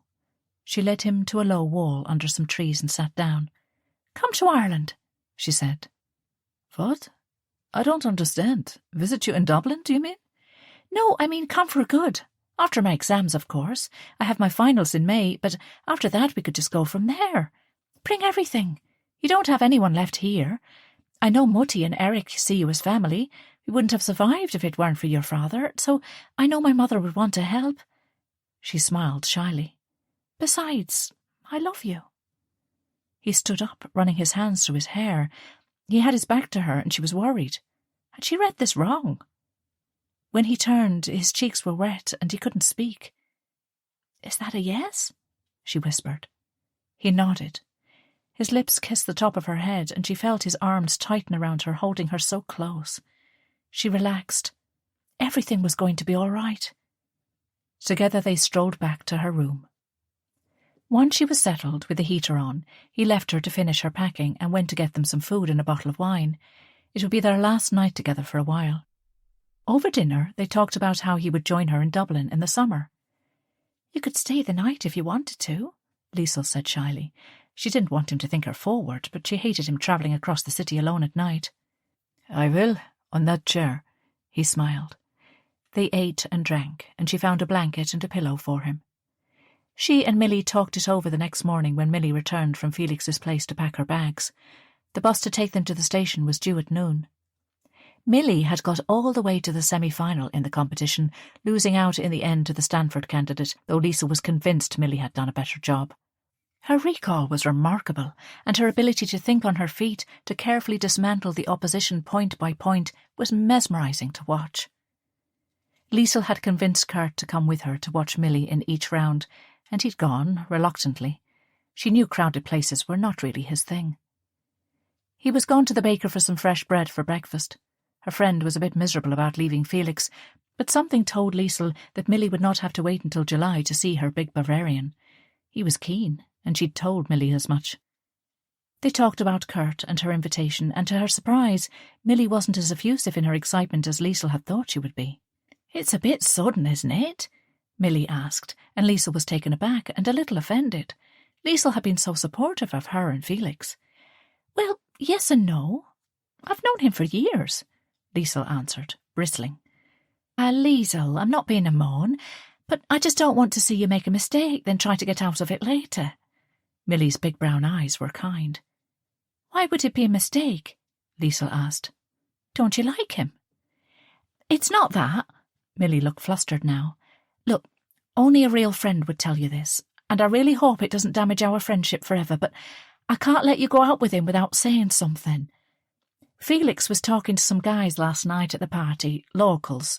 Well, one of them recognised Kurt and said he was a nasty piece of work. He didn't go into details, but he did say he wouldn't like to see anyone he knew going out with him." Liesl was so hurt on Kurt's behalf. She was glad he wasn't there to hear it. "Millie, you don't know him, and I do. He's a lovely person with a kind heart who's been through so much. You've no idea. Whatever those people think they know, it's not true." "Why would they lie, Liesl?" Millie pressed. "You never see anyone. He's keeping you away from everyone because he doesn't want you to know what he really is." "Kurt hasn't been keeping me away, Millie." Liesl was outraged now. How dare her friend say such wicked things? "I chose to be with him. Is that the problem? Are you jealous that I'm choosing Kurt over you? We've been visiting places from our childhood, Millie." Liesl was stung. "You can't possibly understand what it's like for us. Kurt and I were both brutalised by the Nazis. I know England was bombed and there were shortages and all that, but it's different for us. We lost people. We lost our childhoods, and together we're finding some of that joy again. Just because he's not all for going to pubs and staying out all night at parties doesn't make him a bad person, Millie. I understand him, and he understands me." She could feel her face flushing. She hated arguing with anyone, but how could Millie think her relationship with Kurt was a mistake? "Those same Nazis killed my dad, Liesl," Millie said quietly. "Or had you forgotten that?" Liesl's stomach lurched sickeningly. She had forgotten that. Self-loathing washed over her. "Of course I hadn't," she lied, trying to find a way out. "It's just—" She had no words. He wasn't as important as your father? Milly asked, pain and frustration dripping from every word. Nobody has the monopoly on grief here, Liesl, not even the Jews.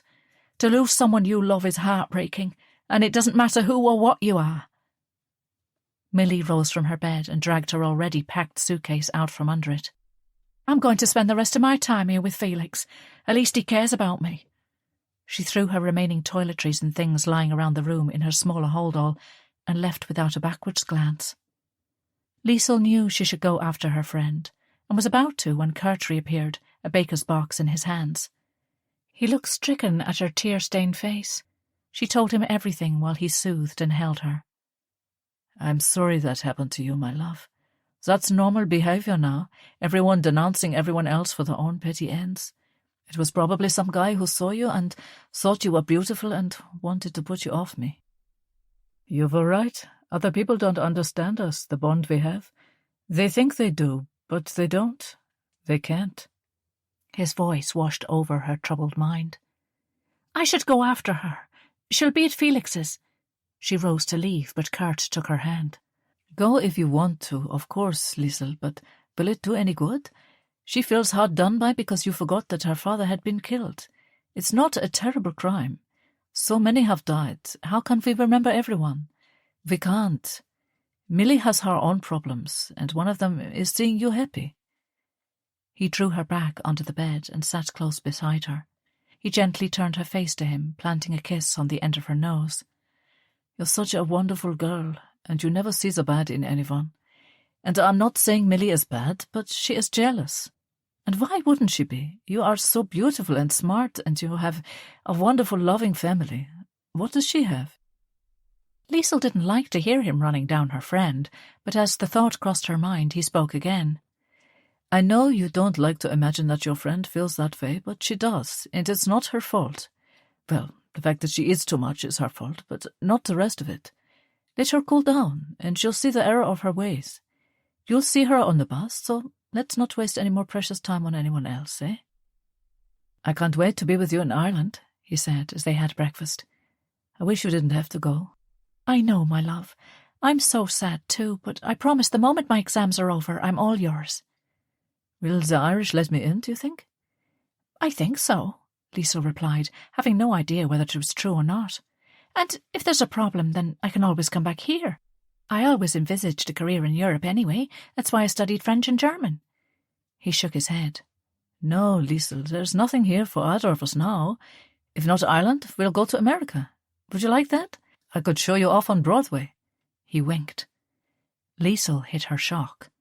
She didn't want him to think she wasn't enthusiastic about them being together, and she could see why Germany held too many bad memories for him. I never even thought about going to America. Some of the others, from the farm, I mean, are going to Israel, so if I were to go anywhere, I guess that would be the place I thought of. How would you feel about Israel? No, not there. He was adamant, but softened when he saw her hurt face. All Jews wanted to go to Israel at some stage. I mean, we can go for a visit sometime in the future if you want, but to live, no, I wouldn't like it. But America now, that's the land of opportunity. But we don't need to decide now. We'll start out in Ireland and see where the wind takes us, eh? He poured her more coffee and put some delicious homemade jam on a pastry for her. All right, she smiled, accepting the plate. So long as I'm with you, I don't mind where it is. After they finished breakfast, she rose reluctantly. It was time to gather the last of her things. He helped, and soon her suitcase and small carry-on luggage were packed. He made her a sandwich for the journey and wrapped it in the baker's paper. That's so thoughtful, Kurt, she whispered as he held her. I'll take good care of you, Liesl. I promise. She fought the stinging tears at leaving him, the uncertainty of how long it would be before she ever saw him again, making the parting much worse. I've got to go, she said as he hugged her again. In the end, it was he who dragged her suitcase, full of chocolate and coffee, downstairs. Felix and a red-eyed Milly and several other students she'd got to know in the first week were gathered. But as the bus came round the corner, Liesl refused to meet her friend's gaze. Kurt winked and led her away from the gathered group behind a large pillar. What's going on? She giggled, but he held his finger to his lips. And suddenly he was on one knee, his hand in his pocket. From it he extracted a ring. It was a cheap one, but she didn't care. Liesl Bannon, you're the only girl in the world for me. I feel like our fathers brought us together, here in their city. Will you marry me? He asked, his blue eyes beseeching hers. Nothing else mattered. This was right for her. Her papa and Mutti, Nathaniel and Gretel, Kurt's little sisters, all the faces of her life before the war seemed to be around him, encouraging her. Kurt was her past, and now he was her future too. She had no doubts. "I will," she spluttered through her tears. "I definitely will." She stood and wrapped her arms around his neck, kissing him in front of everyone. He gently disconnected from her, smiling. He was shy about public displays of affection, she knew, but she giggled. The ring was a little tight, but she didn't care. "I will see you very soon, my darling," Kurt whispered in her ear. "Don't worry, I'll be travelling light." He chuckled as several delegates wrestled with large bags and suitcases. "I don't have much stuff." A shadow of grief passed over his handsome features once more. "Almost all of my clothes and books and things were at home and so went up in flames, so my entire worldly possessions won't take up much space." He gave her a small smile, and she'd never loved him more. He was so brave, putting a cheerful face on what was such a personal tragedy and loss. "Don't worry about that." She gave him one last kiss.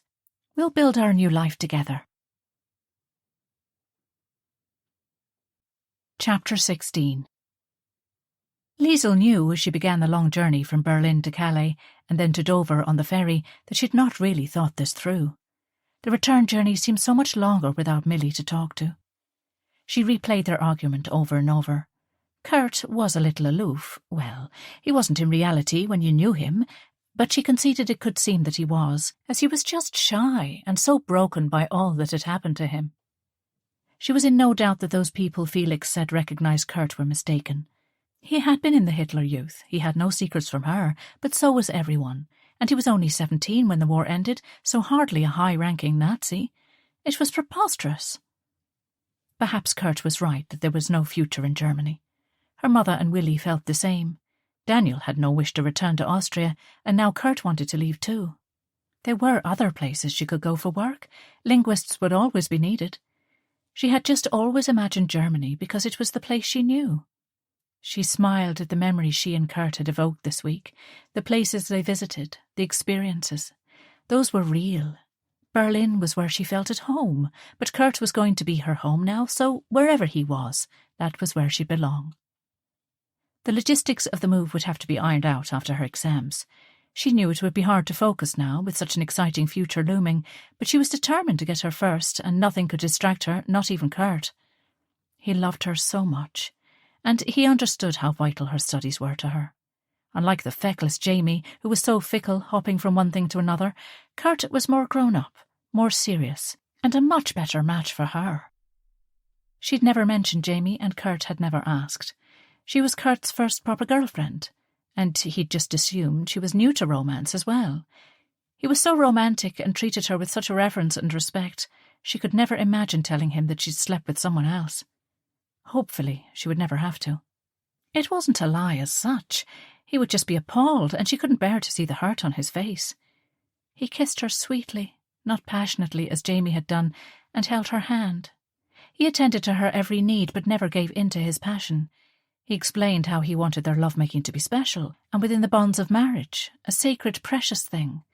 It made her feel so loved. She wondered as the train trundled along if she should tell them in Ballycreggan she was engaged, then immediately dismissed the idea. Mutti and Erich would be delighted to see Kurt, she was sure, but Daniel and Elizabeth would worry about the effect a new romance would have on her exams. They would want to visit and talk about it, and maybe urge her to wait, because to them it would be a week-long romance, and they might see it as rash. No, she would say nothing until after her exams. By then, Kurt would be in Ireland, and she could bring him home and introduce him properly. She tried to picture them both arriving in Ballycreggan. Her mother would put him up, of course. Being Nathaniel and Gretel's son, he was practically family. She imagined the rabbi marrying them in the synagogue. So many of the important events of her life had taken place there. Kurt was a Gentile, of course, but maybe he would consider converting to Judaism. He wasn't a devout Christian, as far as she knew, and she was certain if she asked him to, he would.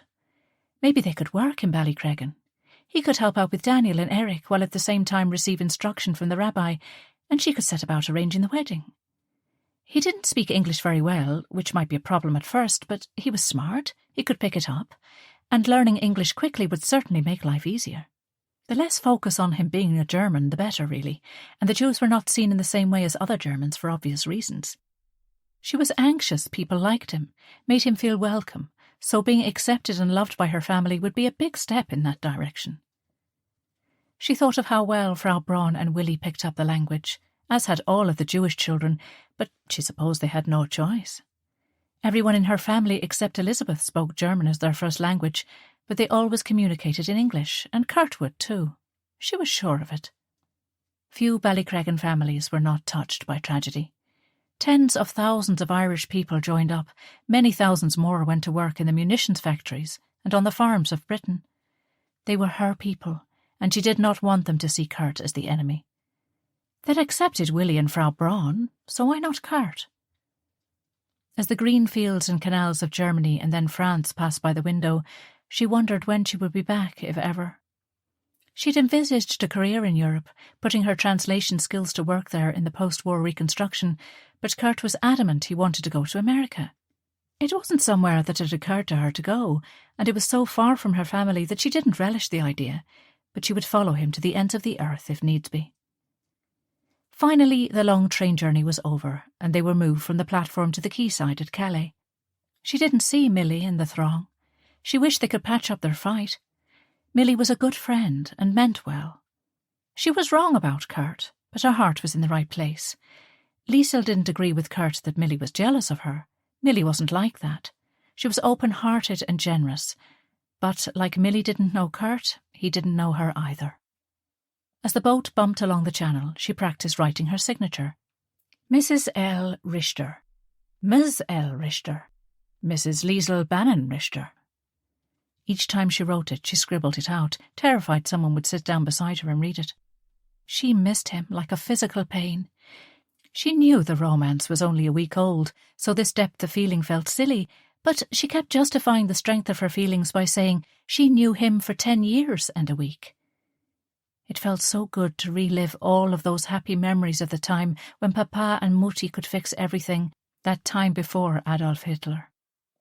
She reminisced about Berlin, her first and possibly only real home. Nothing about the city was as she'd imagined it would be. It looked fine. There was evidence of the destruction, of course, but it wasn't a bomb site by any means. It was a busy working city. The military personnel carried out checks and there was a strong army presence there, but it made her feel safe. If it were not for the building sites and railed-off sites, one could be forgiven for thinking the Nazis had never happened. She and Kurt had walked to the Brandenburg Gate and stood facing the broad street of Unter den Linden. The university had several buildings there, including the square at Bibelplatz, where the German Student Association, riled up by that monster Goebbels, held one of the infamous book burnings in 1933. They'd walked, and he told her about the Berlin blockade that took place from June of 1948 to May of 1949. He was lucky he lived and worked in the southwest of the city, in the American sector, but he had horrific stories of how Stalin tried to block the road, rail and air access to the areas of the city under Western control. She was fascinated as he described how the Allies airlifted in supplies of food, medicine, coal, blankets, and even goats to resist Stalin's bullying tactics. Kurt was light-hearted about it, but she felt so sad, as if the people of her city hadn't endured enough. He explained how the sector occupied by the Soviets wasn't out of bounds as such, but he warned her not to go there. It was as if the Americans, the British and the French sectors were bright and safe, while the Soviet part of the city was dark, dangerous and best avoided. The Russians were their allies, but she knew from her mother about the terrible things the advancing Red Army did in Berlin in 1945, so there was bound to be mistrust and resentment.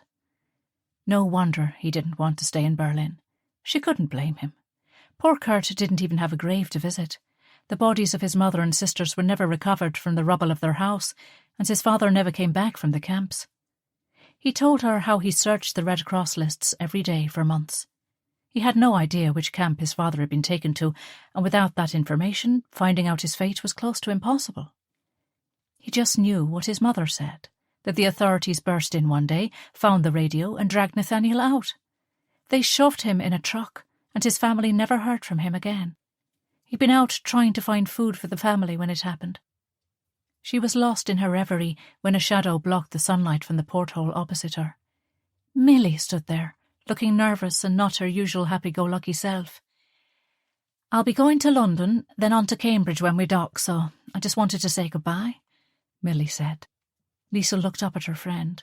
She could see she was miserable, though whether it was to do with their argument or leaving Felix she didn't know.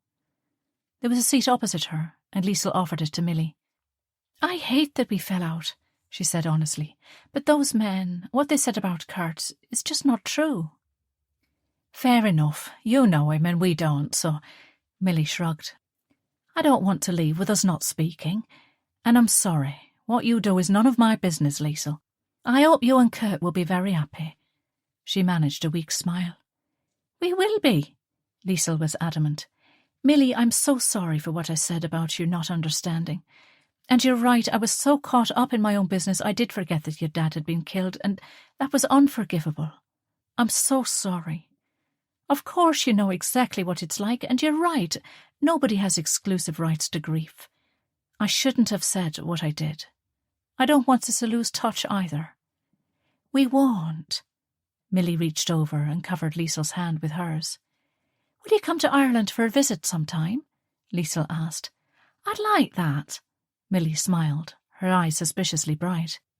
"My dad was a lorry driver before the war, and a mate of his keeps in touch. He's often going to Ireland in his truck, so perhaps I'll let you live sometime." "I would love that. You're always welcome." Liesl squeezed her friend's hand. Everything was fine again, and she was relieved. She changed the subject. "So was the farewell from fabulous Felix a joyous one, or a valley of tears?" Liesl grinned. "A bit of both, to be honest. I hope it wasn't just a holiday fling, but who knows? He says he's coming in the summer, but he's so gorgeous he could have anyone." Milly's voice trailed off, betraying her uncertainty. "And so could you. But you chose him. He's every bit as lucky as you are. Do you hear me, Emily Jane Blennet?" Liesl pretended to be stern. Milly relaxed. "Even if he does come, how's the British public going to react to a huge German wandering about? Over there it was all right, but there's such a hatred at home, and you can't blame people, but still. Felix will charm them. You couldn't help liking him, Milly, so don't worry." She paused. "Kurt wants to go to America. I'd always imagined I'd graduate and go to work in Europe, but he doesn't want that." "Wow, America?" Milly was surprised. "Would you like to go there?" Liesl shrugged. "I never thought about it, but I suppose we could give it a try. I'd like to see it, but I know it would be hard to leave my family. But then Kurt will soon be my family." Milly's face gave her away. "What?" Her friend swallowed, and Liesl had to fight the urge not to get impatient again. "We're engaged." Liesl held out her hand to show the small brass ring. It had no diamond or stone, and it was dull, but it symbolised the most wonderful fact. She was Kurt's and he was hers. "When?" Milly asked. "I mean, congratulations, of course, but I just wasn't expecting it. Before we left, he just got down on one knee and proposed, and I said yes." Despite her friend's reluctance, she couldn't help but beam with excitement. "I'll soon be a married woman." Milly's eyes darkened with concern, but she said nothing. "Oh, Milly, please be happy for me," Liesl begged. "I know you're worried because we're going so fast, but trust me, I've known him for years, and his family and mine were best friends, so it's not a whirlwind romance. Well, the romance bit is, I suppose, but the love isn't. Honestly, wait until he visits and see him with my family. My brother looks up to him so much, and my mutti will love him like a son. Kurt is shy, and that's why he didn't seem that enthusiastic about socialising with y'all, and he's so hurt by everything that happened. He's all alone. If you'd seen how close he and his family were, they did everything together, and he misses them horribly." "You're right, and I'd like to get to spend time and get to know him properly," Milly sighed. "I'd invite you to my home if I had one, but, well, you know the situation." "I do," Liesl smiled. "But you're welcome any time, Milly, I mean it." "Thanks, Liesl. With a bit of luck, I might bring a big beefy Bavarian with me." Milly chuckled. "He's more than welcome too." Liesl said, happy that she and Millie were friends again. Chapter 17. Professor Kingston was effusive in his congratulations at her getting so far in the competition, and she explained why she did what she did. He smiled, clearly proud of her achievement and of her taking a moral stand. "Liesl, my dear, this is a remarkable accomplishment. I'm incredibly proud of you. I have no doubt that you're destined for great things." He sat back in his leather chair. She loved his office, lined floor to ceiling with books, the entire room dominated by the beautiful antique walnut desk. "But now, tell me this, and if I'm prying, please feel free to tell me so." He took off his glasses and cleaned them with his tie, a habit that often made his less dedicated students run a book on how many times he would do it in an hour-long lecture. "How was the trip for you personally? You expressed some concern, understandably so, prior to it, so I trust it wasn't too traumatic." Liesl felt a rush of affection for her teacher. He was a fusty old academic for sure, but he had a kind heart. "It wasn't at all, actually. It felt odd at first, but then I reconnected with an old friend. I had no idea that would happen, but it made the visit easier for me. We explored all of our old neighbourhoods and even spoke to some people who remembered us, and it actually was nice." She thought of Yitzhak Meuven and his beloved Anna, and Heidi and her extraordinary story of Frau Braun's husband. Then she realised with a shock she was behaving just like Jamie, referring to her fiancé as just an old friend. Why was she denying Kurt? She didn't know. Perhaps because, like her parents, the professor might express concern at the speed of her engagement, and she just didn't want to defend her actions again. "Oh, I'm glad, my dear." He smiled, his brushy eyebrows furrowed slightly. "I was worried I might not have done the right thing." "No, Professor, sending me to Berlin was the best thing you could ever have done." She saw him relax. "And has it inspired you to return to Europe once you graduate? I believe you mentioned that was your plan. I'm confident you will graduate with first-class honours, and any of the reconstruction agencies will be lucky to have you." "Possibly." Liesl was deliberately vague. "We'll have to see. I'm actually thinking maybe of America. I need to study hard for my exams first. The trip was so all-consuming. It's only hitting me now that my finals are around the corner." "America?" Professor Kingston looked surprised and disappointed. "But with European languages, and I dare say one as proficient as you, surely Europe is where your talents would be put to best use?" "Well, I'm not sure yet. I have to finish my exams first." Liesl felt pathetic. She should have said she was going there with her fiancé, but she chickened out again. "Oh, I'm sure you'll do fine." He stood up, glancing at the clock. "Fresh as philosophy at 11, he sighed. "Perhaps I'm getting too old for this." She grinned. "Never. I loved first-year philosophy with you. It was during your first lecture that it finally hit me I was a student at Trinity College, and the wonder of that has never left me. Thanks, Professor, for the opportunity and nominating me and everything. I can honestly say it changed my life." "Well, at least they won't have started betting on how often I clean my glasses with my tie yet." He winked and opened the door for her. He was more clued in than he let on. "Goodbye, my dear." Liesl made her way across campus to the library. She'd hardly left there since returning from Berlin, refusing all entreaties from Ballycreggan to come for a visit. She told them she needed to study, and the reality was she did, but she was also working hard to keep her mind off worrying about Kurt. He'd written several times outlining the problems he was having obtaining the necessary visa. He had no paperwork, passport, or identity card. His birth certificate was also missing, and trying to get a new one was close to impossible, it would seem. Without identification, it was proving very difficult, and she was worried he wouldn't be able to get to her. She wanted to surprise her mother by bringing Kurt home with her for a visit once her exams were over. She often imagined Ariella's face, and Erich's, when she walked in the door with Kurt. She felt so helpless. He assured her in each letter he would get to her whatever it took. The worst-case scenario was that she would have to wait until after her exams and then go to Berlin again. They could marry there, and then he would be able to travel with her as her husband. Elizabeth had made sure they were naturalised and made British citizens at the time she and Daniel adopted them. She'd written and suggested that, and he telegrammed back. "Come now, marry me, love you."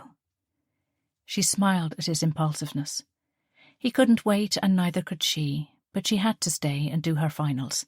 Going gallivanting off once in her final year was bad enough, but twice would be risking her degree, which she couldn't do. She'd written back. Telegrams were expensive and public, and what she had to say to Kurt was for his eyes only. He didn't have an address, just a post office box, but that was common in Germany. She'd explained how she needed to focus on her exams now, but that she adored him and would see him soon. She remembered she needed some stationery, so she decided to go to Eason's on O'Connell Street. She needed the walk after being cooped up in the library since returning from Germany anyway.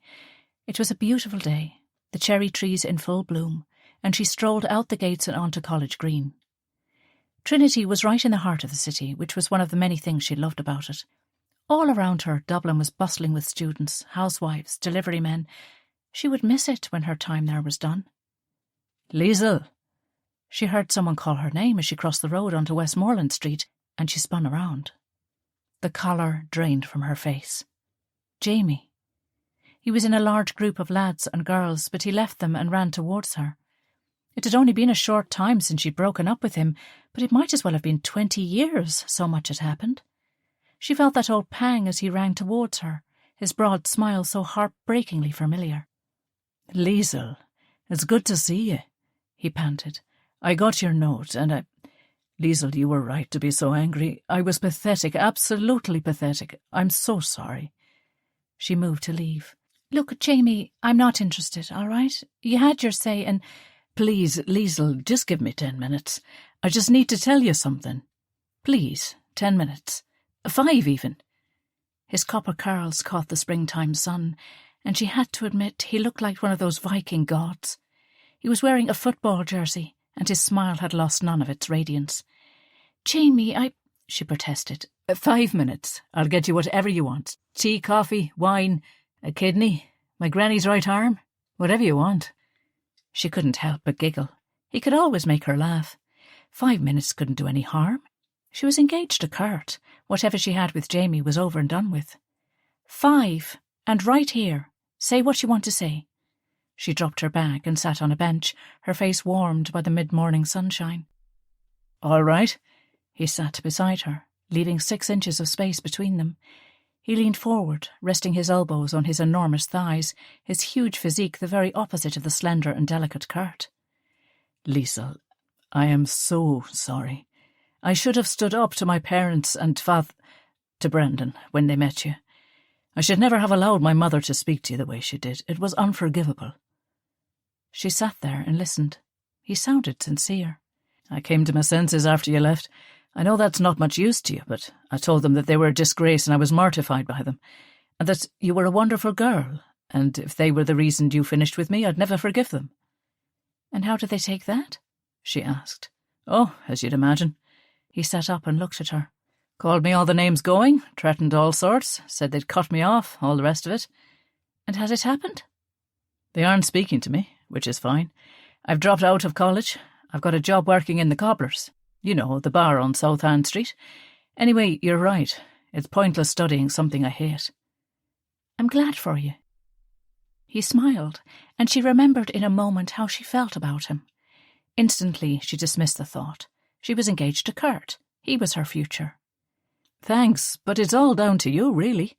So I've got a job, got rid of my horrible family, and all that's left is hopefully win back the most wonderful girl in the world.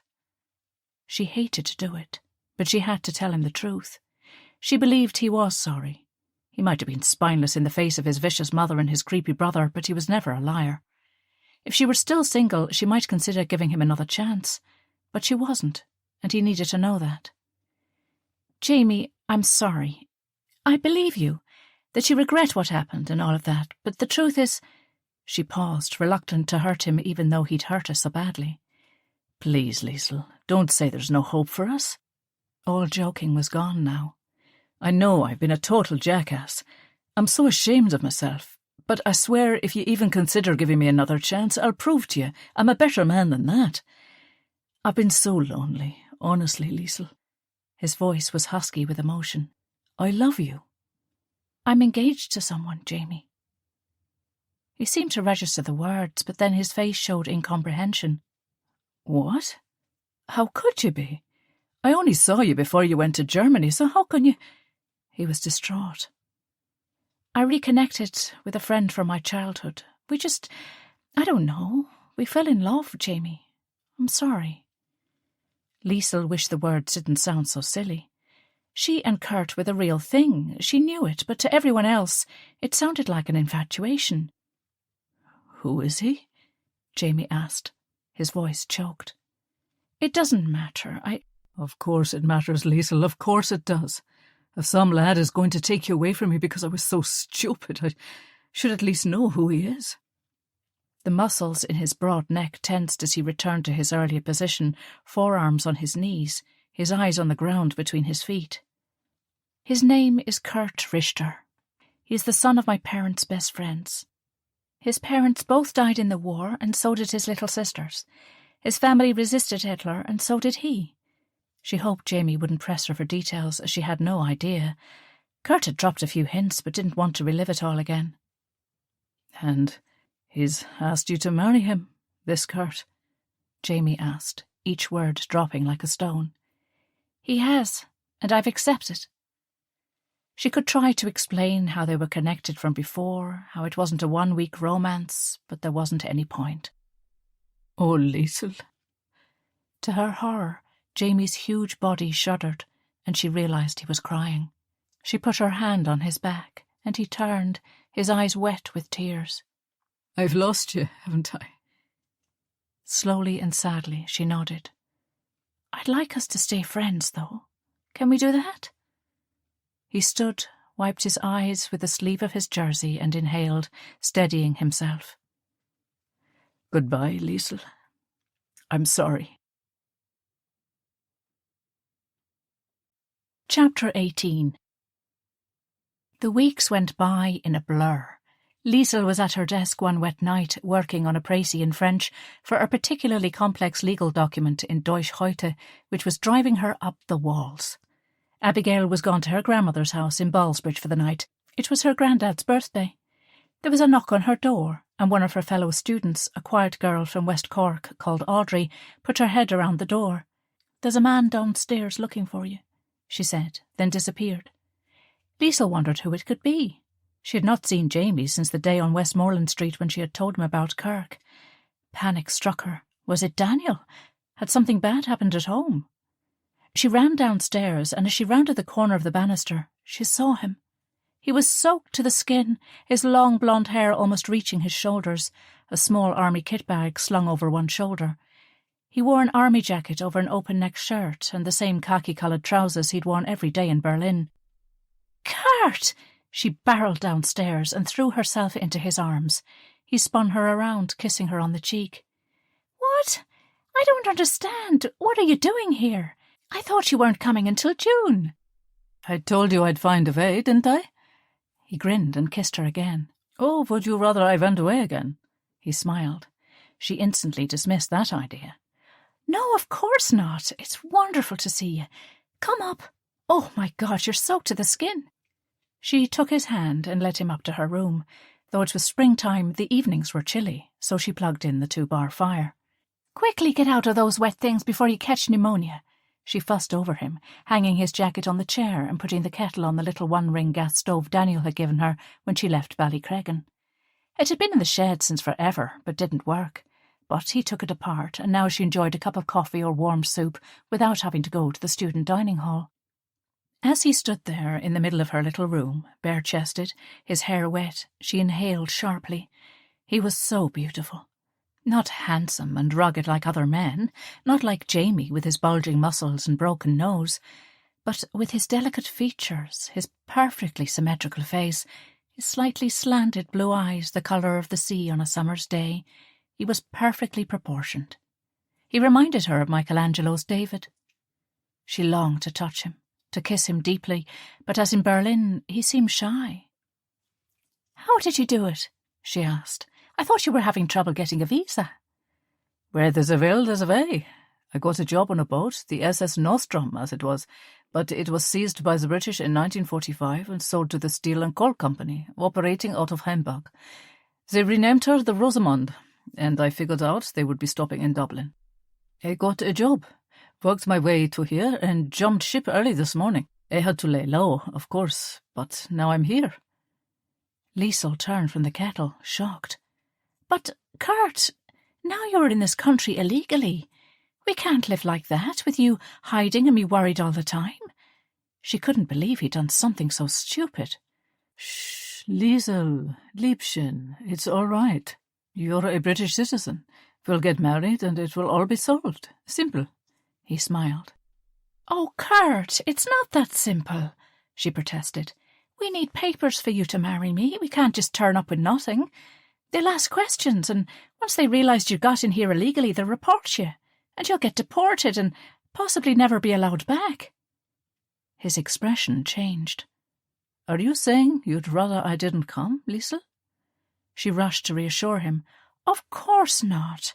I would just have preferred if you waited until you had the right visa or whatever you need. This complicates things.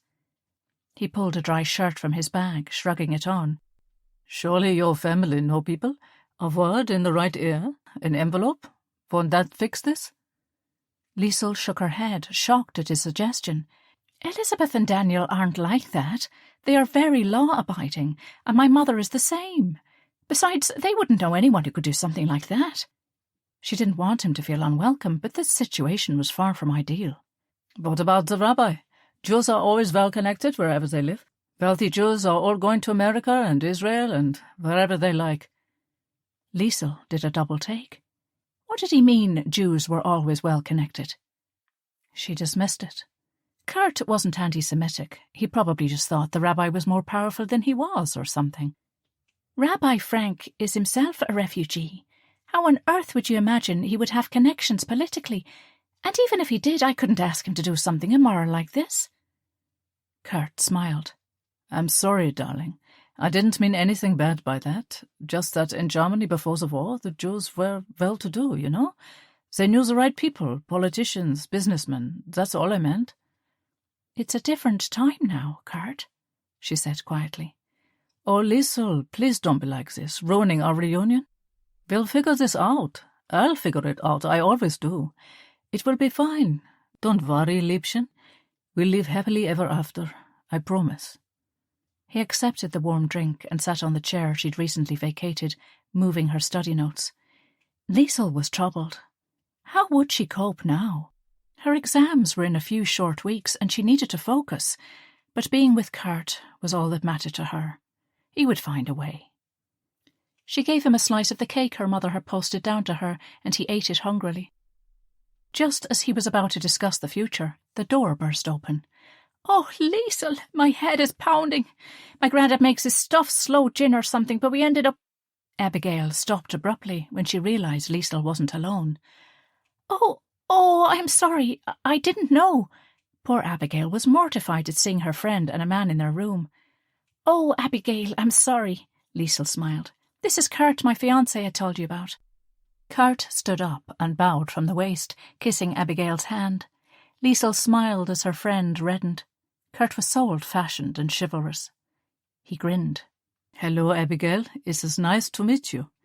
His English was halting and heavily accented, but she loved him for trying. Hello, Kurt, Abigail smiled, recovering from the shock. Welcome to Dublin. Ah, yes, danke. Thank you. Right, well, I'll let you two at it. I'll go for some coffee in the rec. Abigail gave Liesl a meaningful look. Thanks, Abigail, Liesl said, her cheeks burning. This was not how she would have liked to introduce Kurt to her friend. Despite the reconciliation on the boat and the letters they'd exchanged since, Liesl knew Millie didn't like Kurt, and she was adamant that Abigail and he would get along better. Abigail left, and Kurt smiled at her as his eyes locked with hers. He was so attractive. He took her breath away, and she couldn't wait to be his wife. Can she speak German? He asked. Who? Your chubby little friend, he said with a chuckle. Do you mean Abigail? Yes. Can she speak German? No. Why would she? I thought she might be studying German since you are, and she's a friend of yours, that's all. He shrugged. No, she's studying Italian and Spanish. But in first year we all took core classes together, then divided into specific languages in second year. By then we were friends, Liesl explained. Abigail is lovely. You'll like her, and I'll explain to her to speak slowly at first. So your stupid German boyfriend can understand, eh? He smiled, but she heard a sharpness in the words. Kurt, please don't be prickly. Abigail is one of my best friends, and I really want you two to get along.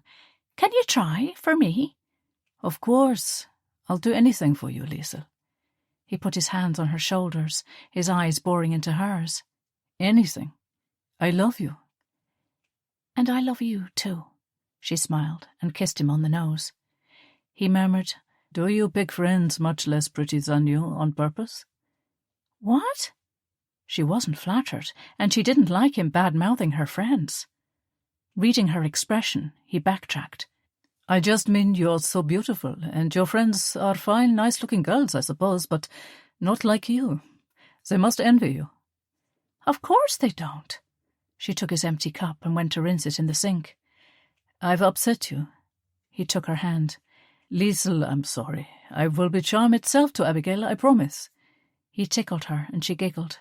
I will do my best Irish accent, and I'll speak that infernal English language, though it makes no sense, and she will love me, and I will like her, because she is my soon-to-be wife's friend, all right? Well, there's no need to get carried away. Just be nice is all I ask. Of course. He clicked his heels and bowed from the waist again, and she hugged him, laughing. Now, what are we going to do with you? She wondered aloud. I suppose I could ask Abigail to bunk in with one of the others, and if nobody saw you— Liesl! Kurt looked shocked. We cannot sleep together until we are married, of course not. Besides, I would never risk your position here as a student. If they caught us, they might throw you out, and I would never forgive myself. I'll have to get a place of my own until we get married. But can you afford that? Rent in Dublin is expensive. Well, you know my situation. I have nothing, and coming here cleaned out whatever I had. But could you ask your mother? I'm sure she'd help me. After all, she'd regard me as a son after all our families have shared. Liesl flushed. She'd never lied to Kurt, but she'd never said she'd revealed his existence to her family either. Her face must have given her away. You haven't told them about me, have you? The sadness in his voice broke her heart. Are you not sure of me? Ashamed of me, maybe? She knew that feeling. That sense that the person you loved wasn't proud enough of you to tell their family. Kurt, I swear to you that's not it. Of course I'm not ashamed, but I didn't want to tell them before my exams. They'd worry and want to come to Dublin to discuss it, and I just needed to focus on my studies. I had every intention of bringing you home once it was all over. He shrugged, resigned to what he saw as her rejection. Listen, I have an emergency fund. There'll be enough money there to rent a flat, just about, for a few weeks until my exams are over. Then our life together can begin properly, all right? Stay here tonight. You can have my bed, and I'll sleep in one of the other rooms with Abigail. There's bound to be spare beds. There always is at this time of year, as lots of people go home to study without distraction once lectures are over. She knelt before him, stroking his hair. He nodded. All right, let's do that, darling Liesl. Chapter 19. She arranged to meet Abigail and a few of the others for breakfast the next day, and Kurt was fun and charming. His English had really improved since she'd left Berlin, and he told her and Abigail that he'd gone to the library and got some books out. He worked his way through them with a dictionary in his flat at night after work. Liesl felt relieved to see Abigail hanging on Kurt's every word. After breakfast, Kurt left her and Abigail to study for their finals and went out to explore the city. Liesl felt bad telling him that she needed the time, but her finals was so important, and she wouldn't throw them away for anyone. She thought that perhaps she should mention Kurt to the family now that he was here. She knew her mother would be delighted. Elizabeth and Daniel might be taken aback that it was so serious so soon, but she would convince them it was the right thing. Kurt and she were soulmates. He understood her in ways that she couldn't explain to anyone.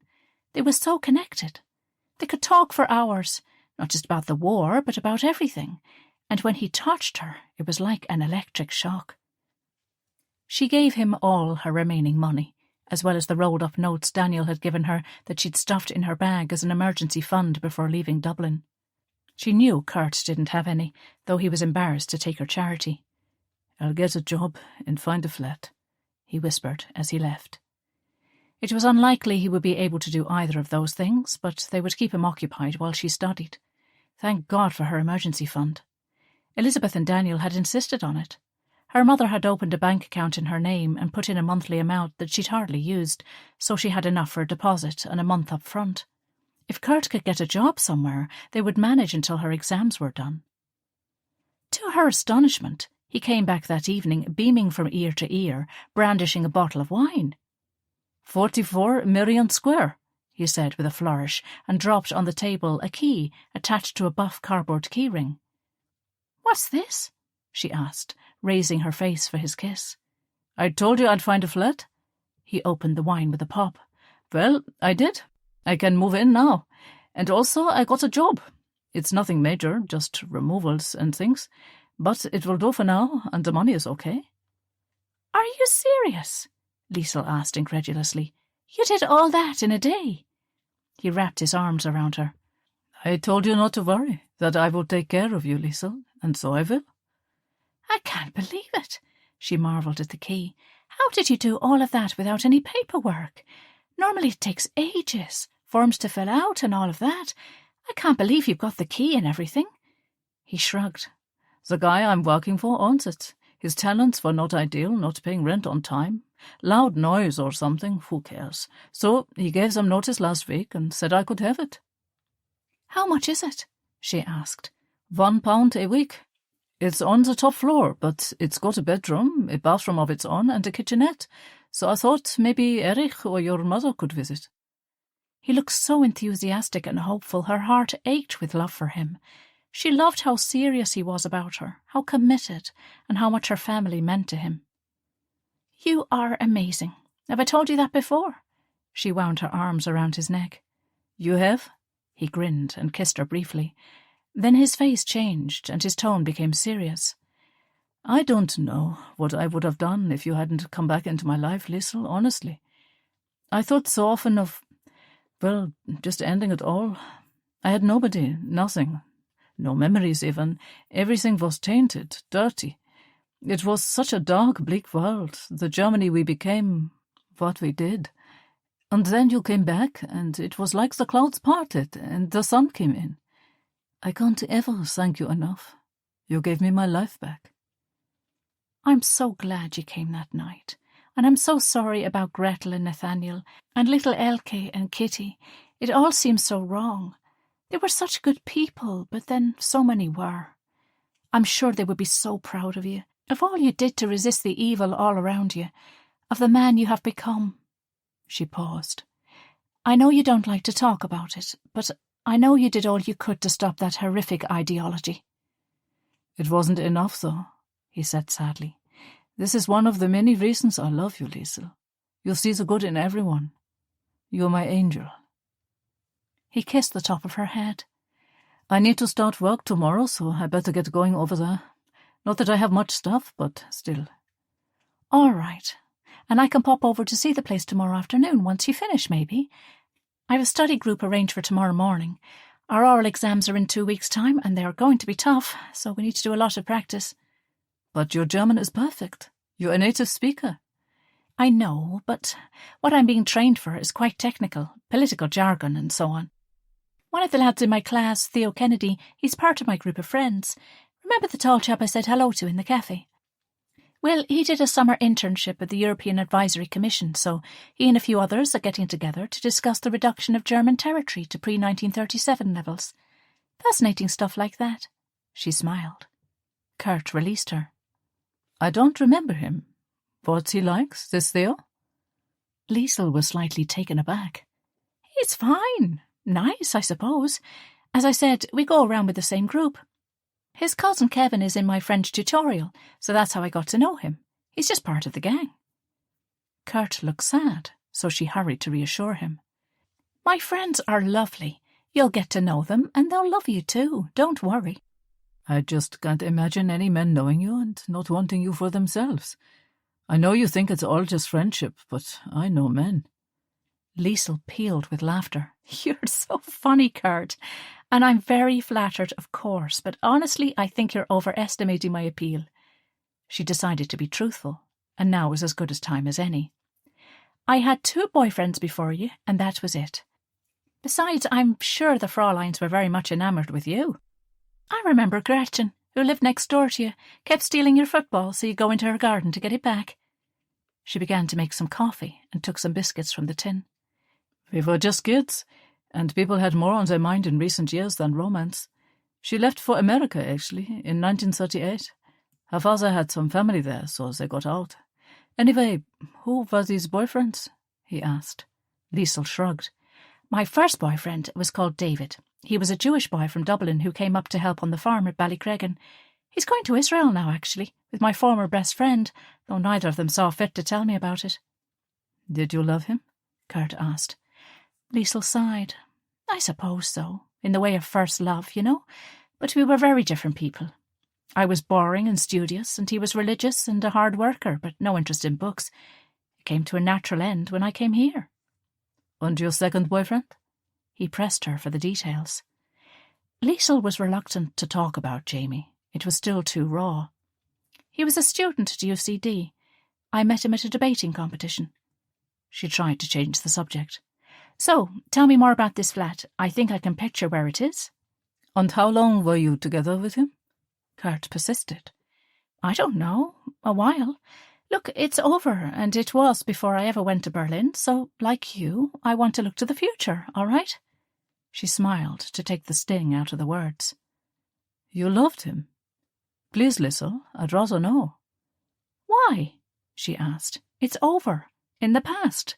I've moved on, and I'm with you now. Kurt looked troubled. I just don't want any secrets between us. I've told you all about my life since we last saw each other, and so I'd just like the same openness from you. Liesl resisted the urge to point out that not 5 minutes ago he was saying how the past was best left in the past, but she supposed this was different. All right, his name was Jamie. He's a very nice chap, and I did love him very much, but he let me down, and so I ended it. Even now the words hurt. Did he have another girl? Was that it? Kurt wasn't going to let it go. No, nothing like that. But his family didn't want him seeing a Jewish girl, and he should have stood up for me and didn't, so... She shrugged. Can we leave it now? Did he... How far did you go with him? Liesl blushed to the roots of her hair. She couldn't bring herself to tell Kurt she wasn't a virgin. Kurt, you don't want to talk about the past, and neither do I. It wasn't a proper grown-up relationship like you and I have. This is the real thing. I know that now, so please, let's just face forward. Sure, he smiled. Have you mentioned me to your family yet? He asked. I thought you might telephone today. No, remember I said last night I want to wait. It's just a few weeks. Please understand, Kurt. I will wait for eternity if it means I can be with you, Liesl. I'm just impatient, I suppose. These years after the war have dragged on with nothing to look forward to, no future, my past gone. I'm just excited to finally be doing something. Forgive me.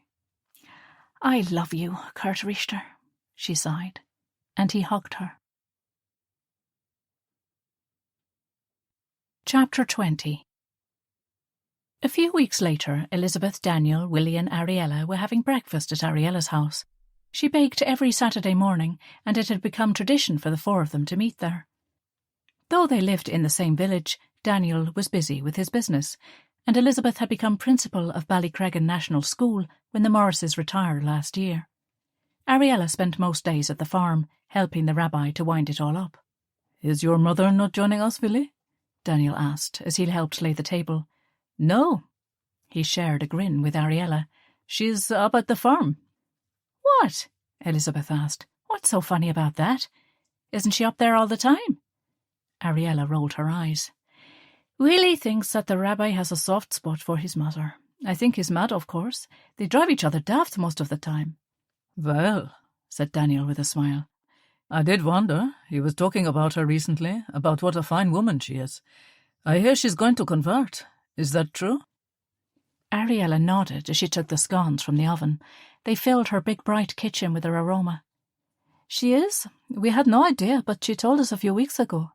She feels drawn, she said, and what with Willie and I being Jews and the rabbi and the children, I don't know, she feels like she wants to be a part of it, I think. But she spends a lot of time reading now. Great big tomes the rabbi gives her, and she's asking questions, so I think she's going to go ahead with it. And it would mean that she and the rabbi could... Willie added, and Ariella swiped him with a tea-cloth. "Will you stop that? If he heard you, he'd have something to say about it, Willie Braun. I think it's nice for them. They spend so much time together, and they are both curmudgeonly, of course, but they suit each other. I doubt it would go any further. They are both too old and set in their ways now, but it's nice that they have that companionship." Elizabeth and Daniel shared a glance. Ariella and Willie were another odd match. He was much younger than she was, and in lots of ways he was very boyish. He joked around a lot and loved to tease her, but they'd endured so much together. They were completely committed to one another. "So have you heard from Liesl recently?" Ariella asked as she poured tea from the china teapot into Elizabeth's cup. "I was going to ask you the same question," Elizabeth replied. "I got a letter when she came back from Berlin telling me about the competition and how she got on there. No mention of Jamie, so we'll assume that's finished for good, but nothing since. I suppose she's studying night and day, so I wasn't going to bother her, but it would be nice to hear from her." Worry creased Ariella's brow. "I got the same, and I asked Erich, but he's heard nothing either. And she normally writes to him every week. He tried phoning her house a few nights ago, but the girl who answered said she wasn't there. I hope everything is all right." "She's fine, I'm sure," Daniel reassured them. "You know how much these exams mean to her. She'll be so disappointed if she doesn't get a first, so she'll be stuck in the books." "How about we go to Dublin next week, Ariel? Just the two of us," Elizabeth suggested. "The school is closing for Easter on Friday, so we could maybe go Monday or Tuesday. Drag the girl away from the desk for an hour to have lunch with us. If we give her warning, she'll put us off, saying she needs to work, but the child needs to eat too, and if we just turn up, she'll have to come." "I'd love a trip to Dublin anyway. Let's do it." Ariella was thrilled. "I'll drop you to the train and pick you up afterwards if you like," Daniel offered. "I need to go to Belfast for parts anyway on Tuesday, and I've a job I've been putting off down there, so Erich and I could get it done if that would suit you." "Perfect, thanks." Elizabeth kissed his cheek. "How are Erich's big travel plans coming along?" Willie asked. Erich had finally told them of his plans to go to Bud's wedding, and they were thrilled for him. It was all he could talk about, and he was forever poring over maps and showing them the route he would take. The reason he'd not mentioned it to his parents until it was all arranged was he wanted to pay for it himself. He was determined to show them he was a grown-up now. He'd been working as hard as he could for months, with Daniel all day, then in the evenings doing any odd jobs around the village that needed doing. He'd been to the travel agent in Belfast and booked his ticket to Liverpool and from there to New York. He would then have to take a train to New Orleans, followed by a bus to Biloxi. He'd explained how he would travel through New Jersey, Maryland, the Carolinas, Georgia, Alabama, and finally Mississippi. Bud's wedding was at the end of June, and he would leave on the 1st to get there in plenty of time. "Did you hear Bud asked him to be a groomsman on the big day?" Elizabeth said. "I thought he'd burst when he got the letter. I think Bud is so thrilled he's making the effort. He wanted Erich to know how much it meant to him." "Did we hear?" Ariella answered with a chuckle. "It's his only topic of conversation." They all laughed. Erich was so excited. He couldn't resist telling everyone about his big trip and his American friend. "I wish I could meet this Bud. He sounds lovely," Ariella said. "Oh, he is," Elizabeth smiled. "I remember the day he arrived. Erich was only a little lad, and he and some of the others were playing football on the green. This Yank, as they called him, came over and joined in, and you'd swear 'twas Stanley Matthews himself had joined in the game. He said he wanted to learn German, so Erich offered to teach him, which of course gave him an edge on the other boys. Bud quickly became Erich's Yank, though in reality it was Liesl who taught him." "I can just imagine that." Ariella loved to hear stories of her children's lives while she was hiding in Berlin. "It's a pity Liesl can't go," Daniel said. "He'd love to see both of them. So Erich seems happy to do this on his own now that he's a grown-up man." Daniel smiled. To him, Erich would always be the little boy who followed him around adoringly. Erich had grown up, but he still believed Daniel had the answer to everything. "He's fine, but he'd rather she was going too, definitely," Elizabeth said, buttering a delicious scone. "They are so close, those two. He misses her so much." "He'll miss her more once she's qualified and goes off to work in Europe, presumably," Willie said as he topped up the coffee. The leg that he'd lost on the Eastern Front had been replaced with a prosthetic. He'd had it fitted at huge expense in London, and unless you knew, you would just say he walked with a slight limp. I know, Ariella sighed. I'm trying not to think about it. She's too bright and clever to clip her rings. She's got such an exciting future ahead of her, but there's a part of me that wishes she'd find a nice local farmer and settle down here. They laughed. Local farmers might have an eye for our girl, Daniel said, but she's not got any interest in them, I'm afraid, Ariella, so we'll just have to accept she'll be a visitor from now on. She seemed to like it in Berlin, based on the letter, anyway. Willie sipped his coffee. She did, Ariella agreed, and it was odd for me, thinking of her there. I know it's different now, but when I think of what it was like... Willie's hand covered hers, giving it a slight squeeze. She won't see any of that. It's all gone, he reassured her. Ariella nodded. I know, and I'm glad she got to go. It sounds like she didn't do much apart from the competition, though. She never said in her letter if she visited our old apartment or your mother's house or anything. Well, we'll get more details on Tuesday. Elizabeth looked at Ariella. Where will we go? The Shelburne or the Gresham? I don't mind. Maybe we could try Restaurant Jamais on St. Andrew Street. I read a wonderful review of it recently. Oh, yes, let's push the boat out. Elizabeth was enthusiastic. She'd always wanted to visit the famous French restaurant that was mentioned in James Joyce's Ulysses. The fine dining establishment had been a secret gem during the emergency, as the war was known in the south. Oh, no wonder we weren't invited, eh, Willie? Daniel joked. It would be fish and chips in Bischof's if we were going. Oh, the poor hard done by men. Ariella pretended to be sympathetic. Don't think we don't know that all the ladies of Ballycreggan are feeding you cakes and buns everywhere you go, like stray cats. Daniel and Willie chuckled. It was true. Willie was going to join Daniel and Erich in the construction business once the farm was wound up completely. They had enough business for three now that their reputation for good work and a reliable time frame was spreading.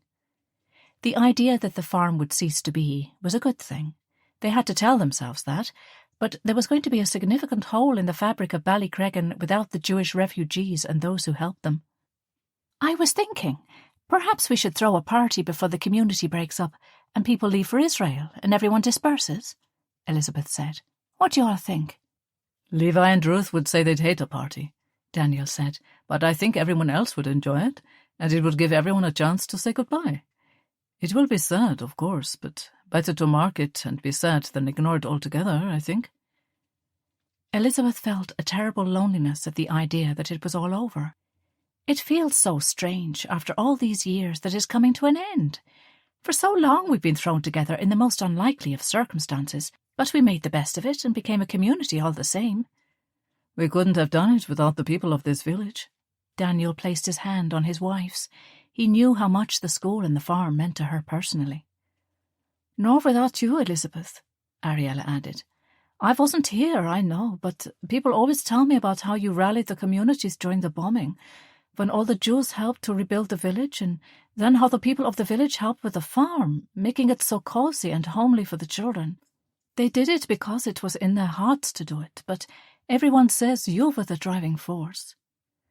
And I think this must be one of the few places in the world where you'd find a rabbi, a Catholic priest, and a Protestant vicar, all enjoying morning tea together in Maisie's shop. Willie smiled. Seeing that sense of friendship and respect for others' views has been the making of those kids. They are such a credit to all of you. They are proud of their own traditions, but don't see their way as being any better or worse than anyone else's. They all listened intently, as Willie wasn't one for serious speeches normally. That Kindertransport didn't just save their skins, he went on. It saved their spirits, too.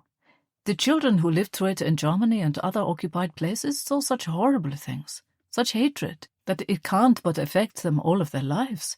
But here, they were raised in such tolerance and kindness. His voice cracked with the unexpected emotion of it all. You gave them a home, and me and Ariella too, and Liesl and Erich, and even my mother and a rabbi. It should be celebrated. You all should. Ariella moved closer to him, and he took her hand under the table. Let's plan it for late summer. Best chance of fine weather? Daniel suggested. They all agreed, and Elizabeth said she would ask Father O'Toole if they could have the party in the village hall. There would be no problem, as she knew he'd be happy to help. They'd ask him to make an announcement at Mass that all were welcome, as would Reverend Parks at the Protestant weekly service nearer the time. Elizabeth sat back as they talked out the details and smiled to herself. How her life had changed, and while she saw firsthand the ravaged lives in the aftermath of the Nazi ideology, the war had given her children, a husband, and dear friends. She thought back to her little life as a widowed schoolteacher in Liverpool before the letter from Ariella begging her to take her children, the son and daughter of a cousin she'd never met. She didn't hesitate, because it was the compassionate thing to do. But what started out as an act of mercy on her part had proved to be the key to a rich life, full of love, challenge and fulfilment. Everyone in Ballycreggan had been through so much, individually and collectively, but the adversity had united them all, men and women, children and adults, Protestants, Catholics and Jews. Hitler was burning in hell if there was any justice, and his abhorrent vision for the world had wreaked havoc undoubtedly, but in the midst of it all, the world showed the best of itself. The kindness, the bravery, the altruism, the humour, all of it showed the world what it was to be a human being. Nationality, language, skin, colour, religion, none of that mattered. People just saw each other as people, with hearts and minds and spirits. She'd lived through bombings. She'd found a warm, friendly community, and most importantly, the war gave her Daniel, Liesl and Erich. She knew that she was a very lucky woman. "What will become of the rabbi, do you think, after all of this, when the farm is closed?" Elizabeth asked. Though she and Rabbi Frank respected each other deeply, she wasn't a Jew, and he tended to confide more in the Jewish men. He was getting on now, in his 70s at least, and he'd made such enormous concessions over the years. He would have been very traditional, a Hasidic Jew, but when he found himself the caretaker of all manner of children, many of them from secular backgrounds, he rose to the challenge beautifully. Though he was serious and devout, he was loved by the children because they knew without a doubt that he cared so deeply for each and every one of them. Ariella worked closely with him, corresponding in several languages with agencies all over Europe trying to repatriate the children. She passed her talent to her daughter. Liesl astonished everyone by even getting the highest marks in her class in Irish, which she took as an elective subject when she went to university. She'd never studied the language before in her life. Frau Braun and Ruth ran the house, took care of the cooking and cleaning and managed the hens and vegetable gardens, and Willie did most of the maintenance. But it was Ariella who worked tirelessly with the old rabbi. "He will probably go to Israel, I would think," Ariella speculated. "I haven't asked him, and he hasn't said for sure, but his wife died years ago, and they have no family, so I think when the farm closes, he'll retire to Tel Aviv. He has lots of contacts there." "It's hard to imagine him retiring.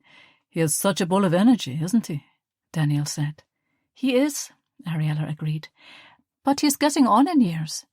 Though he hates the sun, so how he'll fare on the Middle Eastern skies, I don't know. And the paperwork, drives him up the walls. Another thing for him to moan about, I suppose." She grinned.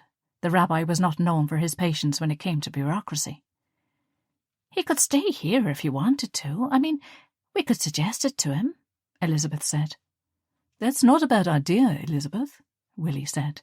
"I know everyone assumes he'll go to Israel, and maybe he will, but his home is here. His life is the farm, but there are going to be a few Jews around here for years to come. All of us, the children who stay, as well as the Jewish community in Belfast." "Well, do you think I should mention it?" Daniel asked. It went without saying Daniel would be the one to speak to him on any such matter. The two men were close friends, and Rabbi Frank had been Daniel's spiritual teacher from the moment the two men met. Daniel embraced his Jewish identity, despite coming late into the faith. Because of his upbringing, he didn't accept all the rules, and he and the rabbi frequently clashed on points of doctrine.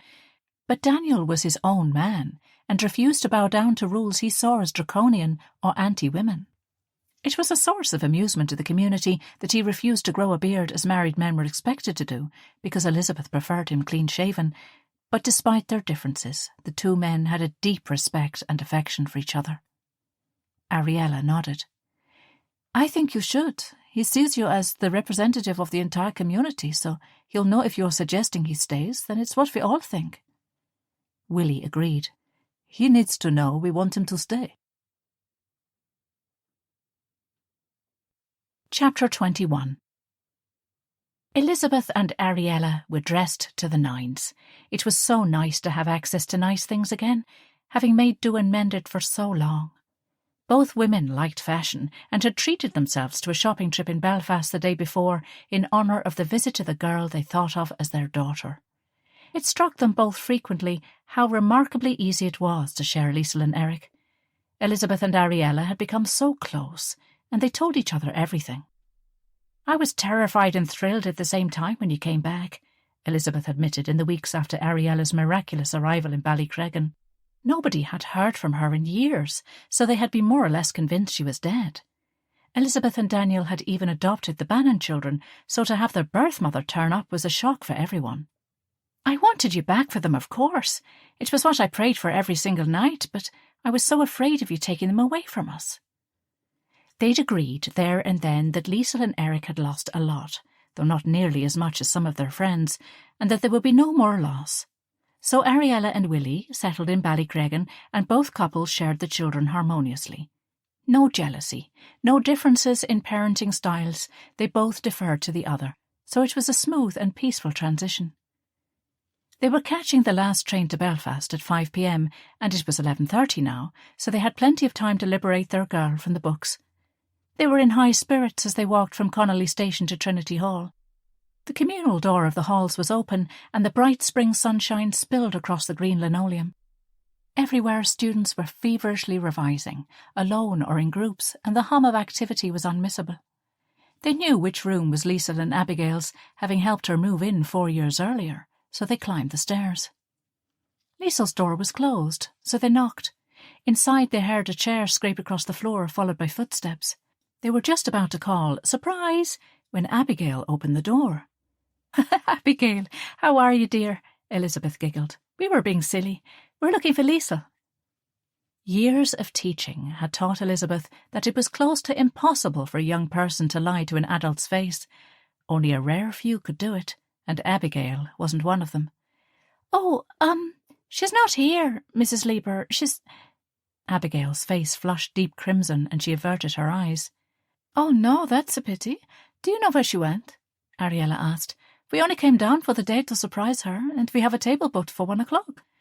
She's with her boyfriend, I think." Again, Abigail paused, biting her lip. "So, is she back with Jamie? Is that where she is?"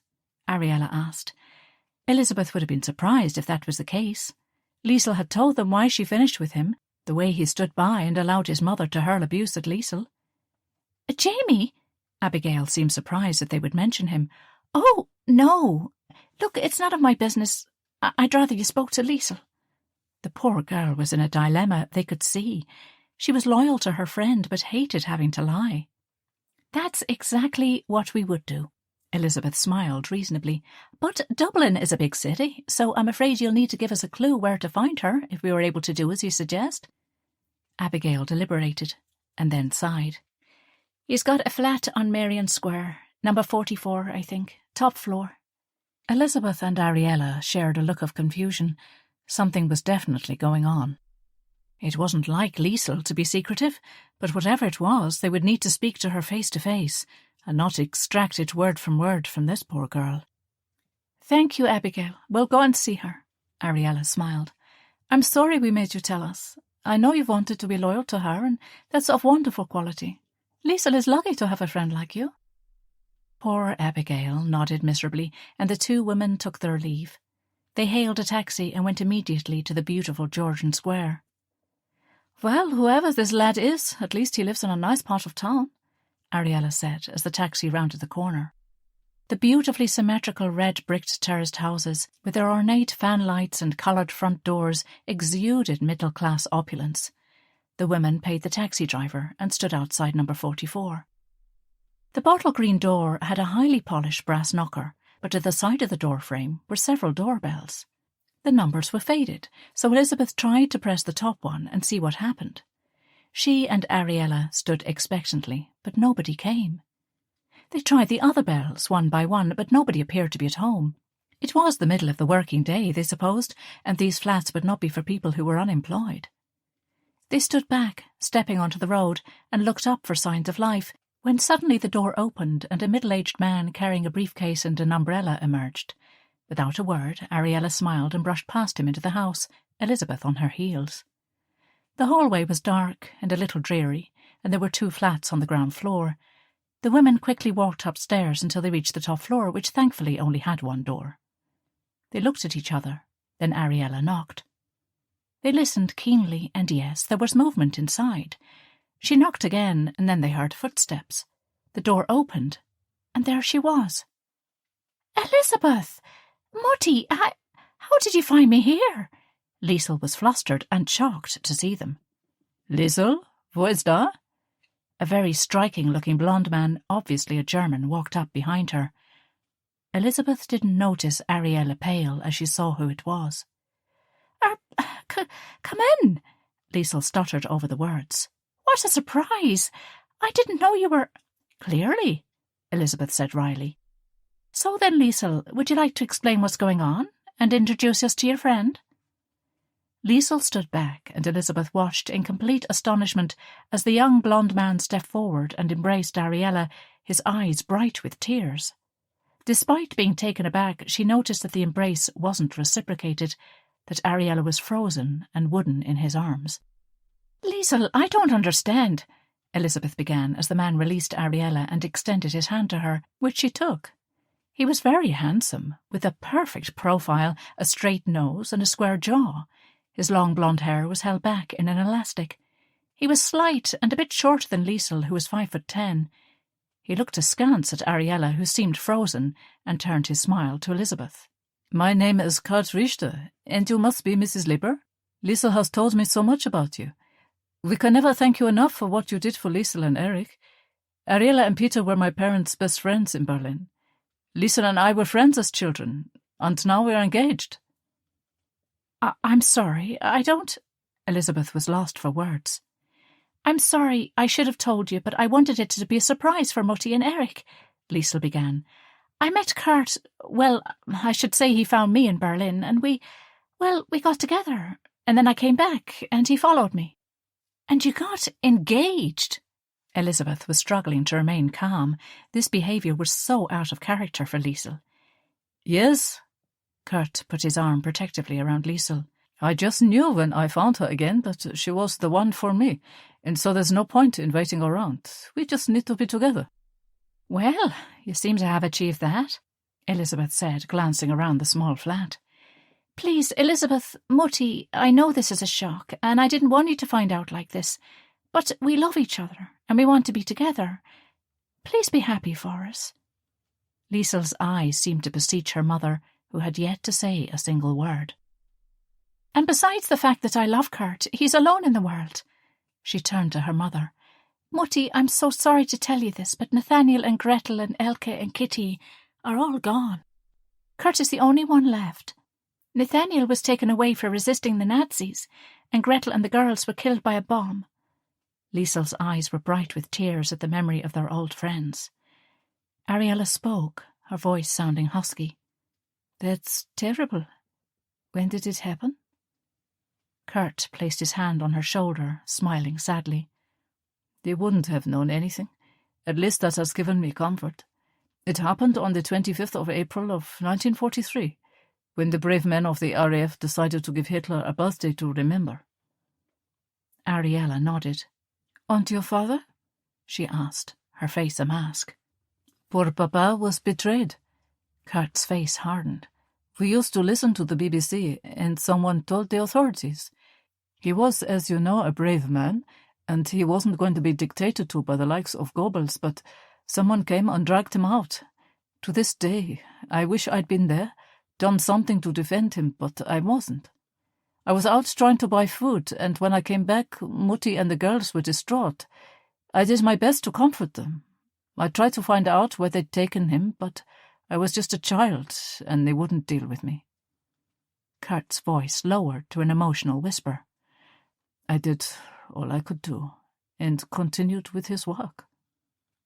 Ariella nodded, but said nothing. "He would have been so proud of you, Kurt." Liesl stood by his side. "Your father is the reason Erich and I survived. Isn't that right, Mutty?" "He is," Ariella said. but her voice sounded distant, not herself. Elizabeth assumed it was the shock of learning the fate of her dear friends. "And he would have wanted you, Kurt, to carry on what he started," Liesl went on. "It was because of people like you and him and Frau Braun and Willie that Mutti survived." Kurt nodded and put his arm around her. The four of them stood there, a strange tableau, in silence for a moment. "Well, Kurt, it's lovely to meet you, and welcome to Ireland." Elizabeth decided to take control of the situation. "Now, we've a table booked for lunch at 1 o'clock at the restaurant Jamais, so would you mind if we whisk Liesl away for an hour?" Liesl looked uncertain. "Perhaps Kurt could join us?" "Oh, certainly, another time. If he's going to be part of the family, there'll be lots of reasons to celebrate in the future, I'm sure. But we had hoped for a girls' lunch, if you don't mind, Kurt." Elizabeth smiled sweetly, and the German had no option but to agree. "Of course," he said, though his smile didn't reach his eyes. "I must report for work anyway. It's my first week, so I'm trying to make a good impression." "Very wise," Elizabeth said dryly. "Now, ladies, shall we go?" Chapter 22. Elizabeth led the way from the taxi to the table, following behind the liveried waiter. She and Liesl had prattled meaninglessly in the taxi, but Ariella had not said a word. Whatever was going on, it was something very serious. She'd never seen Ariella so rattled. Liesl was aware of her mother's odd reaction, and Elizabeth could see the girl was nervous. Once the three women were seated and the waiter had taken their order for 3 gin and tonics, given by Elizabeth without consultation, they sat for a moment in silence. Realising neither Liesl nor Ariella was going to speak, Elizabeth began. Something was wrong here. It could be the news that her friend didn't survive the war, but Elizabeth had a gut instinct that it was something else as well. "Right, how about we start at the beginning, Liesl?" She smiled kindly.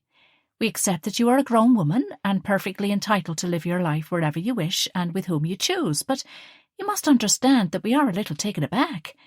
We're happy for you, if that's what you want, of course, but it's just a bit, well, unlike you, if you don't mind me saying." Liesl glanced at her mother, who was sipping her drink and keeping her eyes on the immaculate white linen tablecloth. The decor of the long room was exquisite, and normally they would have been admiring the surroundings, but they had other things on their minds. Liesl sat beside Elizabeth and opposite her mother, and now gave Ariella a nervous glance before speaking. "I should have told you, I know I should, but my plan was to finish my exams and then bring Kurt to Ballycreggan. I thought it would be a lovely surprise for you, Mutti, to know that one of the Richter family at least had survived. Even if Kurt and I hadn't fallen for each other, I would have thought that you would have been delighted to see him." Liesl addressed her mother. The silence hung heavily between them. "Mutti, what's wrong?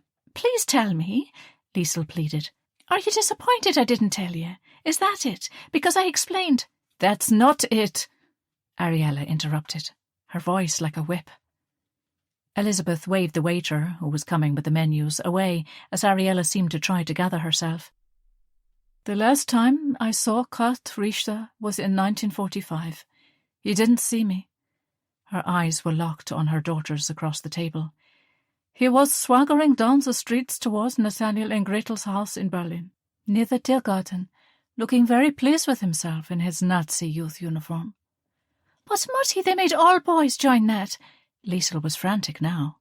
"Auntie Gretel made him join after Uncle Ned—" Ariella held up her hand to stop her. "They did, but I'm afraid your boyfriend took to it like a duck to water." She swallowed. Clearly the memory of their last encounter was something more than a mere passing in the street. "But, Mutti—" Liesl tried again. "Let her speak, Liesl." Elizabeth put her hand on Liesl's arm. "I was a Jew, alone in the city without a friend, and I thought perhaps Nathaniel and Gretel could help me. Frau Braun told me I needed to get out of her house because the Nazis were going to use it for billeting bombed-out families and soldiers back on leave. It was too dangerous for me to stay in the attic. I had nobody to turn to except Nathaniel and Gretel. Peter was gone, friends from the synagogue had long been rounded up by then, and people I saw as neighbours all seemed to be supporting the regime, so it was too risky to approach anyone else. I went to their house. They were Aryan, not that any of that mattered when we were friends. Their house was visible from the Tiergarten, so I just watched and waited. I eventually got up enough courage to knock on the door. And when Gretel answered, she nearly jumped out of her skin. She looked terrible, worn and haggard, and she blurted that Nathaniel was gone and that I should leave. She more or less closed the door in my face, but it wasn't that she didn't want to help. I know that. She was simply terrified. Ariella took a sip of her drink, and Elizabeth saw the tremor in her hand. This was in 1945. Kurt said his mother had been killed in 1943. Something was wrong. I begged her to talk to me, so she whispered that I should come the next day, and then she was gone. I walked back into the park, and as I stood there, trying to imagine where I could go or what I could do, that's when I saw him. He walked down the middle of the pavement, almost causing an older man to be pushed into the traffic. Her breath was ragged now, her normal stoic demeanour gone. "Go on," Elizabeth encouraged her. Ariella spoke so rarely of those days that nobody but Willie and Frau Braun knew what had really happened. "Well, then, when I went back there, I had to go round the back, and Gretel let me in. Kurt and his sisters Elke and Kitty were out at the various Nazi youth groups, and she told me then." Ariella glanced at Elizabeth, their eyes locking for a moment. "Kurt was the one who denounced his father. He's the reason Nathaniel was picked up and sent to a camp.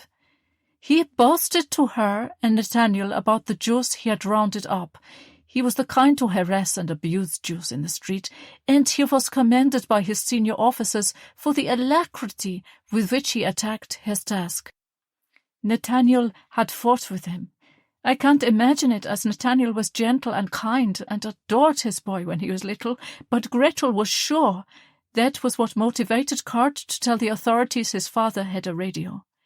She said he smirked when Nathaniel was dragged from her arms. He enjoyed watching it and mocked her grief afterwards. She was so terrified of him, her own son. She said he beat her and his sisters and threatened them all the time that he would have them taken away too. She lived with that boy Liesl now thinks she loves, but she was afraid to death of her own child."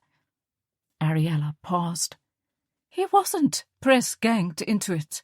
And any stories that she told you about involvement with the resistance, well, I wouldn't accept them as truth. Kurt Richter was a true and loyal Nazi and loved every minute of it."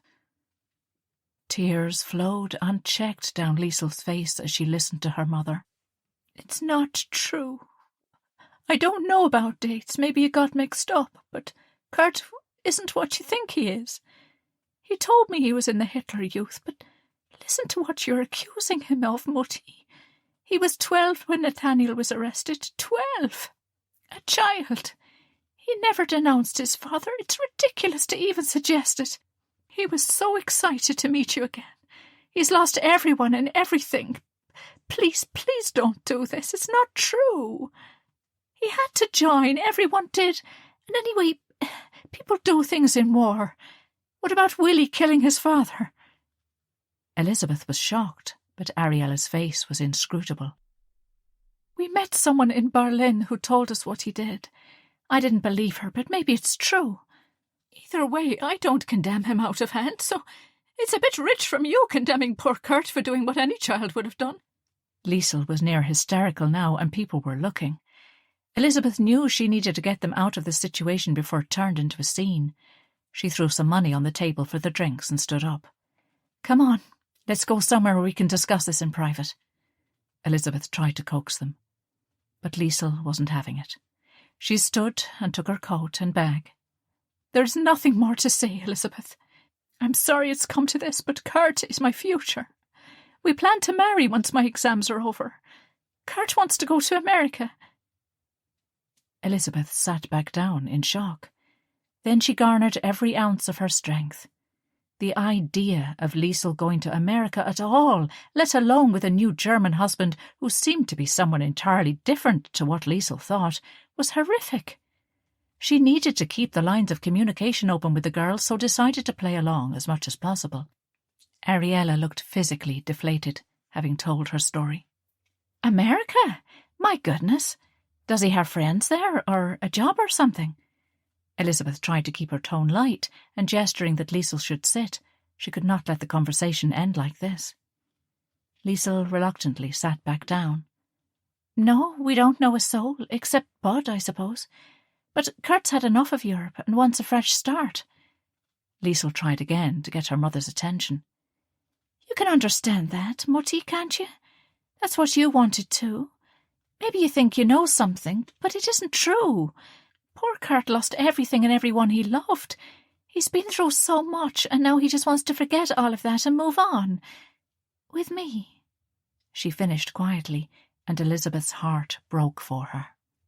Suddenly she was in Liesl's shoes, younger even, just 18, and her mother had cut her off for marrying a Jew.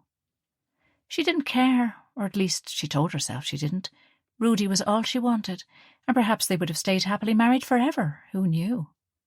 The Great War had different plans, and poor Rudy was killed on the morning of the 11th of November 1918. Elizabeth had been angry for so long. His needless death happened after the armistice was signed, but before the ceasefire was announced. Someone thought it would look nicer in the history books, 11 a.m. on the 11th day of the 11th month. She was a young girl then, in love and carrying her first child, which she later lost to miscarriage. A thought struck her. Was Liesl pregnant? Was that the reason for the sudden rush to marriage and all the secrecy? Darling, you know you can tell us anything. Elizabeth tried to sound reassuring. Anything at all, and we won't be shocked or horrified. We've both made decisions in our lives that our parents mightn't have agreed with, so please, if there's anything you want to tell us, please do, without fear of any negative reaction from us. Liesl smiled sadly. I'm not pregnant, Elizabeth. Good, Ariella said, the first unprompted word since she'd finished speaking. At least that. Mutty, please trust me, Liesl begged, the anguish badly disguised on her beautiful face. Can't you give him the benefit of the doubt? For me? To Elizabeth and Liesl's astonishment, Ariella stood up, forcing her chair to scrape noisily on the polished parquet floor, and simply mumbled, I will not let that monster ruin your life, Liesl. No matter what it takes, I will stop him, even if you hate me forever for it. She grabbed her bag and coat. I'll see you on the train, Elizabeth. And she made her way quickly out of the restaurant. Let her go. Elizabeth placed her hand on Liesl's arm as she was getting up to follow her mother. They were now, undoubtedly, the floor show. Elizabeth desperately wanted to go after her friend, but her poor, broken-hearted daughter needed her more. Ariella was tough and had been through so much. She would be all right. Elizabeth would find her later and discuss everything, but poor Liesl was so sad and deflated she couldn't just abandon her. She led Liesl out onto the street, and together they walked. Elizabeth knew Ariella was telling the truth. She just knew, on a deep, intuitive level, but she needed more than ever to keep Liesl close now. If this Kurt had her so wrapped up in him, she needed to keep the lines of communication open. Though there was no doubt in her mind the engagement was a terrible idea, she encouraged Liesl to talk about him. Tell me about Kurt, she said, as they walked along arm in arm. You don't believe all those awful things Mutty said, do you, Elizabeth? Liesl pleaded. You know me better than that. If Kurt was what she said he was, I'd know. And he's just not like that. I think she thinks it's true, Elizabeth said diplomatically. She could not afford to have Liesl think she was taking sides. Liesl's eyes lit up as she told her the tale of the night of the quarter-finals, the instant connection, the tramping all over Berlin.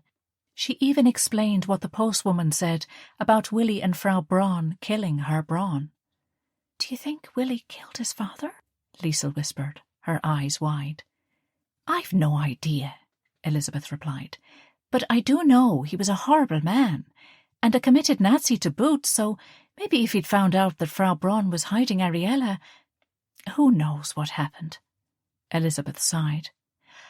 I remember about 2 years ago, you know the McGovens that live out on Hawthorne Road? Liesl nodded. Mr. and Mrs. McGovern were silent people, but they came into Ballycreggan for service and to get a few groceries once a week. I do, Mrs. McGovern always reminds me of a little bird, and he had that big booming voice. Well, apparently Willie was doing a job out there. Daniel asked him to go because he was stuck on another job in Bangor, and Erich was with Willie, that's how I know. They were fixing a leak or something, and they saw Mr. McGovern be rough with his wife. Apparently Willie hit him a belt that nearly knocked McGovern into next week, and when McGovern threatened him with the police, Willie said everyone, including the police, knew he beat his wife and that he'd better not do it again. Really? Liesl was astonished. Willie was not an aggressive man at all. She couldn't picture it. Well, according to Erich, on the way back, Willie said his father had beat his mother and he couldn't do anything when he was a boy, but as soon as he was older, he did. So you think it might have been Willie who killed his father? Liesl was even more incredulous now. As I've said, I've no idea, but it's probably all best left alone anyway. No good will come of digging up that bit of the past. It sounds like no matter who did it, he was no loss to the world, so we won't shed any tears for him. Liesl exhaled. If it is true, then it makes it even worse that Mutti is being so horrible about Kurt. I wish I had the answers for you, darling. I really do. But I haven't a clue, Elizabeth said wearily. Chapter 23. Elizabeth left Liesl to return to her halls and made her way to the station. Elizabeth had managed to glean from Liesl how she and Kurt got together, and had even heard about the fallout and reconciliation with Millie. Whatever lies he'd spun, he certainly seemed to make Liesl happy, so she encouraged the girl to talk about her newfound love. Information was power. The train was at 5 p.m. Elizabeth scoured the platform for her friend, but of Ariella's distinctive red hair there was no sign. She walked the length of the train, finding her in the last carriage. "Are you all right?" Elizabeth asked, settling herself beside her friend. "We have to get her away from him somehow." Ariella was determined. "He's an awful person, but she isn't the first woman to be charmed by a liar and a manipulator. He exploited her most precious thing, her childhood memories of her father, and used them to his advantage. So that's why she's so obsessed with him. She feels he understands. But, Elizabeth, I didn't put her on that train, and you didn't raise her to lose her to a monster like Kurt Richter. We can't let it happen. If I have to kill him with my own hands, I'll do it." Ariella was frighteningly intense. Elizabeth rarely saw that side of her friend's character. Once or twice, when relatives rejected their Jewish refugee children, she'd seen flashes of cold fury, but never like this. Elizabeth nodded. "Well, we must not be hasty or do anything rash, and all the talk in the world won't get her to leave him. She's convinced we have him wrong. I've seen it before. She's under his spell, and we have to be careful. The last thing we want is to drive her further into his arms. So, in theory, I agree that we need to do something, but we must be careful. If they up and go to America, we may never find her." The train journey was long, and all the way home they tried to make sense of the day. Whichever way they went around it, they had to acknowledge that Liesl was an adult and entitled to be with whomever she chose, but there was no way they could allow this. Eventually the train pulled in, and to Elizabeth's relief her husband was on the platform. "Had a nice day wining and dining while I was slaving away?" he joked, kissing her, then taking her bag. "No," Elizabeth said wearily. "We didn't." On the way home they told him everything that happened, and he was as concerned as they were. As they drove into Ballycregan, the village was in darkness. "We need to tell Willie," Ariella said, as Daniel slowed down for their turn-off. Daniel swung the car up the avenue to their house. "Can you both come in?" Ariella asked. "We need to make a plan together." Daniel followed Elizabeth into the sitting room. Willie had lit the fire, and there were 2 tumblers and an open bottle of whiskey on the coffee table. "Can I get you a drink?" Willie offered, taking 2 more tumblers from the sideboard. "It looks like we're going to need it," Daniel said, accepting the glass. Willie poured a generous measure, first for Elizabeth and then for Daniel. "What's up?" Willie asked, noting his wife's stricken face. Ariella told him, then she, Daniel, and Elizabeth sat down as Willie refreshed their glasses. He perched on the arm of the chair where his wife sat, his hand on her shoulder. Only the ticking clock on the mantelpiece and the crackling logs in the fire made any sound. The four of them sat still, absorbing this new reality. "Is there any way Gretel could have got it wrong?" Daniel asked gently. "I'm not doubting you, but all you saw was him on the street after what his mother said?" Ariella shook her head. "She adored him. It killed her that he'd gone the way he did." "I think Ariella's right," Willie said. "But I could easily check with some people I knew who were involved in resistance, see if they knew of him. Berlin is a surprisingly small place, really, and if he was involved with our side, someone would know." "So he spun Liesl a load of lies to worm his way into her affections?" Daniel spoke with cold fury. Liesl Bannon might not have been a blood relative of his, but she was his daughter in every single way that mattered, and he would not sit by and allow her to be treated like that. "Yes," Ariella whispered. "He told her that Nathaniel was picked up. That part was true, but not that he was the reason. But he said that Gretel and the girls died in a bombing raid in 43. I spoke to her in 1945, so that's not true." "So what do we do?" Elizabeth asked. "Well, I'm for going down there and ripping his head from his shoulders," Daniel said darkly.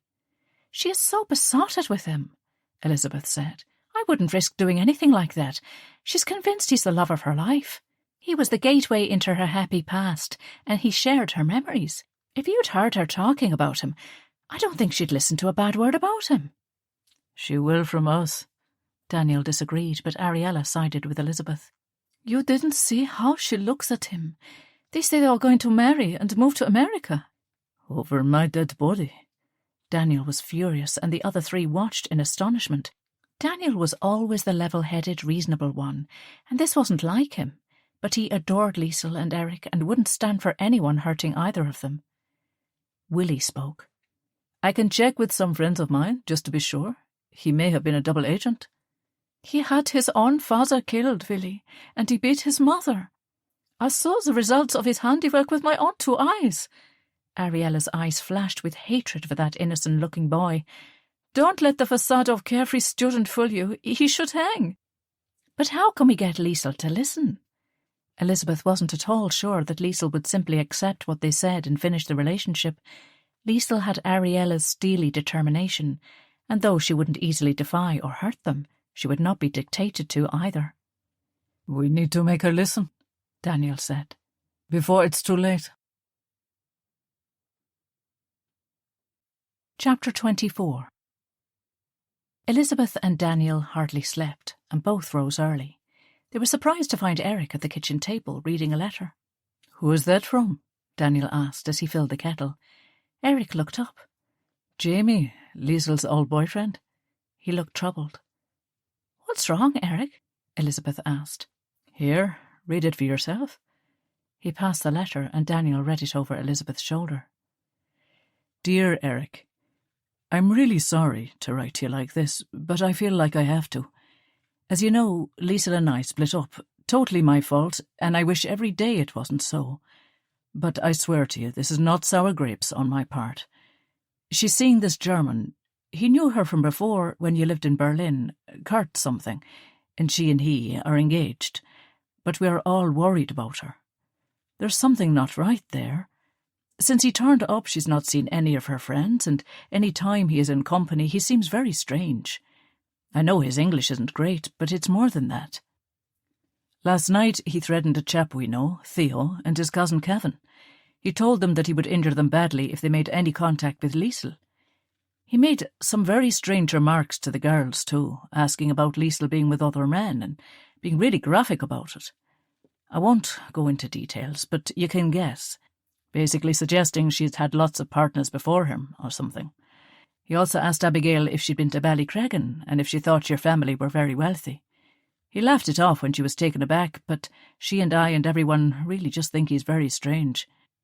Liesl mentioned to Abigail that a friend of hers, Millie, had said that Kurt wasn't all he seemed, so Abigail found her address and wrote to her. She, too, was really worried, and her boyfriend Felix is sure Kurt is bad news, too, so they've come over to Dublin.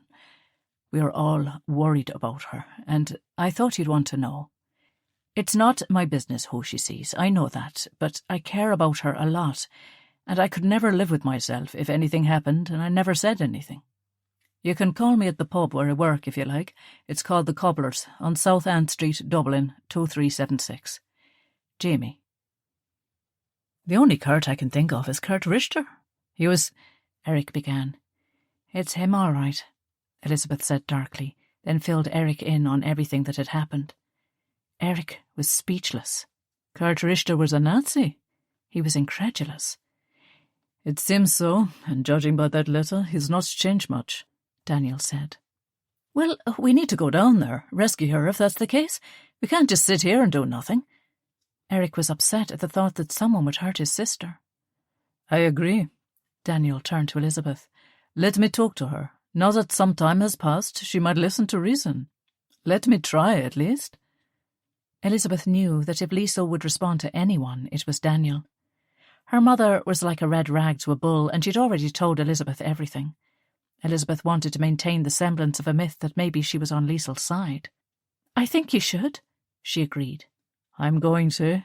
I'll find Jamie, see if we can do something, Erich said. Okay, let's go. Daniel shrugged on his jacket and took the car keys. Tell Ariella what I'm doing. I hope she doesn't think I'm going over her head, but I have to sort this out. I will. Be careful. She kissed him and hugged Erich, and they left. Daniel and Erich split up in the city as Erich went in search of Jamie and Daniel went to Liesl's halls, but she wasn't there. They'd arranged to meet in Jamie's pub in 2 hours. Daniel knew where to find Liesl, so he went straight to Merrion Square. Luckily, a janitor was sweeping out the hallway, so he waited until the man's back was turned and ducked into the building. As he climbed the stairs to Kurt's flat, he tried to rehearse what he was going to say. He hoped to see Liesl alone, but he could handle Kurt if things got nasty. He knocked on the door, but there was no sound from inside. He tried again, but still silence. Glancing over the banister down to the deserted bottom floor and realising the janitor was gone and the door closed, Daniel took out the Swiss Army knife he always carried in his pocket and managed to pick the simple padlock. There was nobody inside, so he had a quick look around. There was a single bed, made neatly, and an army kit bag on the bed. Apart from that and a few bits of delf, the flat was empty. He lifted the bag. It felt strange. Something was rattling around in the bottom, though when he looked inside it only seemed to contain a few items of clothing.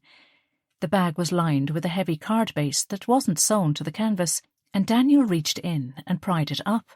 He was right. There was another compartment underneath the clothes. He didn't want to alert Kurt by tearing the bag, so he thought if he could extract the contents without damaging the bag, he would.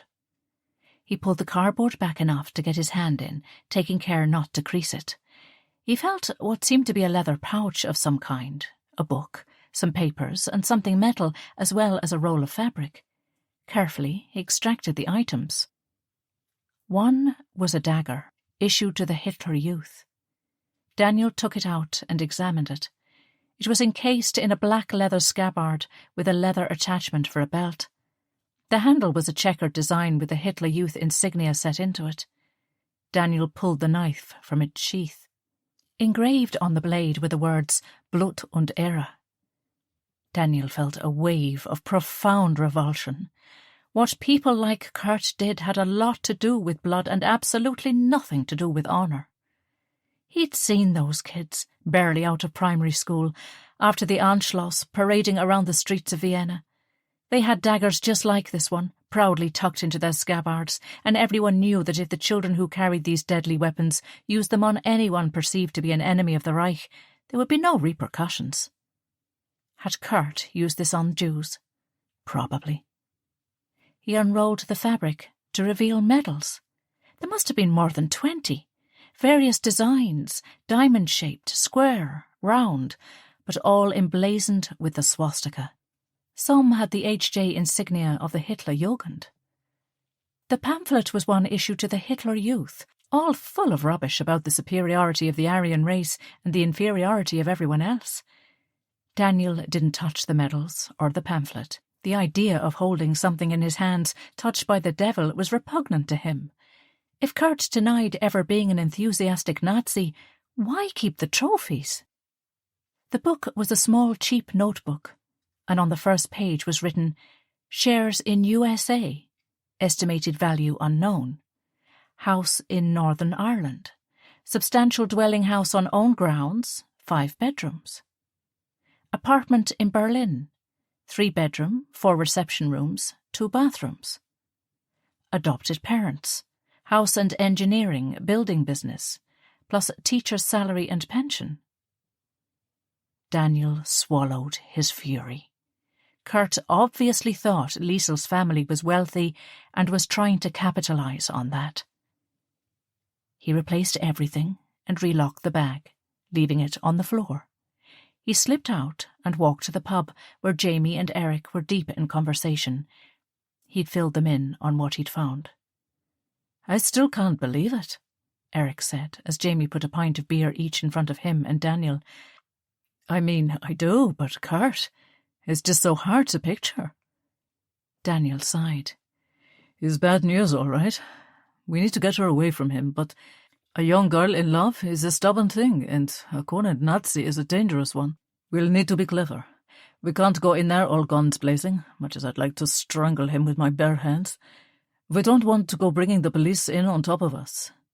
If we could send him on his way, over to England maybe, I could get a word to the right people. I'm sure there are several of Willie's former colleagues who'd love a crack at him. Look, how about this?" Erich seemed to be thinking aloud. "I'll try to get Liesl to come out, say I've just come down to Dublin, let on I know nothing. She knows you lot and never tell me anything anyway, so that's not much of a leap. We'll get her out with everyone. It's going to be tricky, though, this close to the exams, but I'll just have to do my best. Me, Jamie, Abigail, Millie and Felix, we'll all meet her, and we'll tell her about what she found. We'll make her listen. She knows we wouldn't all lie to her. Meanwhile, Kurt won't go. Jamie told me he hates meeting her friends, so I'll just convince her to come out with me. Then you go up to the flat and have a word with Kurt, making sure he never comes within 10 yards of her ever again." "Sounds like the best plan," Jamie agreed. "Unless you want me to come with you, Daniel." Daniel took a sip of the beer. "No, thanks. I can handle him." "Okay, how about we get Millie and Felix in on this as well? They show up at his flat, saying they looked for her in the halls and someone directed them to Kurt's. They can say they're newly arrived in town. She won't be able to refuse to meet them, after coming all this way. She needn't know they've been here for a few days." "Okay, let's do it." Daniel stood. Jamie went off to contact the others, while Daniel pulled Erich to one side. "I'm going back to the van. I need to get a knife or something. That little Nazi is armed, so I'm not taking any chances. Do not let our girl out of your sight, right?" Erich nodded. "I won't. Don't worry. Be careful." Chapter 25. After the disastrous lunch, Liesl walked alone in Phoenix Park for the rest of the afternoon, all hope of study gone as she was so upset. She had to tell Kurt something, give him some explanation for her mother's reaction to him. She went back to her room without seeing him that evening, feeling cowardly, but she needed to sleep on it all, to figure out what she was going to say. She tossed and turned all night, and early the next morning went around to Kurt's. "She knows you were in the Hitler Youth and thinks you were, I don't know, enthusiastic or something. She had the wrong end of the stick, I know, but she seems convinced." Liesl was miserable. "She also says she met your mother in 1945. "What? She thinks I'm lying that my mutti was killed? Why would I do that?" His innocent blue eyes raked her face for an answer. "I was in the Hitler Youth, everyone was. We would have been in trouble if the girls and I didn't join those organizations, but the idea that I had my papa arrested... Liesl, I swear on my life that's untrue. You saw him and me, we were so close. I adored him. And as for hurting my mutti..." He swallowed. "I never told you this, as I didn't want you to think badly of her, but mutti and I did argue. That part is true. She... Well, I hate to say this, Liesl, but she had another man. It was before my father was picked up, and I found out about it. I was just a child, but I saw them together." He shuddered visibly. "I confronted her, and maybe that's why she told your mother a big pack of lies. I swear, I never hurt her. I could never do that. But I threatened to tell Papa, and she went mad. The man, he might have had my father arrested, got him out of the way, I don't know. But anyway, it didn't matter, because they were killed. Mutti and I weren't speaking when she died, and I can't... His shoulders were shaking. Oh, Kurt. Pity, but also a stronger emotion, flooded through her. This was the explanation. Gretel was having an affair. It seemed hard to imagine, but it happened, and if the man she was seeing was jealous, he could have had Nathaniel arrested. And when Kurt confronted her, well, it explained everything. Gretel was the one telling lies to protect her reputation with her old friend. I knew there would be some explanation. I just knew it. I'll explain. She held him in her arms. It's going to be all right, Kurt. I promise that we'll sort all this out and everything will be fine. He sat up, his tear-stained face worried and frightened. Then he stood and crossed the room, going into the bedroom and picking up his bag from the floor. She could see him through the door.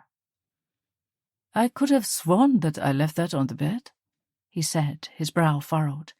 He looked around the room, gazing at everything suspiciously. What, Kurt? What's the matter? Liesl asked.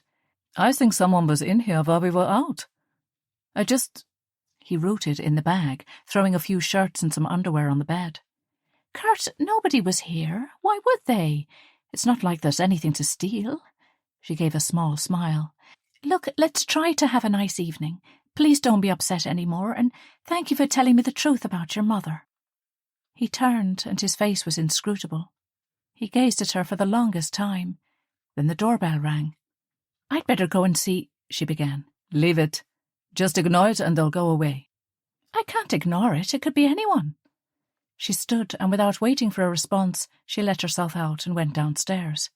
She opened the heavy front door and, to her astonishment, found herself enveloped in a huge hug. Surprise! Millie and Felix stood in the doorway, their combined bulk filling the space. Millie! Felix! I can't believe it. What are you doing here? Well, you said to visit, and Felix came over to Cambridge, and we just decided. Spur of the moment thing.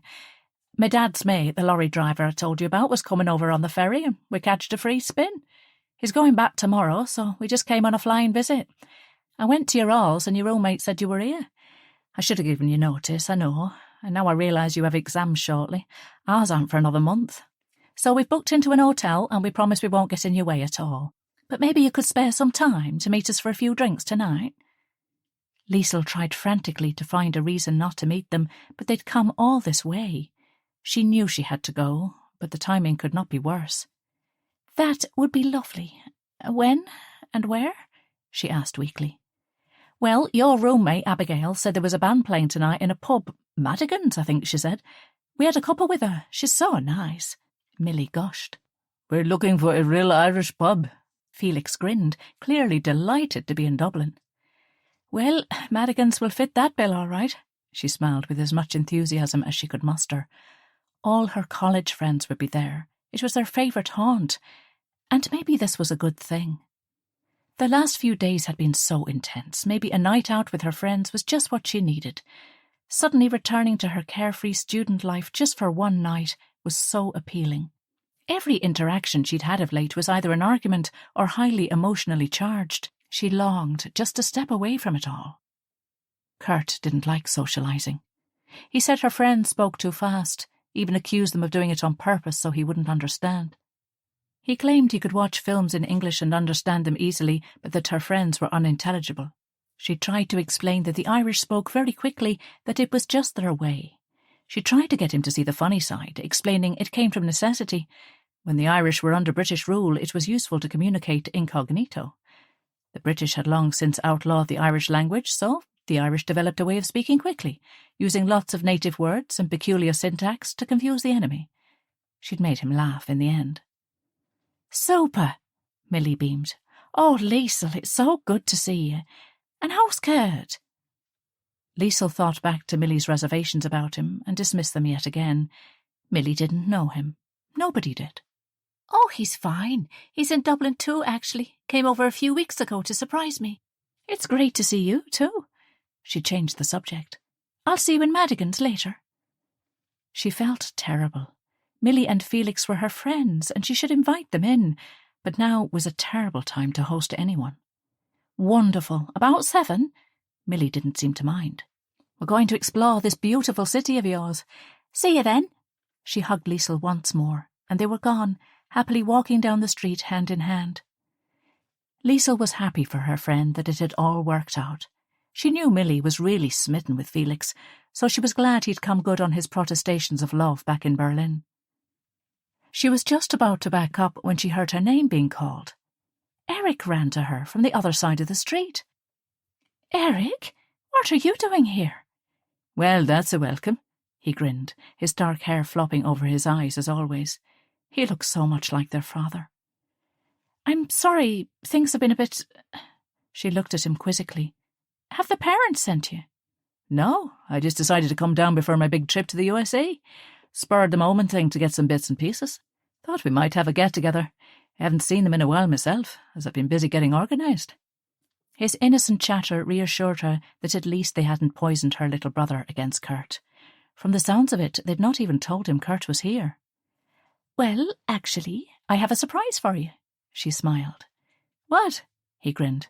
If it's dollars, I'm happy to take it. No, it's not dollars, but it's someone you haven't seen for a while. She turned and gestured he should come in. She ran upstairs and Erich followed her. What's this fancy place about? Erich asked as they climbed up. I thought you were still in halls. I went there and some girl, not the gorgeous Abigail unfortunately, told me you were here. Yes, well, that's all part of the surprise. They eventually reached the top floor. The key was in the door and she turned it and pushed it in. Kurt was where she'd left him on the sofa. Erich did a double take. No way! A dawning delight spread across his face and Liesl felt herself relax. They hadn't got to him. Kurt! He crossed the room in 3 paces as Kurt rose to greet him. I don't believe it. Oh my, what a surprise. Hi, Erich. Great to see you, buddy. Kurt grinned. They embraced. I can't believe you're here. Erich turned to Liesl. Why didn't you tell me? Does Mutti know? Tell me everything. How are the family? He gushed, excited to hear of Kurt's news. They're all gone, Erich. Mutti, Papa, and my sisters. The Nazis got my father, and a British bomb got my mother and sisters, Kurt said sadly. Oh, Kurt, I'm so sorry. They killed my papa too, Erich said, the pain only slightly diminished with years. I heard. I'm sorry. Kurt put his arm around Erich's shoulders. But we survived, and we're here, and we're reunited, so we should be happy, right? That's what they'd want, for us to be happy? They would, Erich nodded. Oh, Kurt, it's so good to see you. How did you find Liesl? You two weren't in contact before, were you? No, I found Liesl when she came to Berlin. She was a famous university debater, and her name was in the paper, and, well, here we are. He slung his arm around Liesl and kissed the top of her head. Hold on. Erich looked even more amazed. You two aren't... Liesl smiled shyly. It felt good to have at least one member of her family happy for her. We're together, Kurt said proudly. I can't believe it, but I'm so happy for you. He ran his hand through his hair. I can't believe it. We're engaged, actually, Liesl said with a smile. Oh, congratulations. He hugged his sister. You're getting married? Have you told them at home yet? She and Kurt shared a split-second glance. The thing is, Erich, they're not happy for me. They have some kind of cock and bull story about Kurt from back years ago, and they believe it. There's a logical explanation, we just need to explain it to them. What kind of a story? Erich asked, accepting a cup of coffee from his sister. They say I was in the Hitler Youth, and I don't deny it. I was, you had to be.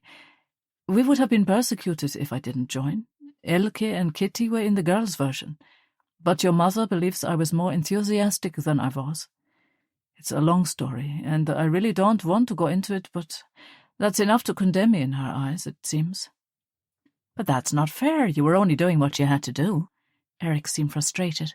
I can't understand why. Have you explained it to her? She never gave us a chance. She just made a decision, Liesl said, her hurt at her mother's reaction still raw.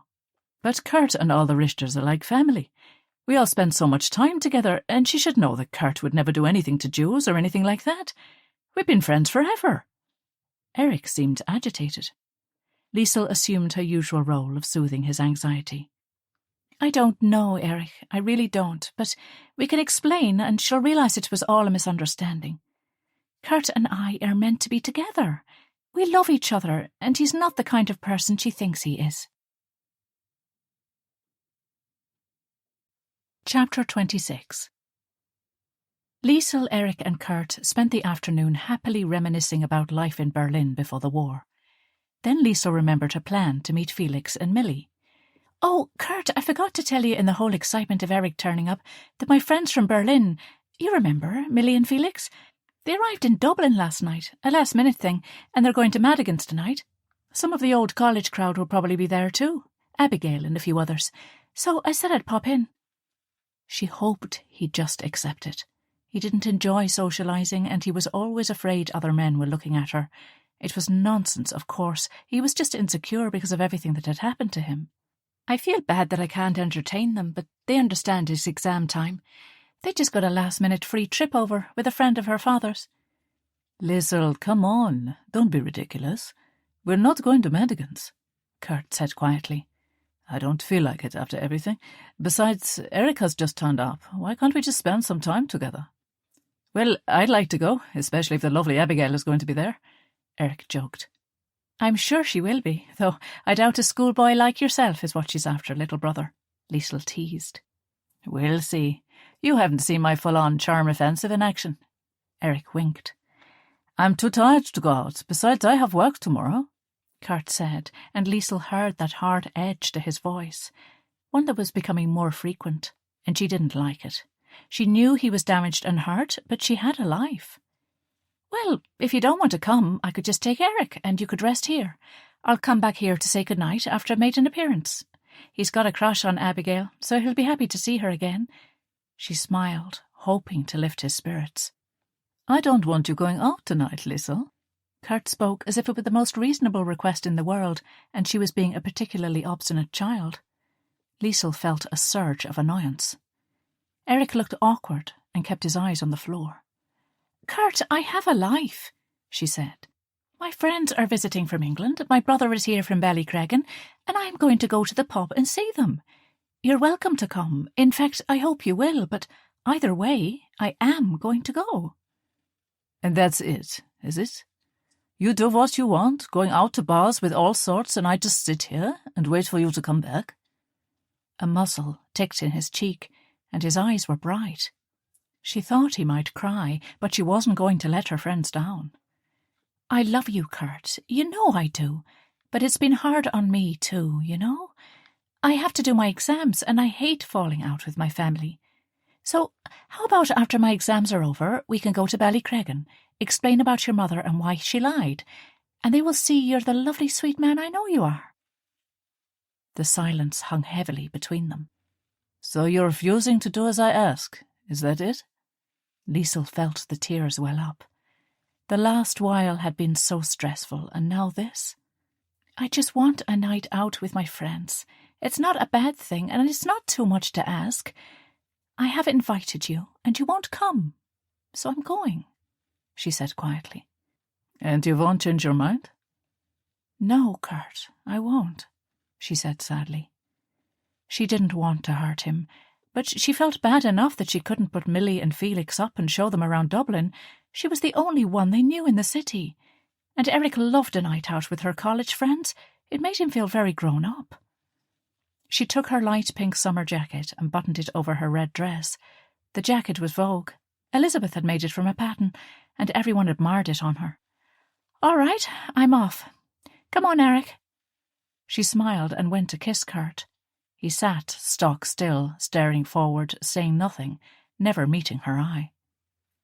"That was a bit intense," Erich said as they let themselves out onto the street. "He is different to how I remember him." Liesl sighed. "It's complicated, Erich. He's just hurt and confused, and he thought Mutti would be happy to see him, and she wasn't. Look," she linked his arm, "can we just not talk about it? I'm tired of the whole thing. I love him and I love Mutti, and I have my exams next week, and it all just feels so overwhelming. Erich smiled. Sure, let's go out and have some fun. Tonight will be the night Abigail will fall for my charms. I can feel it. Liesl chuckled and cuffed her brother gently on the head. Right-o, Romeo, though she's old enough to be your big sister at least. Ah, the path of true love is something. What is it again? He asked, never the scholar. Poor Elizabeth was wasting her time trying to drill Shakespeare into your thick head, wasn't she? Liesl grinned as they walked towards the pub on the quays. Absolutely. Could never see the point of it myself. All those poems and stuff. On and on, droning about flowers and coffins and other things nobody cares about. Wasn't there one about a Greek vase or something? I mean, really. Daft, the whole lot of them. She smelled beer on his breath. I thought you were shopping. Were you in the pub, Erich Bannon?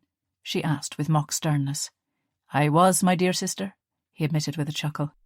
I've become a martyr to the diamond drink. He did a theatrical Irish accent. Oh, where'd you go? She asked as they walked. There are some dodgy places in Dublin for an innocent country boy. I went to a pub off Grafton Street.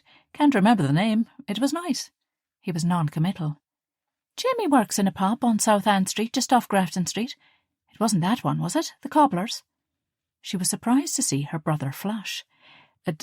Well, it was, actually. But he wasn't there.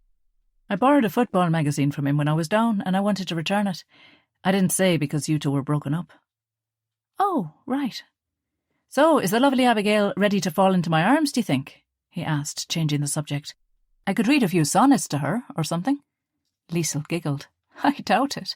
Besides, as I've told you 50 times, you're too young for her. Let's let Abigail be the judge of that, he said as they crossed the busy road. So, how are you for the exams? Ready? Well, I was. I am, I suppose. I've worked hard, but the last few weeks, well, it's been a bit hectic, I suppose. It's great to have Kurt here and everything, and he's so supportive. I start with German Lit on Monday morning and then French on Wednesday. I have 2 oral exams on Thursday, both in German. I'll never speak that language again. Never, Erich said, unusually serious. It's over now, Erich. The Germans are not all Nazis, you know. Look at Willie and Frau Braun and Kurt, Liesl protested. Erich shook his head. He almost never went against her, deferring to her on everything since the day he stepped on board that train in Berlin with his little hand in hers when he was 7 years old. I know that, but I hate to even hear it. It reminds me of that day. He swallowed, and the confident, happy-go-lucky man he had become was suddenly gone. He was that little boy again. Do you remember when we left the apartment and we were so hungry? He spoke quietly as they walked. And Mutti had you on one side and me on the other. We passed her Brunner's, where Papa used to get pastries for us on the way home from work, and the aroma of fresh bread and cakes was torture. I stopped to tie my shoe just to smell the baking. You and Mutti walked a little ahead, and he came out, brushing outside his shop, and he muttered, "That's right, get out of here, you filthy Jew boy. Your father is gone, and we don't want you here." He sighed. That was the last sentence in German I heard before I left, and I'll never forget it. Liesl stopped, and though she longed to hug him, she knew he'd shove her off for embarrassing him in the street. I don't mind you studying it, but I won't ever go there or speak that language ever again. I understand, Erich. She had to ask, but you don't hold it against Kurt, do you? I know why Mutti is saying those things, and I know they're not true, and she felt the tears well up in her eyes. They never said anything to me, Liesl. Honestly, I never spoke to them about him, so maybe they'd just think you're too young, or it's getting in the way of your studies or something. Relief surged through her. At least she had one person on her side. They continued walking and arrived at the pub. Abigail, Millie, Felix and Jamie were there. She was surprised to see her ex-boyfriend, but kind of relieved too to see his smiling, welcoming face. "Hello, Fräulein," he said, using the pet name he had for her. "Hi, Jamie. I thought you'd be working the bar tonight." "Ah, all work and no play makes Jamie a very dull boy." He winked as he accepted a lemonade from Felix. Once everyone had a drink, Liesl noticed they were all acting strangely. There was none of the usual banter and teasing. Erich sat on one side of her, Jamie on the other, and Abigail, Felix and Millie sat opposite.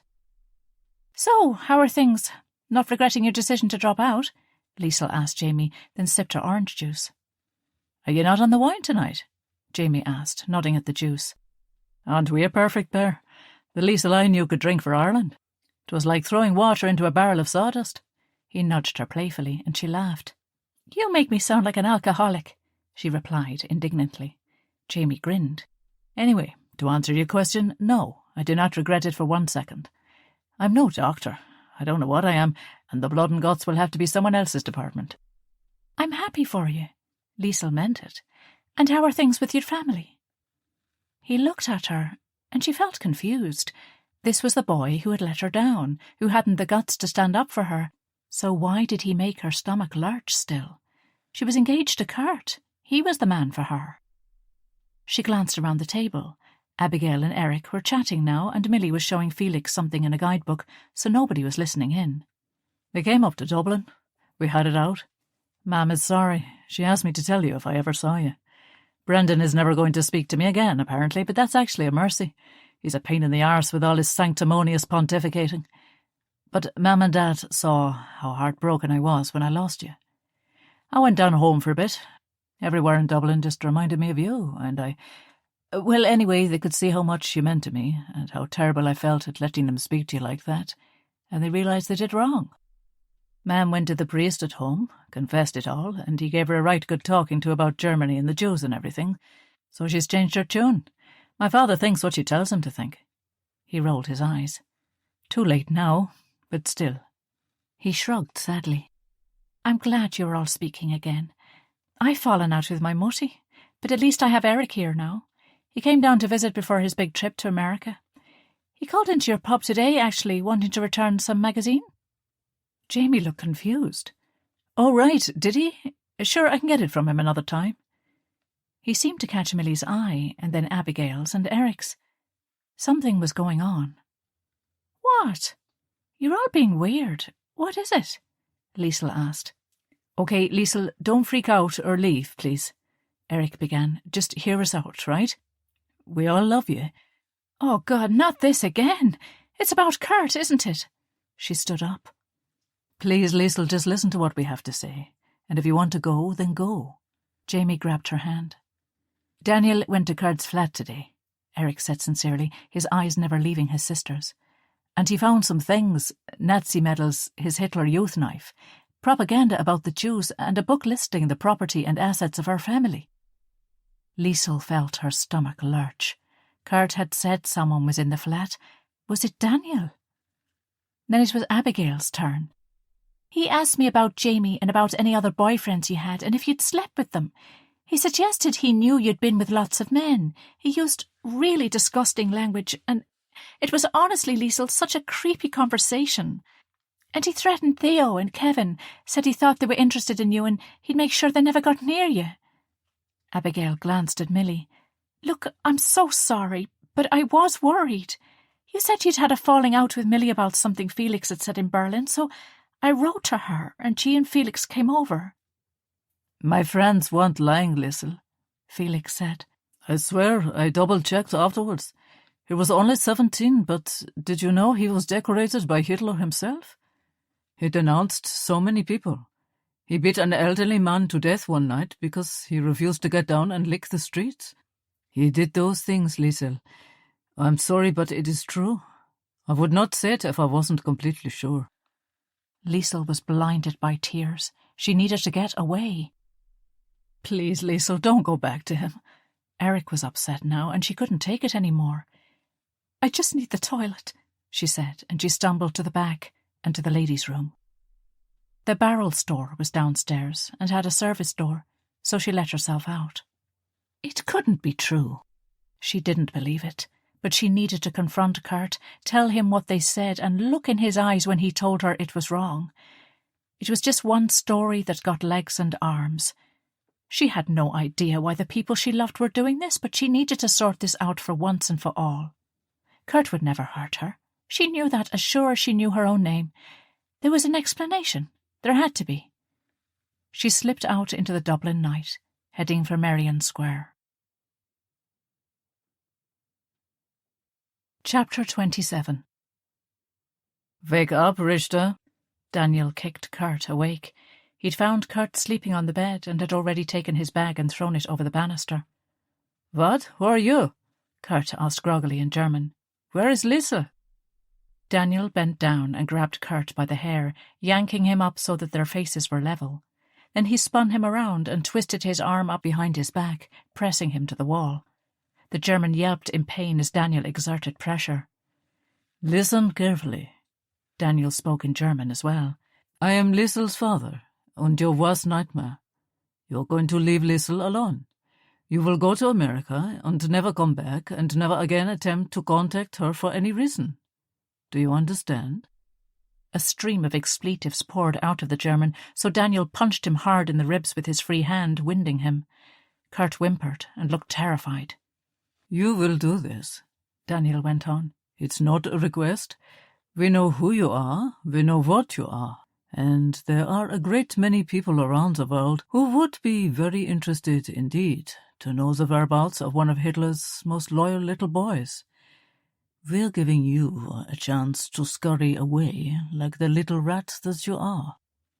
Liesl doesn't believe this. She won't, Kurt hissed. Oh, she will, because right now her friends, the people who actually care about her, are telling her about your precious possessions, your medals, and your little book, the pamphlet showing what you really think about us Jews, your dagger. You would hardly have brought them all the way to Ireland with you if they were meaningless, would you? Kurt's face registered something. Shock? Fury? Daniel didn't care. So you will go tonight, and don't ever show your face in Liesl's life again, or I swear to you, Kurt Richter, you will find yourself at the mercy of people who will not show such clemency. You hurt our daughter, and we will not stand for it. If you think I'm bluffing, by all means try your luck, but no, it would be very foolish. Kurt was about to say something. His blue eyes flashed, but Daniel, shoving his arm further up his back, stopped him. So you'll go? Daniel asked. Kurt at first made no reply, then muttered, Filthy Jew. Daniel pressed a little harder. Kurt screamed, but Daniel grabbed his hair once more and slammed his head against the wall. Blood trickled from Kurt's forehead. It's a simple question. Will you do as we demand, or won't you? The pain registered on Kurt's face and a tear trickled down the side of his head. Daniel increased the pressure on his arm, and Kurt whimpered. Please, stop, he gasped. Oh, does it hurt, Kurt? Daniel asked. Poor you. Now, back to the question. I'll go, Kurt muttered through gritted teeth. Good. Daniel released his hand. No, not a word to Liesl. Just go. You can write a note saying it's over, but nothing else. And you catch the boat out of Dublin to Liverpool and from there to America, or wherever the hell you want to go. I don't care, but I never want to see your face again for as long as I live. Is that clear? Yes, Kurt replied, rubbing his arm and wiping his head with his sleeve. Daniel checked his watch. He needed to get to Madigan's and collect Liesl. He'd bring her home to Ballycregan directly and drive her back down for her exams. He was afraid the conversation with the others wouldn't go well, and he didn't want her coming back and finding Kurt still there. This flat is being watched, Daniel lied. First thing tomorrow morning, you're on that boat, and if you're not, I'll know all about it. It sails at 7. He threw some money on the floor. For your fare. Daniel let himself out, carrying Kurt's bag in case Liesl needed more evidence, and headed to Madigan's. Chapter 28. Liesl took her shoes off and opened the door, hoping Kurt was asleep. There was a middle-aged couple living on the first floor, but they both worked at St. James's Hospital. Night shifts, she thought, as she rarely saw them. And there was an elderly lady on the second floor who was very hard of hearing, so it was unlikely she would disturb anyone. She was so tired and confused. She longed to just feel his arms around her and drift off to sleep, locking the whole world and its negativity and bigotry out. Kurt would have an explanation, of course he would, and she would tell him she'd go to America. Maybe she could retake her last year there. Professor Kingston would vouch for her. She needed a new start, somewhere everyone wasn't determined to break her and Kurt up. They didn't understand. He wasn't just her future. He was her past as well. He connected with her in a way that nobody did. Liesl was only 10 years old when she got on the Kindertransport. That was the day her childhood ended. She was responsible for Erich from that day on. Kurt had given her back her life. She could talk to him about her papa, and it wasn't hard. Mutti remembered him, but she was married to Willie now, and Erich was so small then that his memory was patchy. Nobody else had ever met him, and Erich preferred to look to the future. With Kurt, she felt whole, like a full person who was born, had a childhood, parents, a life. Nobody else could give her that. Something drew her to Germany. She'd chosen German to study at university, and she knew Erich and her mother were baffled as to why. She'd felt at home in Berlin when she visited. She loved Ballycregan, of course she did, but whereas Erich saw it as his only home, for her it was only part of the story. A big chunk of her personal history was missing, and Kurt filled it with his love. He wasn't asleep. He was sitting on the sofa in the dark. "You came back?" His voice was flat. "Of course I did, darling." She reached for the light switch. "Leave it," he said, his voice like a cracking whip. She took her hand off the switch and crossed the room to sit beside him. "I shouldn't have gone, but—" "And who was there?" he asked, examining his hands. She spotted the empty whiskey bottle on the floor. Abigail, Millie, and Felix, Erich." "What about Jamie? Was he there?" He turned. His face was a mask of cold fury, and he had a cut on his forehead. His blue eyes bored into hers, but the love that normally was there was absent. "Don't deny it, Liesl. I know he was. Probably pawing you and you loving it like some cheap whore." He spat the last word. Kurt, I don't know what you're talking about." He stood up and shouted. "Don't lie to me." She stood too. "Kurt, you're scaring me." But before she could go on, he grabbed her hair, twisting her head painfully and frog-marching her to the bedroom. "Kurt, stop this!" The sting of his hand across her mouth was followed by a dull throbbing pain. Then Kurt shoved her towards the bed. Blood spurted from her lip. "I thought you might like it a bit rough. All you Jews are the same. You try to look respectable, but you are all just lying, thieving cockroaches." He smirked, a horrible grimace. "I should have let him have you back. I would never defile myself by having a dirty Jewess in my bed." Liesl felt nauseous. "I'm not staying here to listen to this." She knew she needed to get away. She made a run for the door. "Oh, you're going nowhere, Liesl. Nowhere without me," Kurt said quietly, shutting the bedroom door, then turning the key in the lock and pocketing it. "Kurt, please," she begged, frightened now. She needed to reason with him. "I'll go to America. That's what I decided tonight, that we go together. Tomorrow, if you like. Please, Kurt." She looked down. Blood was dripping down her chin now, onto her Vogue jacket. "No, we're not going now. We're staying here in Dublin." He was suddenly calm, and she realised he was doing something at the dressing table. All at once a pungent solvent smell filled the room. Kurt turned, and she saw he was holding a large glass bottle. He walked around the bedroom dousing everything with the contents. It was petrol. He spoke calmly. "You see, Liesl, I tried to love you. I did. I just shuddered inside when I could sense your feral heat wanting me like a cat in heat. I tried not to think about it. I mean, you are beautiful, but the problem is that you always show your true colors. It's like putting perfume on a stinking corpse. Sooner or later the perfume fades, and the stench is still there. No escaping it. It was useful that you Jews have lots of money. If that article in the Berlin paper had not mentioned that your mother survived and was heiress to your father's fortune, I would never have reappeared. But I knew your father had money. Now he was a decent man, I'll give you that, but he sullied himself by laying with your whore mother, so—" He shrugged. "But then you lot always do, don't you?" No matter what happens, the Jews will always come out on top. And then that Jew who says he's your father had the audacity to come here and threaten me. Did you know he was going to do that? A big ugly brute of a fellow, threatening to hand me over to some other Jews who were spending the rest of their pathetic lives hunting down the Führer's followers. He laughed. Kurt, no! She screamed. You'll kill us! She rushed to the 8-foot-long window, its sill only inches above the floor.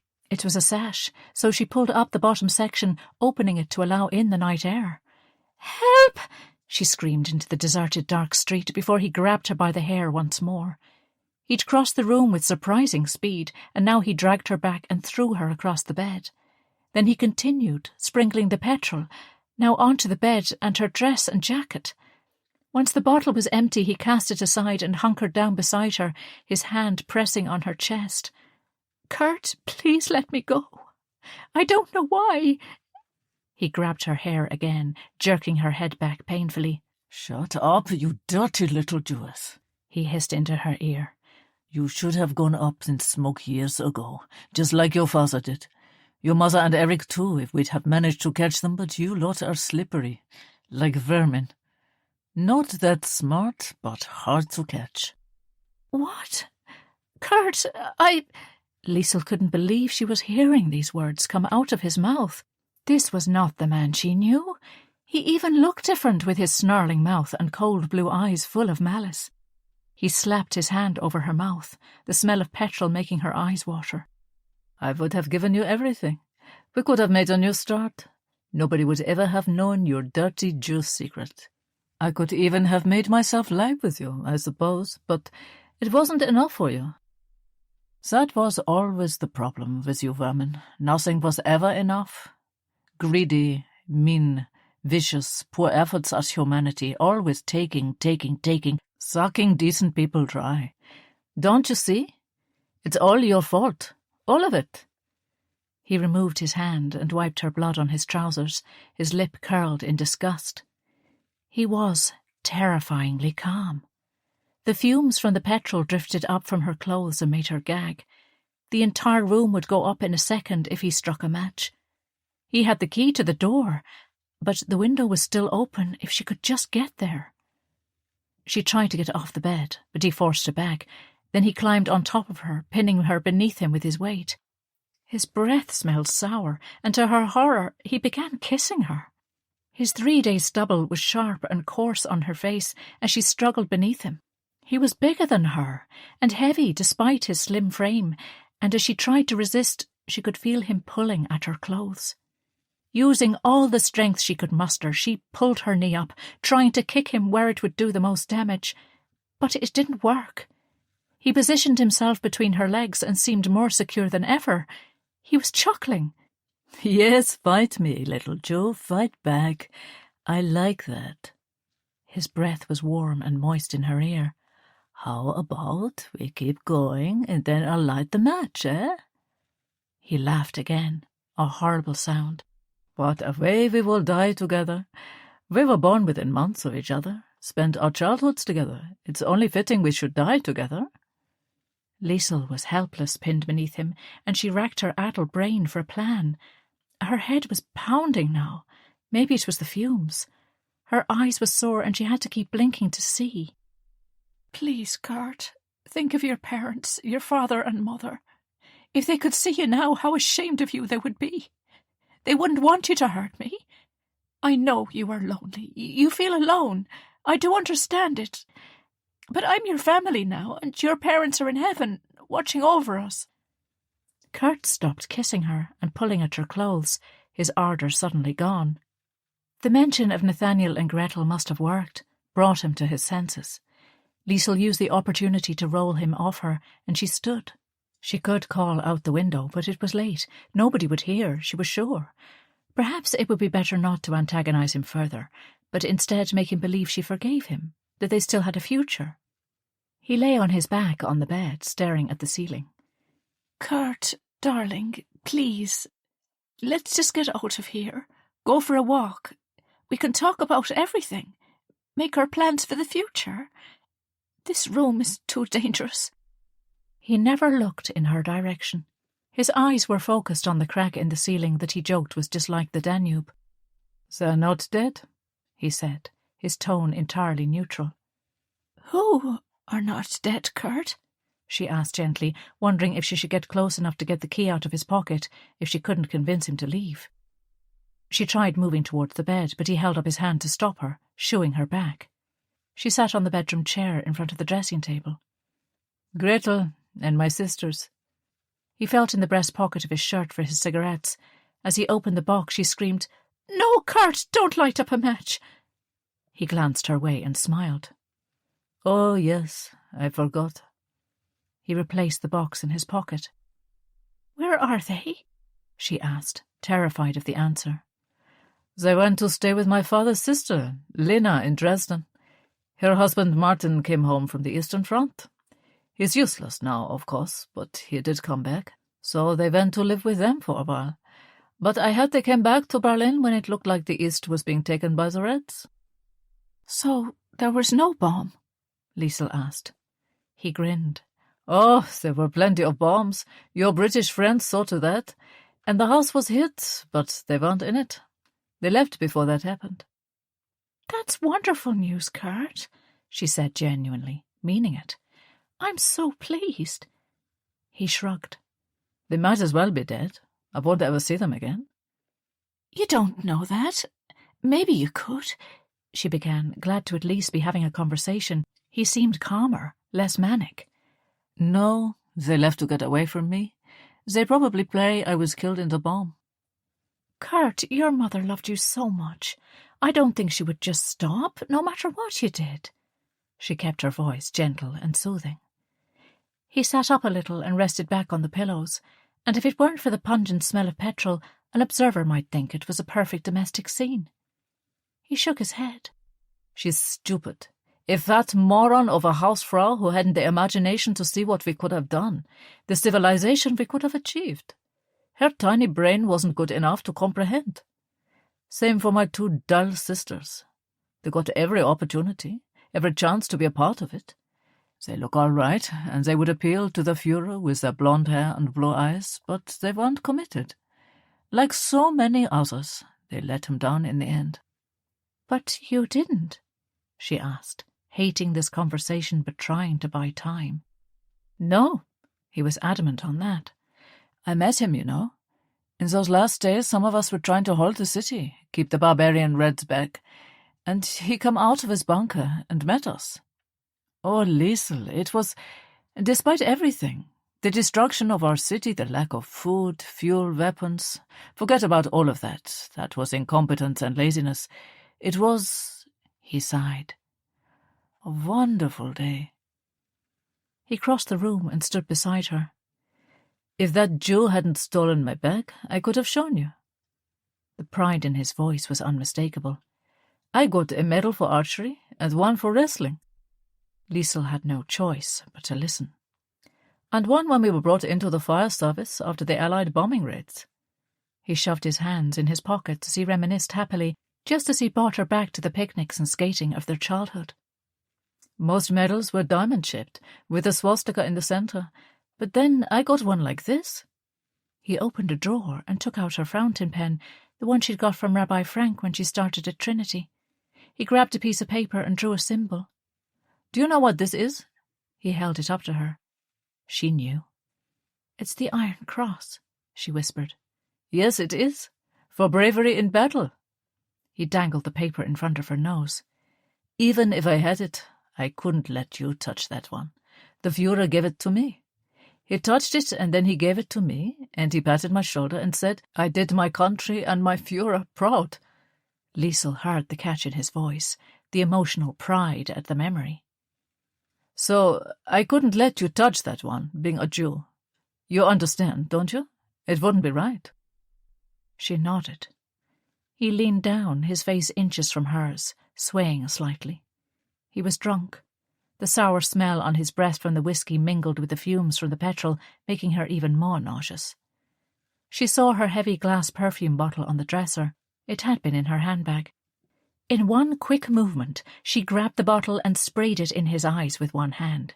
She reached for the fountain pen with the other and drove the point deep into his neck. She had no idea if she had managed to do any real injury, but his face registered shock. Suddenly he seemed to come back to his senses and pulled the pen from his neck as blood spurted out. She ran from him, screaming, "Help! Help!" Kurt managed to stagger across the room, his neck bleeding profusely, and he grabbed her again. "Liesl!" She heard a voice call her name, then the others. Jamie! Was that Erich? Millie? She couldn't see them. Was she dreaming? She wrestled free of Kurt as his grip had weakened, but then she saw him reach into his pocket and extract his brass Zippo lighter, the one the American gave him. Everything slowed down. His face was pale, almost ghostly, and she knew she had no option. Liesl ran, and without pause, she climbed through and jumped from the third-floor window. Chapter 29. The bus pulled into the main bus station in Berlin as the skies opened for a summer shower. They'd taken the bus from the airport, having flown from London. For Ariella and Liesl, it was their first time on a plane, but Erich explained everything to them with great authority, as Bud had taken him flying when he was in America. Bud's wedding went ahead a month after Liesl's fall. She insisted Erich go, as she was being very well cared for by everyone in Ballycreggan, and Jamie had moved up as well. Erich had been reluctant to leave, but she promised him she was in good hands, and Jamie gave him his word to not let Liesl out of his sight. Ariella reached over and took her daughter's hand. Erich stood and grabbed their cases from the overhead rack, taking them outside before returning to help his mother and sister off the bus. "Liesl, are you ready?" he asked, trying to hide his trepidation and distaste at being back in the city that had treated him so badly. If it had been for any reason other than this, he would not have come. "I'm fine, stop fussing," Liesl grinned and leaned up to place her arms around her brother's neck. He swung her up into his arms, used to the manoeuvre by now, as the driver unloaded the wheelchair from the storage compartment of the bus. Ariella helped him unfold it and make it safe. Then Erich settled her in, placing the blanket Frau Braun had crocheted over her knees. "Danke schön?" Liesl smiled her thanks at the driver as her mother pushed the chair and Erich carried the bags. "Bitte schön," he replied, and she tried not to see the pity in his eyes. She hated that more than anything. "The hotel is only across the street. Should we wait for the shower to stop or make a run for it?" Ariella asked. "Let's just walk slowly. We'll get wet, but who cares?" Liesl smiled. "It's hot summer rain. I remember this from when I was little. The rain is never hot in Ireland, so let's just feel it again." "If you say so." Ariella grinned and pushed Liesl out from under the protective canopy of the station, letting the deluge do its worst. It had been 3 months since the night of the fire, and in lots of ways it felt like years. Jamie, Erich, Millie, Abigail and Felix had apparently stood in horror as first they heard Liesl scream and then watched as she came hurtling out the window of the tall red-bricked house, followed by the explosion of flame as Kurt set the flat alight. Jamie and Felix had rushed to her and together broke her fall, Jamie breaking his own arm in the manoeuvre. Kurt was killed in the blaze, as was poor old Mrs. Moriarty on the second floor. She was asleep and never knew a thing. The couple from downstairs were at work, so mercifully further loss of life was averted. Had her friends not been there, Liesl's injuries could have been more catastrophic. The doctors were hopeful she would walk again one day, and she was too, but rest and allowing her broken bones to heal were all she could do for now. Ariella originally wanted to go to Germany alone to find Gretel and the girls, but Liesl insisted on accompanying her despite her injuries, and Erich said there was no way he was allowing them to go alone. Everyone, including Jamie, had begged her not to go. She smiled at the memory of him pleading with her to remain in Ballycreggan, where she was safe and he could care for her, but she refused. Willie too wanted to accompany them, but Ariella explained that this was between the Bannon and the Richter families only, and while they appreciated everyone's concern and love and were grateful for it, this was a trip she and her son and daughter would make alone. Ariella, Rabbi Frank and Frau Braun had worked tirelessly, using all of their contacts to trace Gretel, and finally they did through the Red Cross. They had a last known address, but Ariella didn't want to write. She needed to do this in person. They checked into the hotel and arranged to have dinner in the restaurant. Over their meal, Ariella told her children everything about her time in Berlin, filling in the gaps that they had been too young to hear when she was first reunited with them. Over chicken schnitzel and Riesling, they talked and cried and laughed a little as they recalled their memories, and they raised a toast to Peter, who died doing the right thing. "Mutti," Liesl asked, "can I ask you something?" "Of course, my darling, anything." "Did Willie really kill his father?" To Liesl and Erich's astonishment, Ariella smiled slowly. She took a sip of wine, then gazed at her beloved children. "He did." Before they could express their shock, she went on, "Hubert Braun was a bully. He was a violent Nazi and he deserved to die. Don't waste one shred of your sympathy on him, my darlings. He was a truly terrible man."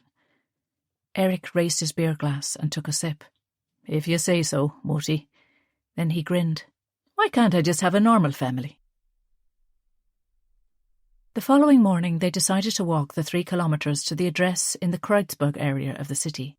The summer sun shone down, and the city looked remarkably well considering all it had been through in the past decade.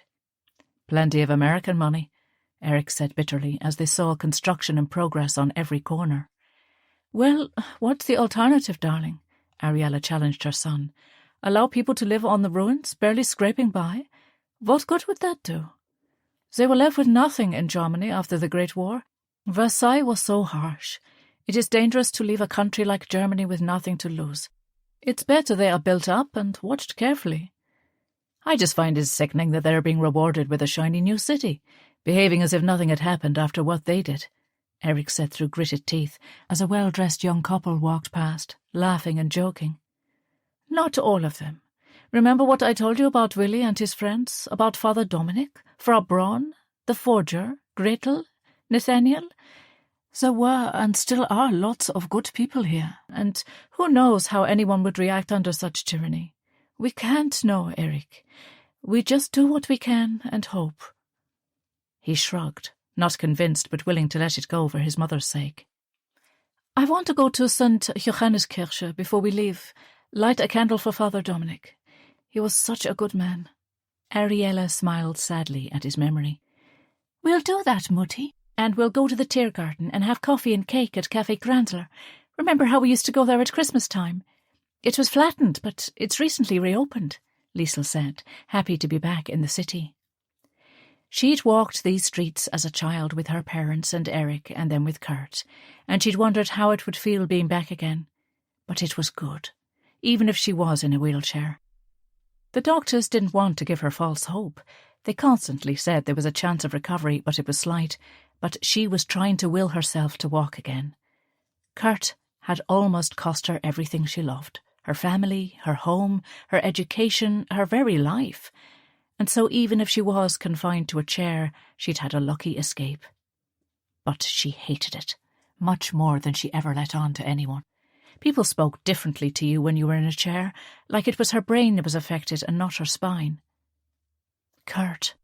She went over and over it as she lay all of those long weeks in the hospital. How could she have been so blind?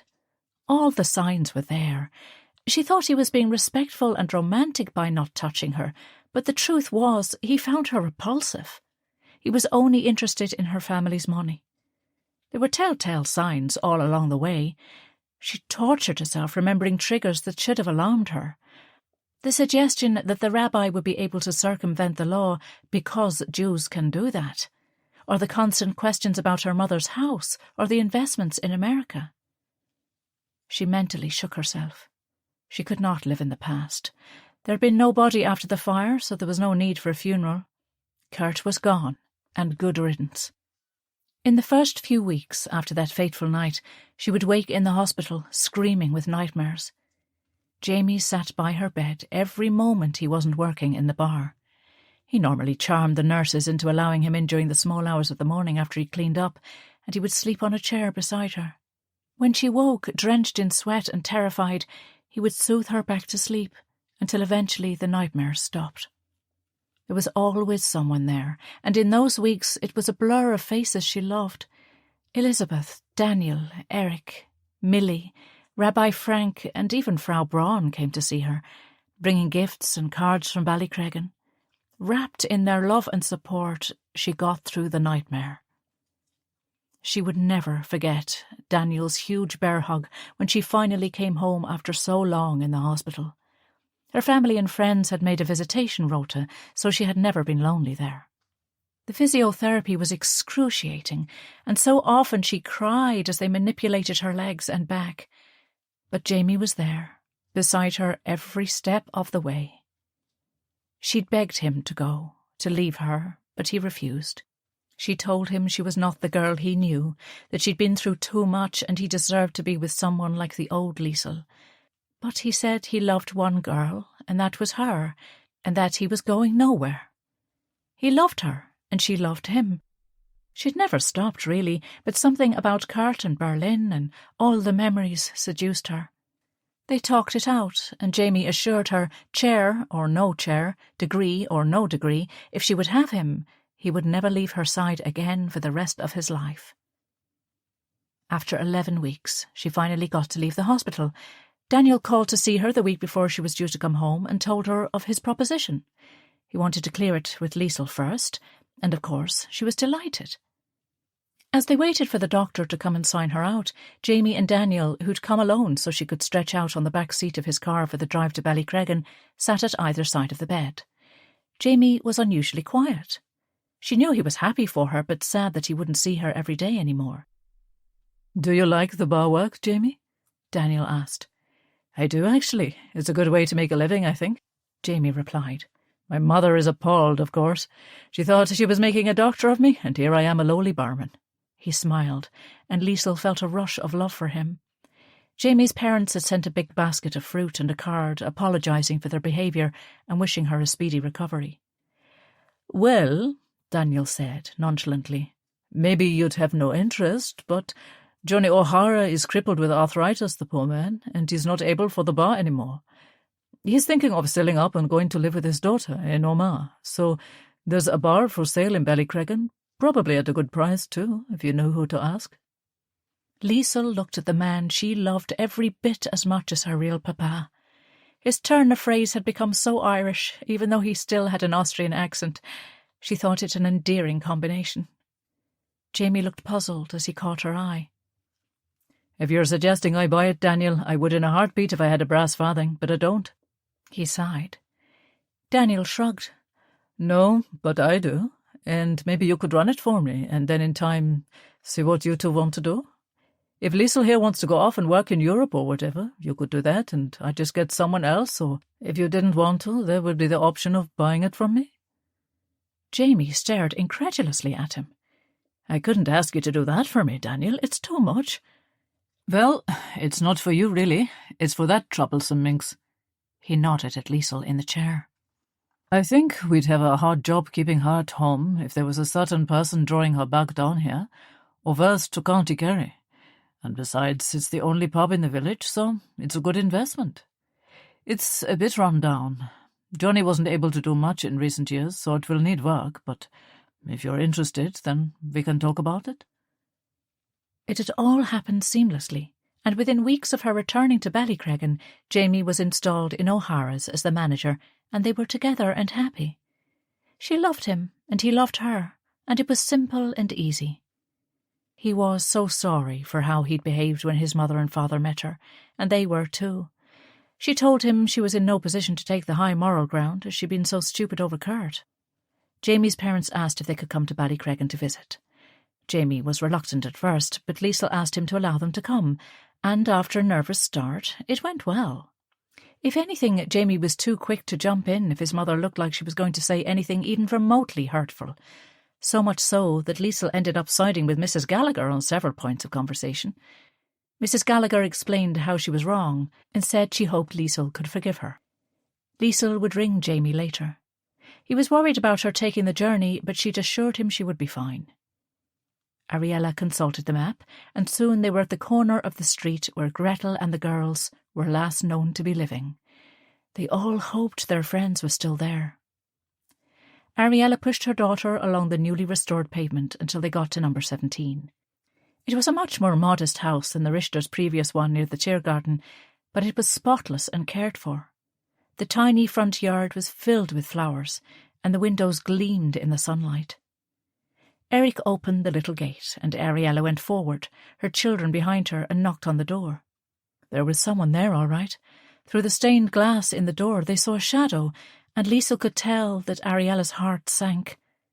Whoever it was, they were too tall to be Gretel or the girls. Chapter 30. A man stood there, staring, and nobody spoke. Ariella's hand went to her mouth involuntarily.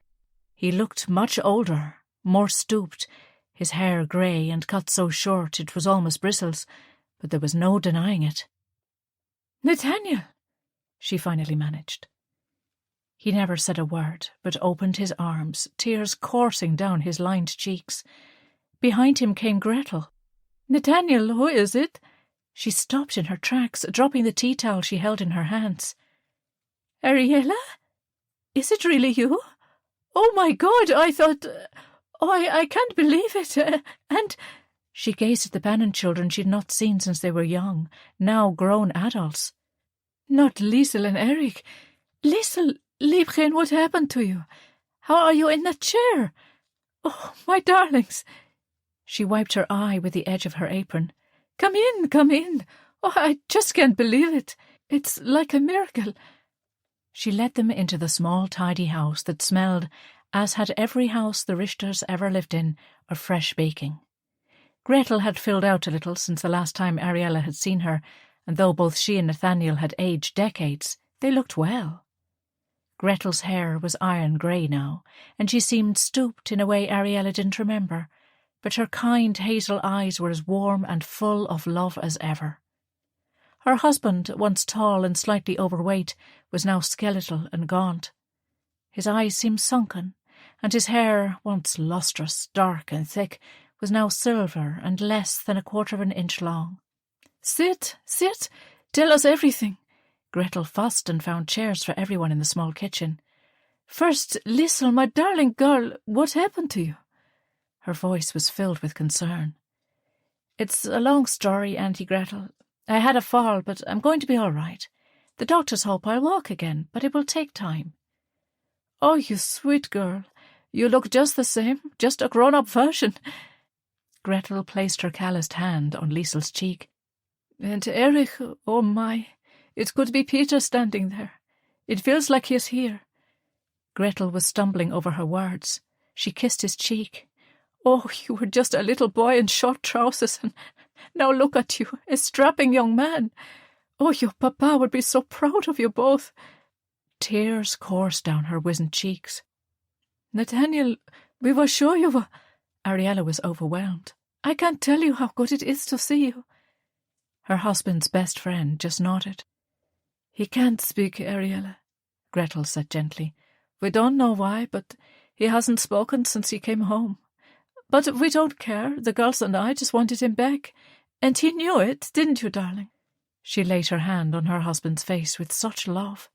"He survived Theresienstadt and was liberated, and he found us. His sister Lena and her husband were at their house in Dresden. Martin was invalided home from the Eastern Front, and Nathaniel made it there and found us." Ariella took her old friend's hand. His grip was strong. "Well done, Nathaniel. Well done on making it through. I'm so proud of you. But you were always brave. If it weren't for you, I wouldn't have those two." She nodded at Erich and Liesl. "I hid in Berlin all through the war. I survived because they did, and they did because of you. So we owe you so much." He smiled and nodded, taking her hand to his lips and kissing it. "And the girls, are they all right?" Ariella asked, turning to Gretel. Gretel nodded. "Yes, Elke is working for the housing authority, and Kitty works in a hotel in town. They're both fine. We're all fine. Kurt..." A shadow crossed her face, and Ariella felt Nathaniel's grip on her hand tighten slightly at the mention of her son's name. "We don't know where he is, nor do we want to." The pain was still there, even now. Ariella glanced at Liesl. They decided she should be the one to tell the story. "Auntie Gretel, Uncle Nat, I have something to tell you. It's not a good story. Kurt is dead. He died in a fire in Dublin. Liesl began slowly, hating to bring more pain down on the heads of these kind people who'd already endured so much. But as she told her story, meeting him in Berlin, his following her to Dublin that terrible night, the reaction she saw on their faces was not what she expected. There was grief, certainly, but there was something else. "He is dead?" Gretel asked, her hand on Nathaniel's shoulder for strength. "You are sure?" Liesl nodded. "Yes, I'm sure." "Oh, thank God!" Gretel exhaled with what sounded like relief. Nathaniel stood silently and wrapped his wife in his arms, his lips on her hair. Gretel cried, her tears absorbed by the cotton of her husband's shirt. "It's over. Our boy is dead. Our darling boy. Oh, thank God!" Erich caught Liesl's glance, unsure how to respond. They sat in the small kitchen, the sunlight streaming in, as Nathaniel and Gretel Richter clung to each other in grief, relief and gratitude at the news that their firstborn child was gone. The rest of the day passed with food and conversation, hugs and tears. The girls came home from work and were astounded to find their house full of the Bannons, their childhood playmates. A bottle of homemade schnapps was opened, and reminiscences and laughter found their way through the web of pain that had separated and then reunited them. Elke and Kitty suggested taking Erich and Liesl down the street to a cafe where a band were playing, and they looked questioningly at their mother. "Go, you youngsters have fun," Ariella smiled. Erich had refused to speak German since landing, but since none of the Richters spoke English, he had no choice. He was rusty, and they gently teased him as he tried to remember basic words of the language he had not spoken since he was a child. As usual, he deferred to Liesl, who gave him each word he forgot, and within a few hours he was speaking easily again. Once they were gone, the three parents sat in the sitting room sipping their schnapps. Gretel, curled up beside Nathaniel on the small sofa, explained how Elke managed to find them this house to rent and how grateful they were to have it. The rent was high, but all rent in Berlin was because property was in such short supply. "The girls are wonderful. They pay the rent between them. We'd love to move out of the city, live somewhere quiet and peaceful, but then the girls need to work and there are no jobs out there. But maybe someday. There's a constant military presence here. I know it's the Allies, but it's hard for Nathaniel. He hates to see the uniforms and the trucks, so we stay inside mostly. The girls bring us groceries, but we're just so happy to be together again." Nathaniel was still and silent. This man was nothing like the big, loud, confident man Ariella remembered, the Nathaniel who could make anything happen, the man who got her children 2 tickets on the last train out of Berlin. "Now I'm going to say something, and it's a statement, not a question." Ariella spoke firmly, knowing her friends would react to what she was about to say. "It requires no answer nor any reaction from you, so I'm telling you now, I will brook no argument." Nathaniel and Gretel looked at her and then at each other, a shadow of fear crossing their faces. They'd had so much bad news, they seemed constantly cowering, waiting for the next blow. "Don't worry, it's something good," she smiled. "Peter made investments in America, and thankfully I was able to liquidate those. I also recently received repatriations for our apartment here that was confiscated. This has left me with more money than I need, so I'm sharing what I have with you." She took an envelope from her handbag. "My husband Willie and I have a lovely home in Ireland, and Liesl and Erich are well provided for. In that envelope is enough money for you to buy whatever house you wish, wherever you want to live." She saw they were about to object, so she raised her hand.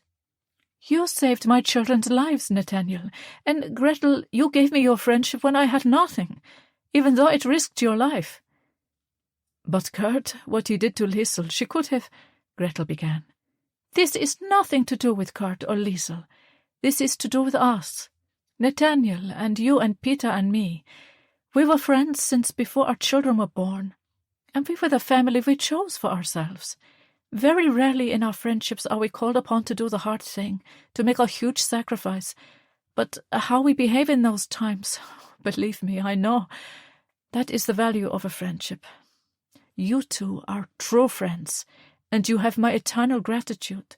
Peter's too from heaven, I know, so this is nothing." She pushed the envelope towards them. We three survived, somehow, against every single one of the odds. We made it through this, and now we all deserve a life of peace. Please take the money, buy your house and get settled, and then come to Ballycreggan to visit us. We have so many people we want you to meet." The Rishtas looked at each other, Gretel's eyes searching her husband's for an answer. Nathaniel stood, his tall, gangly frame almost filling the small room. He picked the envelope up and put it in his pocket. He took Ariella's hand, bringing it to his lips and kissing it gently. "Thank you, Ariella," he whispered. Epilogue. "Is the place all right, do you think?" Jamie was worried. The back room, as it was called, in O'Hara's, had been the repository for all the junk in the village for years. Floats from long-forgotten parades, bits of scenery from the Dramatic Society's plays, sandbags from the days when they were needed during the war, and hundreds of other bits of rubbish. Erich, Jamie, Daniel and Willie had worked tirelessly to clear out the area, paint it, and turn it into the warm, bright, welcoming space it now was. Liesl put her arm around his waist and gave him a reassuring squeeze. She'd walked with her crutches from the house to the pub, and though it was slow going and she needed to rest several times on the 700-yard journey, every day she could feel herself getting stronger. The wheelchair was almost obsolete, and though she did get very tired in the evenings and her back ached, she was thrilled to be up on her feet again. The doctors were really happy with her progress, and they had ruled out the need for surgery. "It looks lovely, so clean and bright, and you wait till the ladies of Ballycreggan get at this with their bunting and tablecloths. It's going to be marvellous." She kissed his cheek. "I'm so proud of you, Jamie. The departure of so many people from the farm for Israel could be a sad thing, but we'll have such fun here, and there's going to be music and dancing and everything, and I guarantee there will be enough food to feed 20 armies. It's going to be a night for everyone to remember. I know Father O'Toole said we could use the church hall, but this will be so much better. People can have a drink for one thing," she chuckled.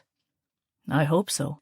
But maybe if this works out, we could look at renting it out for functions, dances, weddings even." Jamie was full of enthusiasm.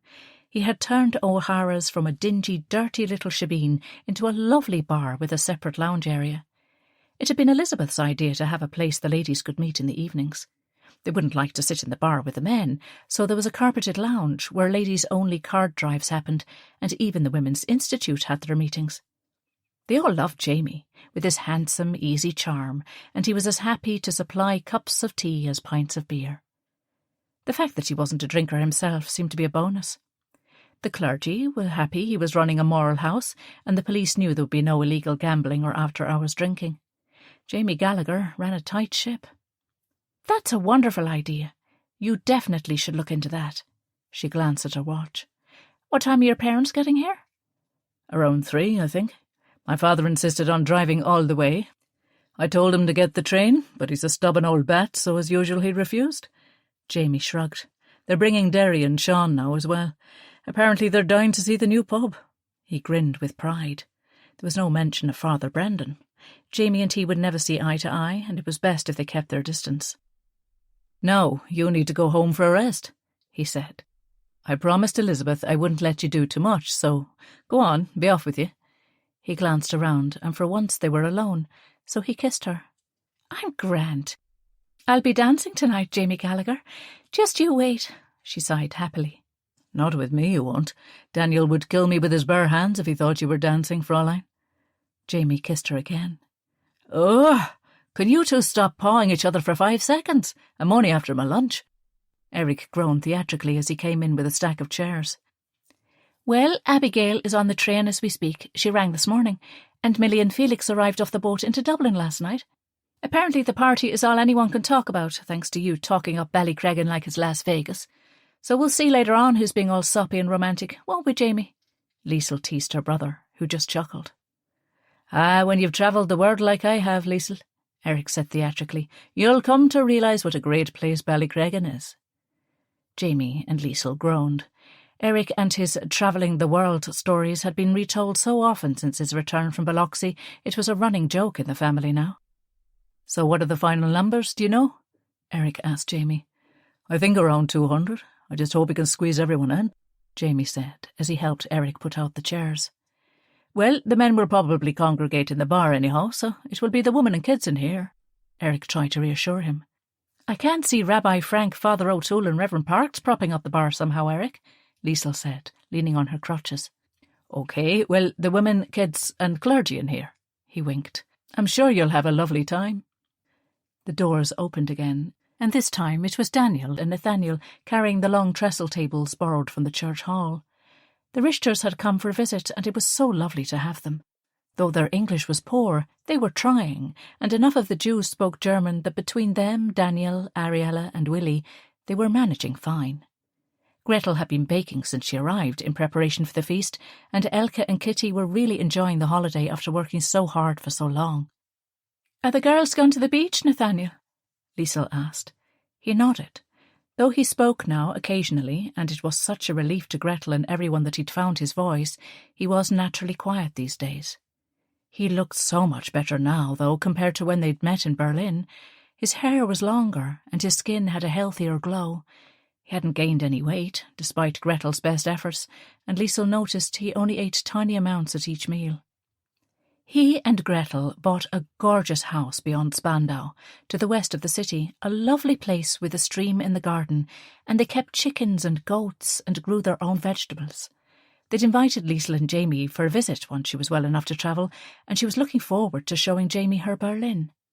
Elke and Kitty opted to live in the city, and there was enough money left over to buy them a little apartment, so they were all much happier. Nathaniel crossed the hall. He would never shout. They are. They swam in the sea yesterday, and they said it was lovely. He smiled. Everything, the beach, the cliffs, is beautiful here. It is, Liesl agreed. We landed on our feet the day we came here, Uncle Nat, that's for sure. He put his arm around her shoulder and gave her a squeeze. You all right? Your back, legs? He asked, and she knew he and Gretel felt responsible for what their son had done, though they were in no way to blame. I'm improving every day. The doctors are delighted with my progress. She hoped he was reassured. Good. He released her, and as he did, she saw the numbers. He'd rolled his sleeves up to move the table, something he normally never did, so she'd not seen them on him before, but knew they were there. He saw she noticed, and as he rolled his shirt sleeve down and closed the button at the wrist, he shrugged. I'm one of the lucky ones. She nodded. Elizabeth had found a clinic in London that would remove the tattoo at Nathaniel's request. They were going to go back to Berlin via London and have it done. Some people wanted to keep theirs as a symbol so that people couldn't forget, but he wanted rid of it. Liesl went home as instructed and rested before preparing for the party. The scars on her body would heal, and the scars on her heart were healing too, the balm of her family's and Jamie's love diminishing the pain every day. She needed help dressing, so she called Elizabeth, who was ready and dressed in a stunning rust-coloured dress. The bodice was fitted to the waist, a sweetheart neckline showed off her youthful décolletage, despite her approaching her 51st birthday, and the skirt was full and lined with a petticoat. Her dark wavy hair, normally in a tight bun, was pinned up loosely, with several tendrils framing her beautiful face. I need to stop eating strudel, Liesl commented as she sucked in to allow her mother to fasten the buttons all the way up the back of her cream-fitted dress. The dress was tight all the way from the neck to the knee, and it was just as well she couldn't dance, because the dress left very little wriggle room. She had wondered if it was too figure-hugging, but she'd shown it to Viola yesterday, and her friend assured her it was gorgeous. Viola and David and Jamie and Liesl were good friends now, and it felt nice that they would be going to Israel without any bad feelings. Viola had knocked on the door the day after Liesl left the hospital and appeared nervous as she was shown into the room where Liesl lay. Liesl, I'm so sorry you were hurt. I heard from Rabbi Frank, and I was so worried. They talked it all over, and Liesl told Viola all about Kurt and Berlin, and about the accident and Jamie, and in turn Viola explained how she felt so guilty about David, and how they hated not telling her, but honestly felt like she was all tied up with college life and was distancing herself from them. They ironed it all out, and David was invited on the next visit. He carved her a little bird, one that balanced delicately on a stand, and she placed it on her windowsill. It was an inspiration to walk again some day. So how does it feel to be closing the farm? Liesl asked Elizabeth as Elizabeth finished doing her buttons. Elizabeth sighed. A million emotions. She took the brush and began pinning Liesl's dark hair into loose curls. It feels like yesterday I was in this room, putting a skinny 10-year-old you into my clothes and cutting them down to fit. But then in other ways, I don't know, so much has happened. Are you sad about the farm closing? Liesl probed. Elizabeth was at the centre of Ballycreggan, and the children of the school, Jew and Gentile, were in her heart. Yes and no. I'll miss them all, of course, but they're going on to live their lives, and that makes me very proud and happy. Elizabeth's eyes were suspiciously bright. It's all right to be sad, Elizabeth. You're the reason they have such happy memories. You gave us all so much. Liesl felt her eyes well up too. And look what this life has given me. Elizabeth kissed the top of Liesl's head. You and your brother Daniel, Ariella and Willie, friends. I got so much, Liesl. Before you two burst into my life, it was a small, lonely existence. But you and Erich changed all that. I never need your gratitude, darling. If anything, I should thank you. Daniel stuck his head around the door and gave an appreciative whistle. Well, won't I be the proudest man in Ballycreggan tonight with these two beauties on my arm? He grinned. Are we ready? Elizabeth gathered her things, and Daniel helped Liesl downstairs. The party was in full swing when Jamie came to find her. He'd employed Erich's friend Simon and the two other local lads to work the bar so he could mingle and make sure everything went smoothly. Just as Liesl had predicted, the tables were groaning under the weight of cakes and cold meats and salads, and tea was flowing as quickly as the beer was in the bar adjoining.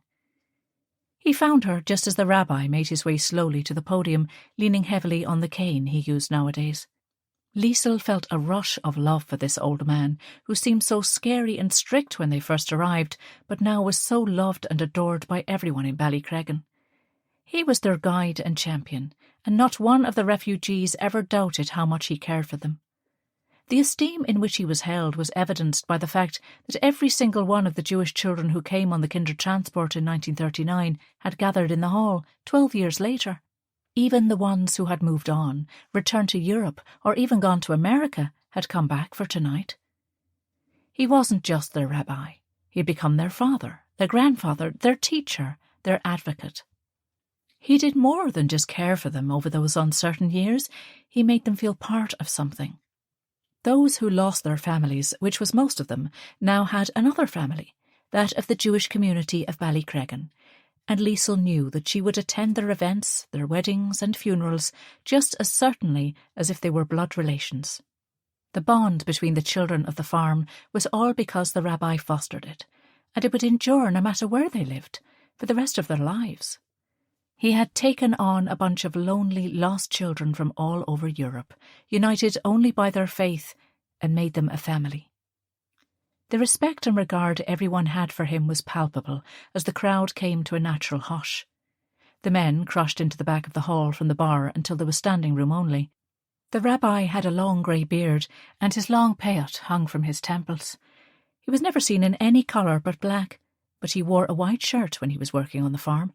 His hat made him look taller, but in reality he was small and wiry. In preparation for the speeches, Daniel had erected a small podium so everyone could see. Liesl looked around at the gathered crowd. Beside the stage were Elizabeth and Daniel, Willie, Frau Braun and her Mutti. Ariella looked radiant as always. The Richters too were seated near the front, with Levi and Ruth. Viola and David were there as well. One evening last week, when they'd called to the pub, they made her and Jamie promise to visit them in Israel. Jamie was all for it, though she joked that his pale Irish skin would burn to a crisp under the hot Israeli sun. He asked her later if she wasn't curious to see if that was where she belonged. He'd been clearing up in the bar after another busy night, and she was perched on a stool finishing a glass of wine. "No, I know I don't," she smiled. "So the quest continues, does it?" he asked. He knew about her sense of constantly searching. She'd explained it to him in the hospital. "No," she shook her head. "I'm not searching any more," she replied with certainty. "Why not?" he asked, casually lifting 2 heavy bar stools onto the counter at once. "Because I found where I belong." She sipped her drink. "I realise belonging isn't to do with geography. It's to do with people. Home is where my people are." It was so simple now, this thing that had plagued her since she was 10 years old. That's good. He smiled at her, and she felt her stomach flutter. And am I one of your people? He asked shyly, standing before her, his arms circling her waist. You are my person, Jamie Gallagher, she whispered, before he kissed her. Erich and Abigail were squeezed into the corner with Millie and Felix, who towered over everyone. Millie raised her glass, catching Liesl's eye, and the friends exchanged a smile. Millie had stayed on in Dublin after the night of the fire and had been such a great friend. She prepared for her own finals beside Liesl's bed, and though Liesl would have to defer her exams until the autumn resits, she was ready because Millie made sure she studied just as soon as she was able. Millie spoke to her in French and German every day and insisted on keeping the pressure on while Liesl recovered. Liesl was so glad she had, and now was feeling confident about her performance in next month's exams. Millie, of course, did spectacularly well in her finals at Cambridge, of that there was no doubt. And though the results were yet to be announced, she'd been contacted by her professor, who offered her a postgraduate scholarship at the university, a pathway to a teaching job there. Millie must have turned out to be their sort after all. Felix reckoned he could wrestle in England as well as anywhere, so was moving there permanently. The people of Ballycreggan gathered and waited for the rabbi to speak. Bridie from the sweet shop, old Johnny O'Hara, who was delighted and amazed with what Jamie had done with the place, Miss McGovern from the village tea-room, Major Kilroy and his grouchy housekeeper, Mrs. Dawkins, Mr. and Mrs. Morris from the school, her school friends. These were her people. An odd group, for sure. A community divided along sectarian lines before the war, Protestants wary of Catholics and vice versa. They had been united by the arrival of a bunch of bedraggled, frightened children. They took them to their hearts, and the differences that had seemed so important before, overnight, became meaningless. The rabbi clapped his hands. Ladies and gentlemen, Father O'Toole, Reverend Parks. He addressed the crowd, his accent still as strong as the day he left Germany. Friends, neighbours, children, thank you all for coming to our little gathering. Shalom. I have been asked to say a few words, and I am happy to do it, but sad too, because this is, for some of us anyway, goodbye. Liesl blinked back the tears and noticed she was not the only one. But we must, before we take our leave, have the saying of some things. Liesl smiled. Though the rabbi had mastered English, he always spoke in a kind of pedantic way, his delivery slow and deliberate that made the children chuckle. Elizabeth was convinced he did it on purpose and often caught him winking at the gigglers when he made a mistake. As you all know, the reason we came here was because we were refugees. Some adults, more children, were lucky enough to escape the grip of National Socialism and found an oasis of calm and peace here in this little corner of Northern Ireland. He smiled. Now, through the bravery of many thousands of military people, as well as civilians all around the world, that beast has been slain, and we are free once more. For some of us here tonight, we are going home. Home to a land we've never seen, Israel, the promised land. But I know I speak for all of us when I say that though Israel is our spiritual home, Ballycreggan is in our hearts, and it always will be. There are too many people to thank, to name each one. Each and every one of you over the years has done or said something kind, something that made us feel loved and wanted in a world where we were not. You did this without making us feel bad or that we were a burden. You opened your hearts and your homes freely and with such love. We thank you all. But I must pay special tribute to the Lieber family, especially Mrs. Lieber, without whom we might have stayed a disparate and divided community. She pulled us together. We have comforted each other in times of hardship. We have cheered our combined victories, and we have given each other courage in the darker days. The crowd clapped, and several people wiped their eyes. Now I would like to invite all of the Kindertransport children to the stage. Many of you are no longer children, but nonetheless, in the eyes of the village and my old eyes, you will always be children.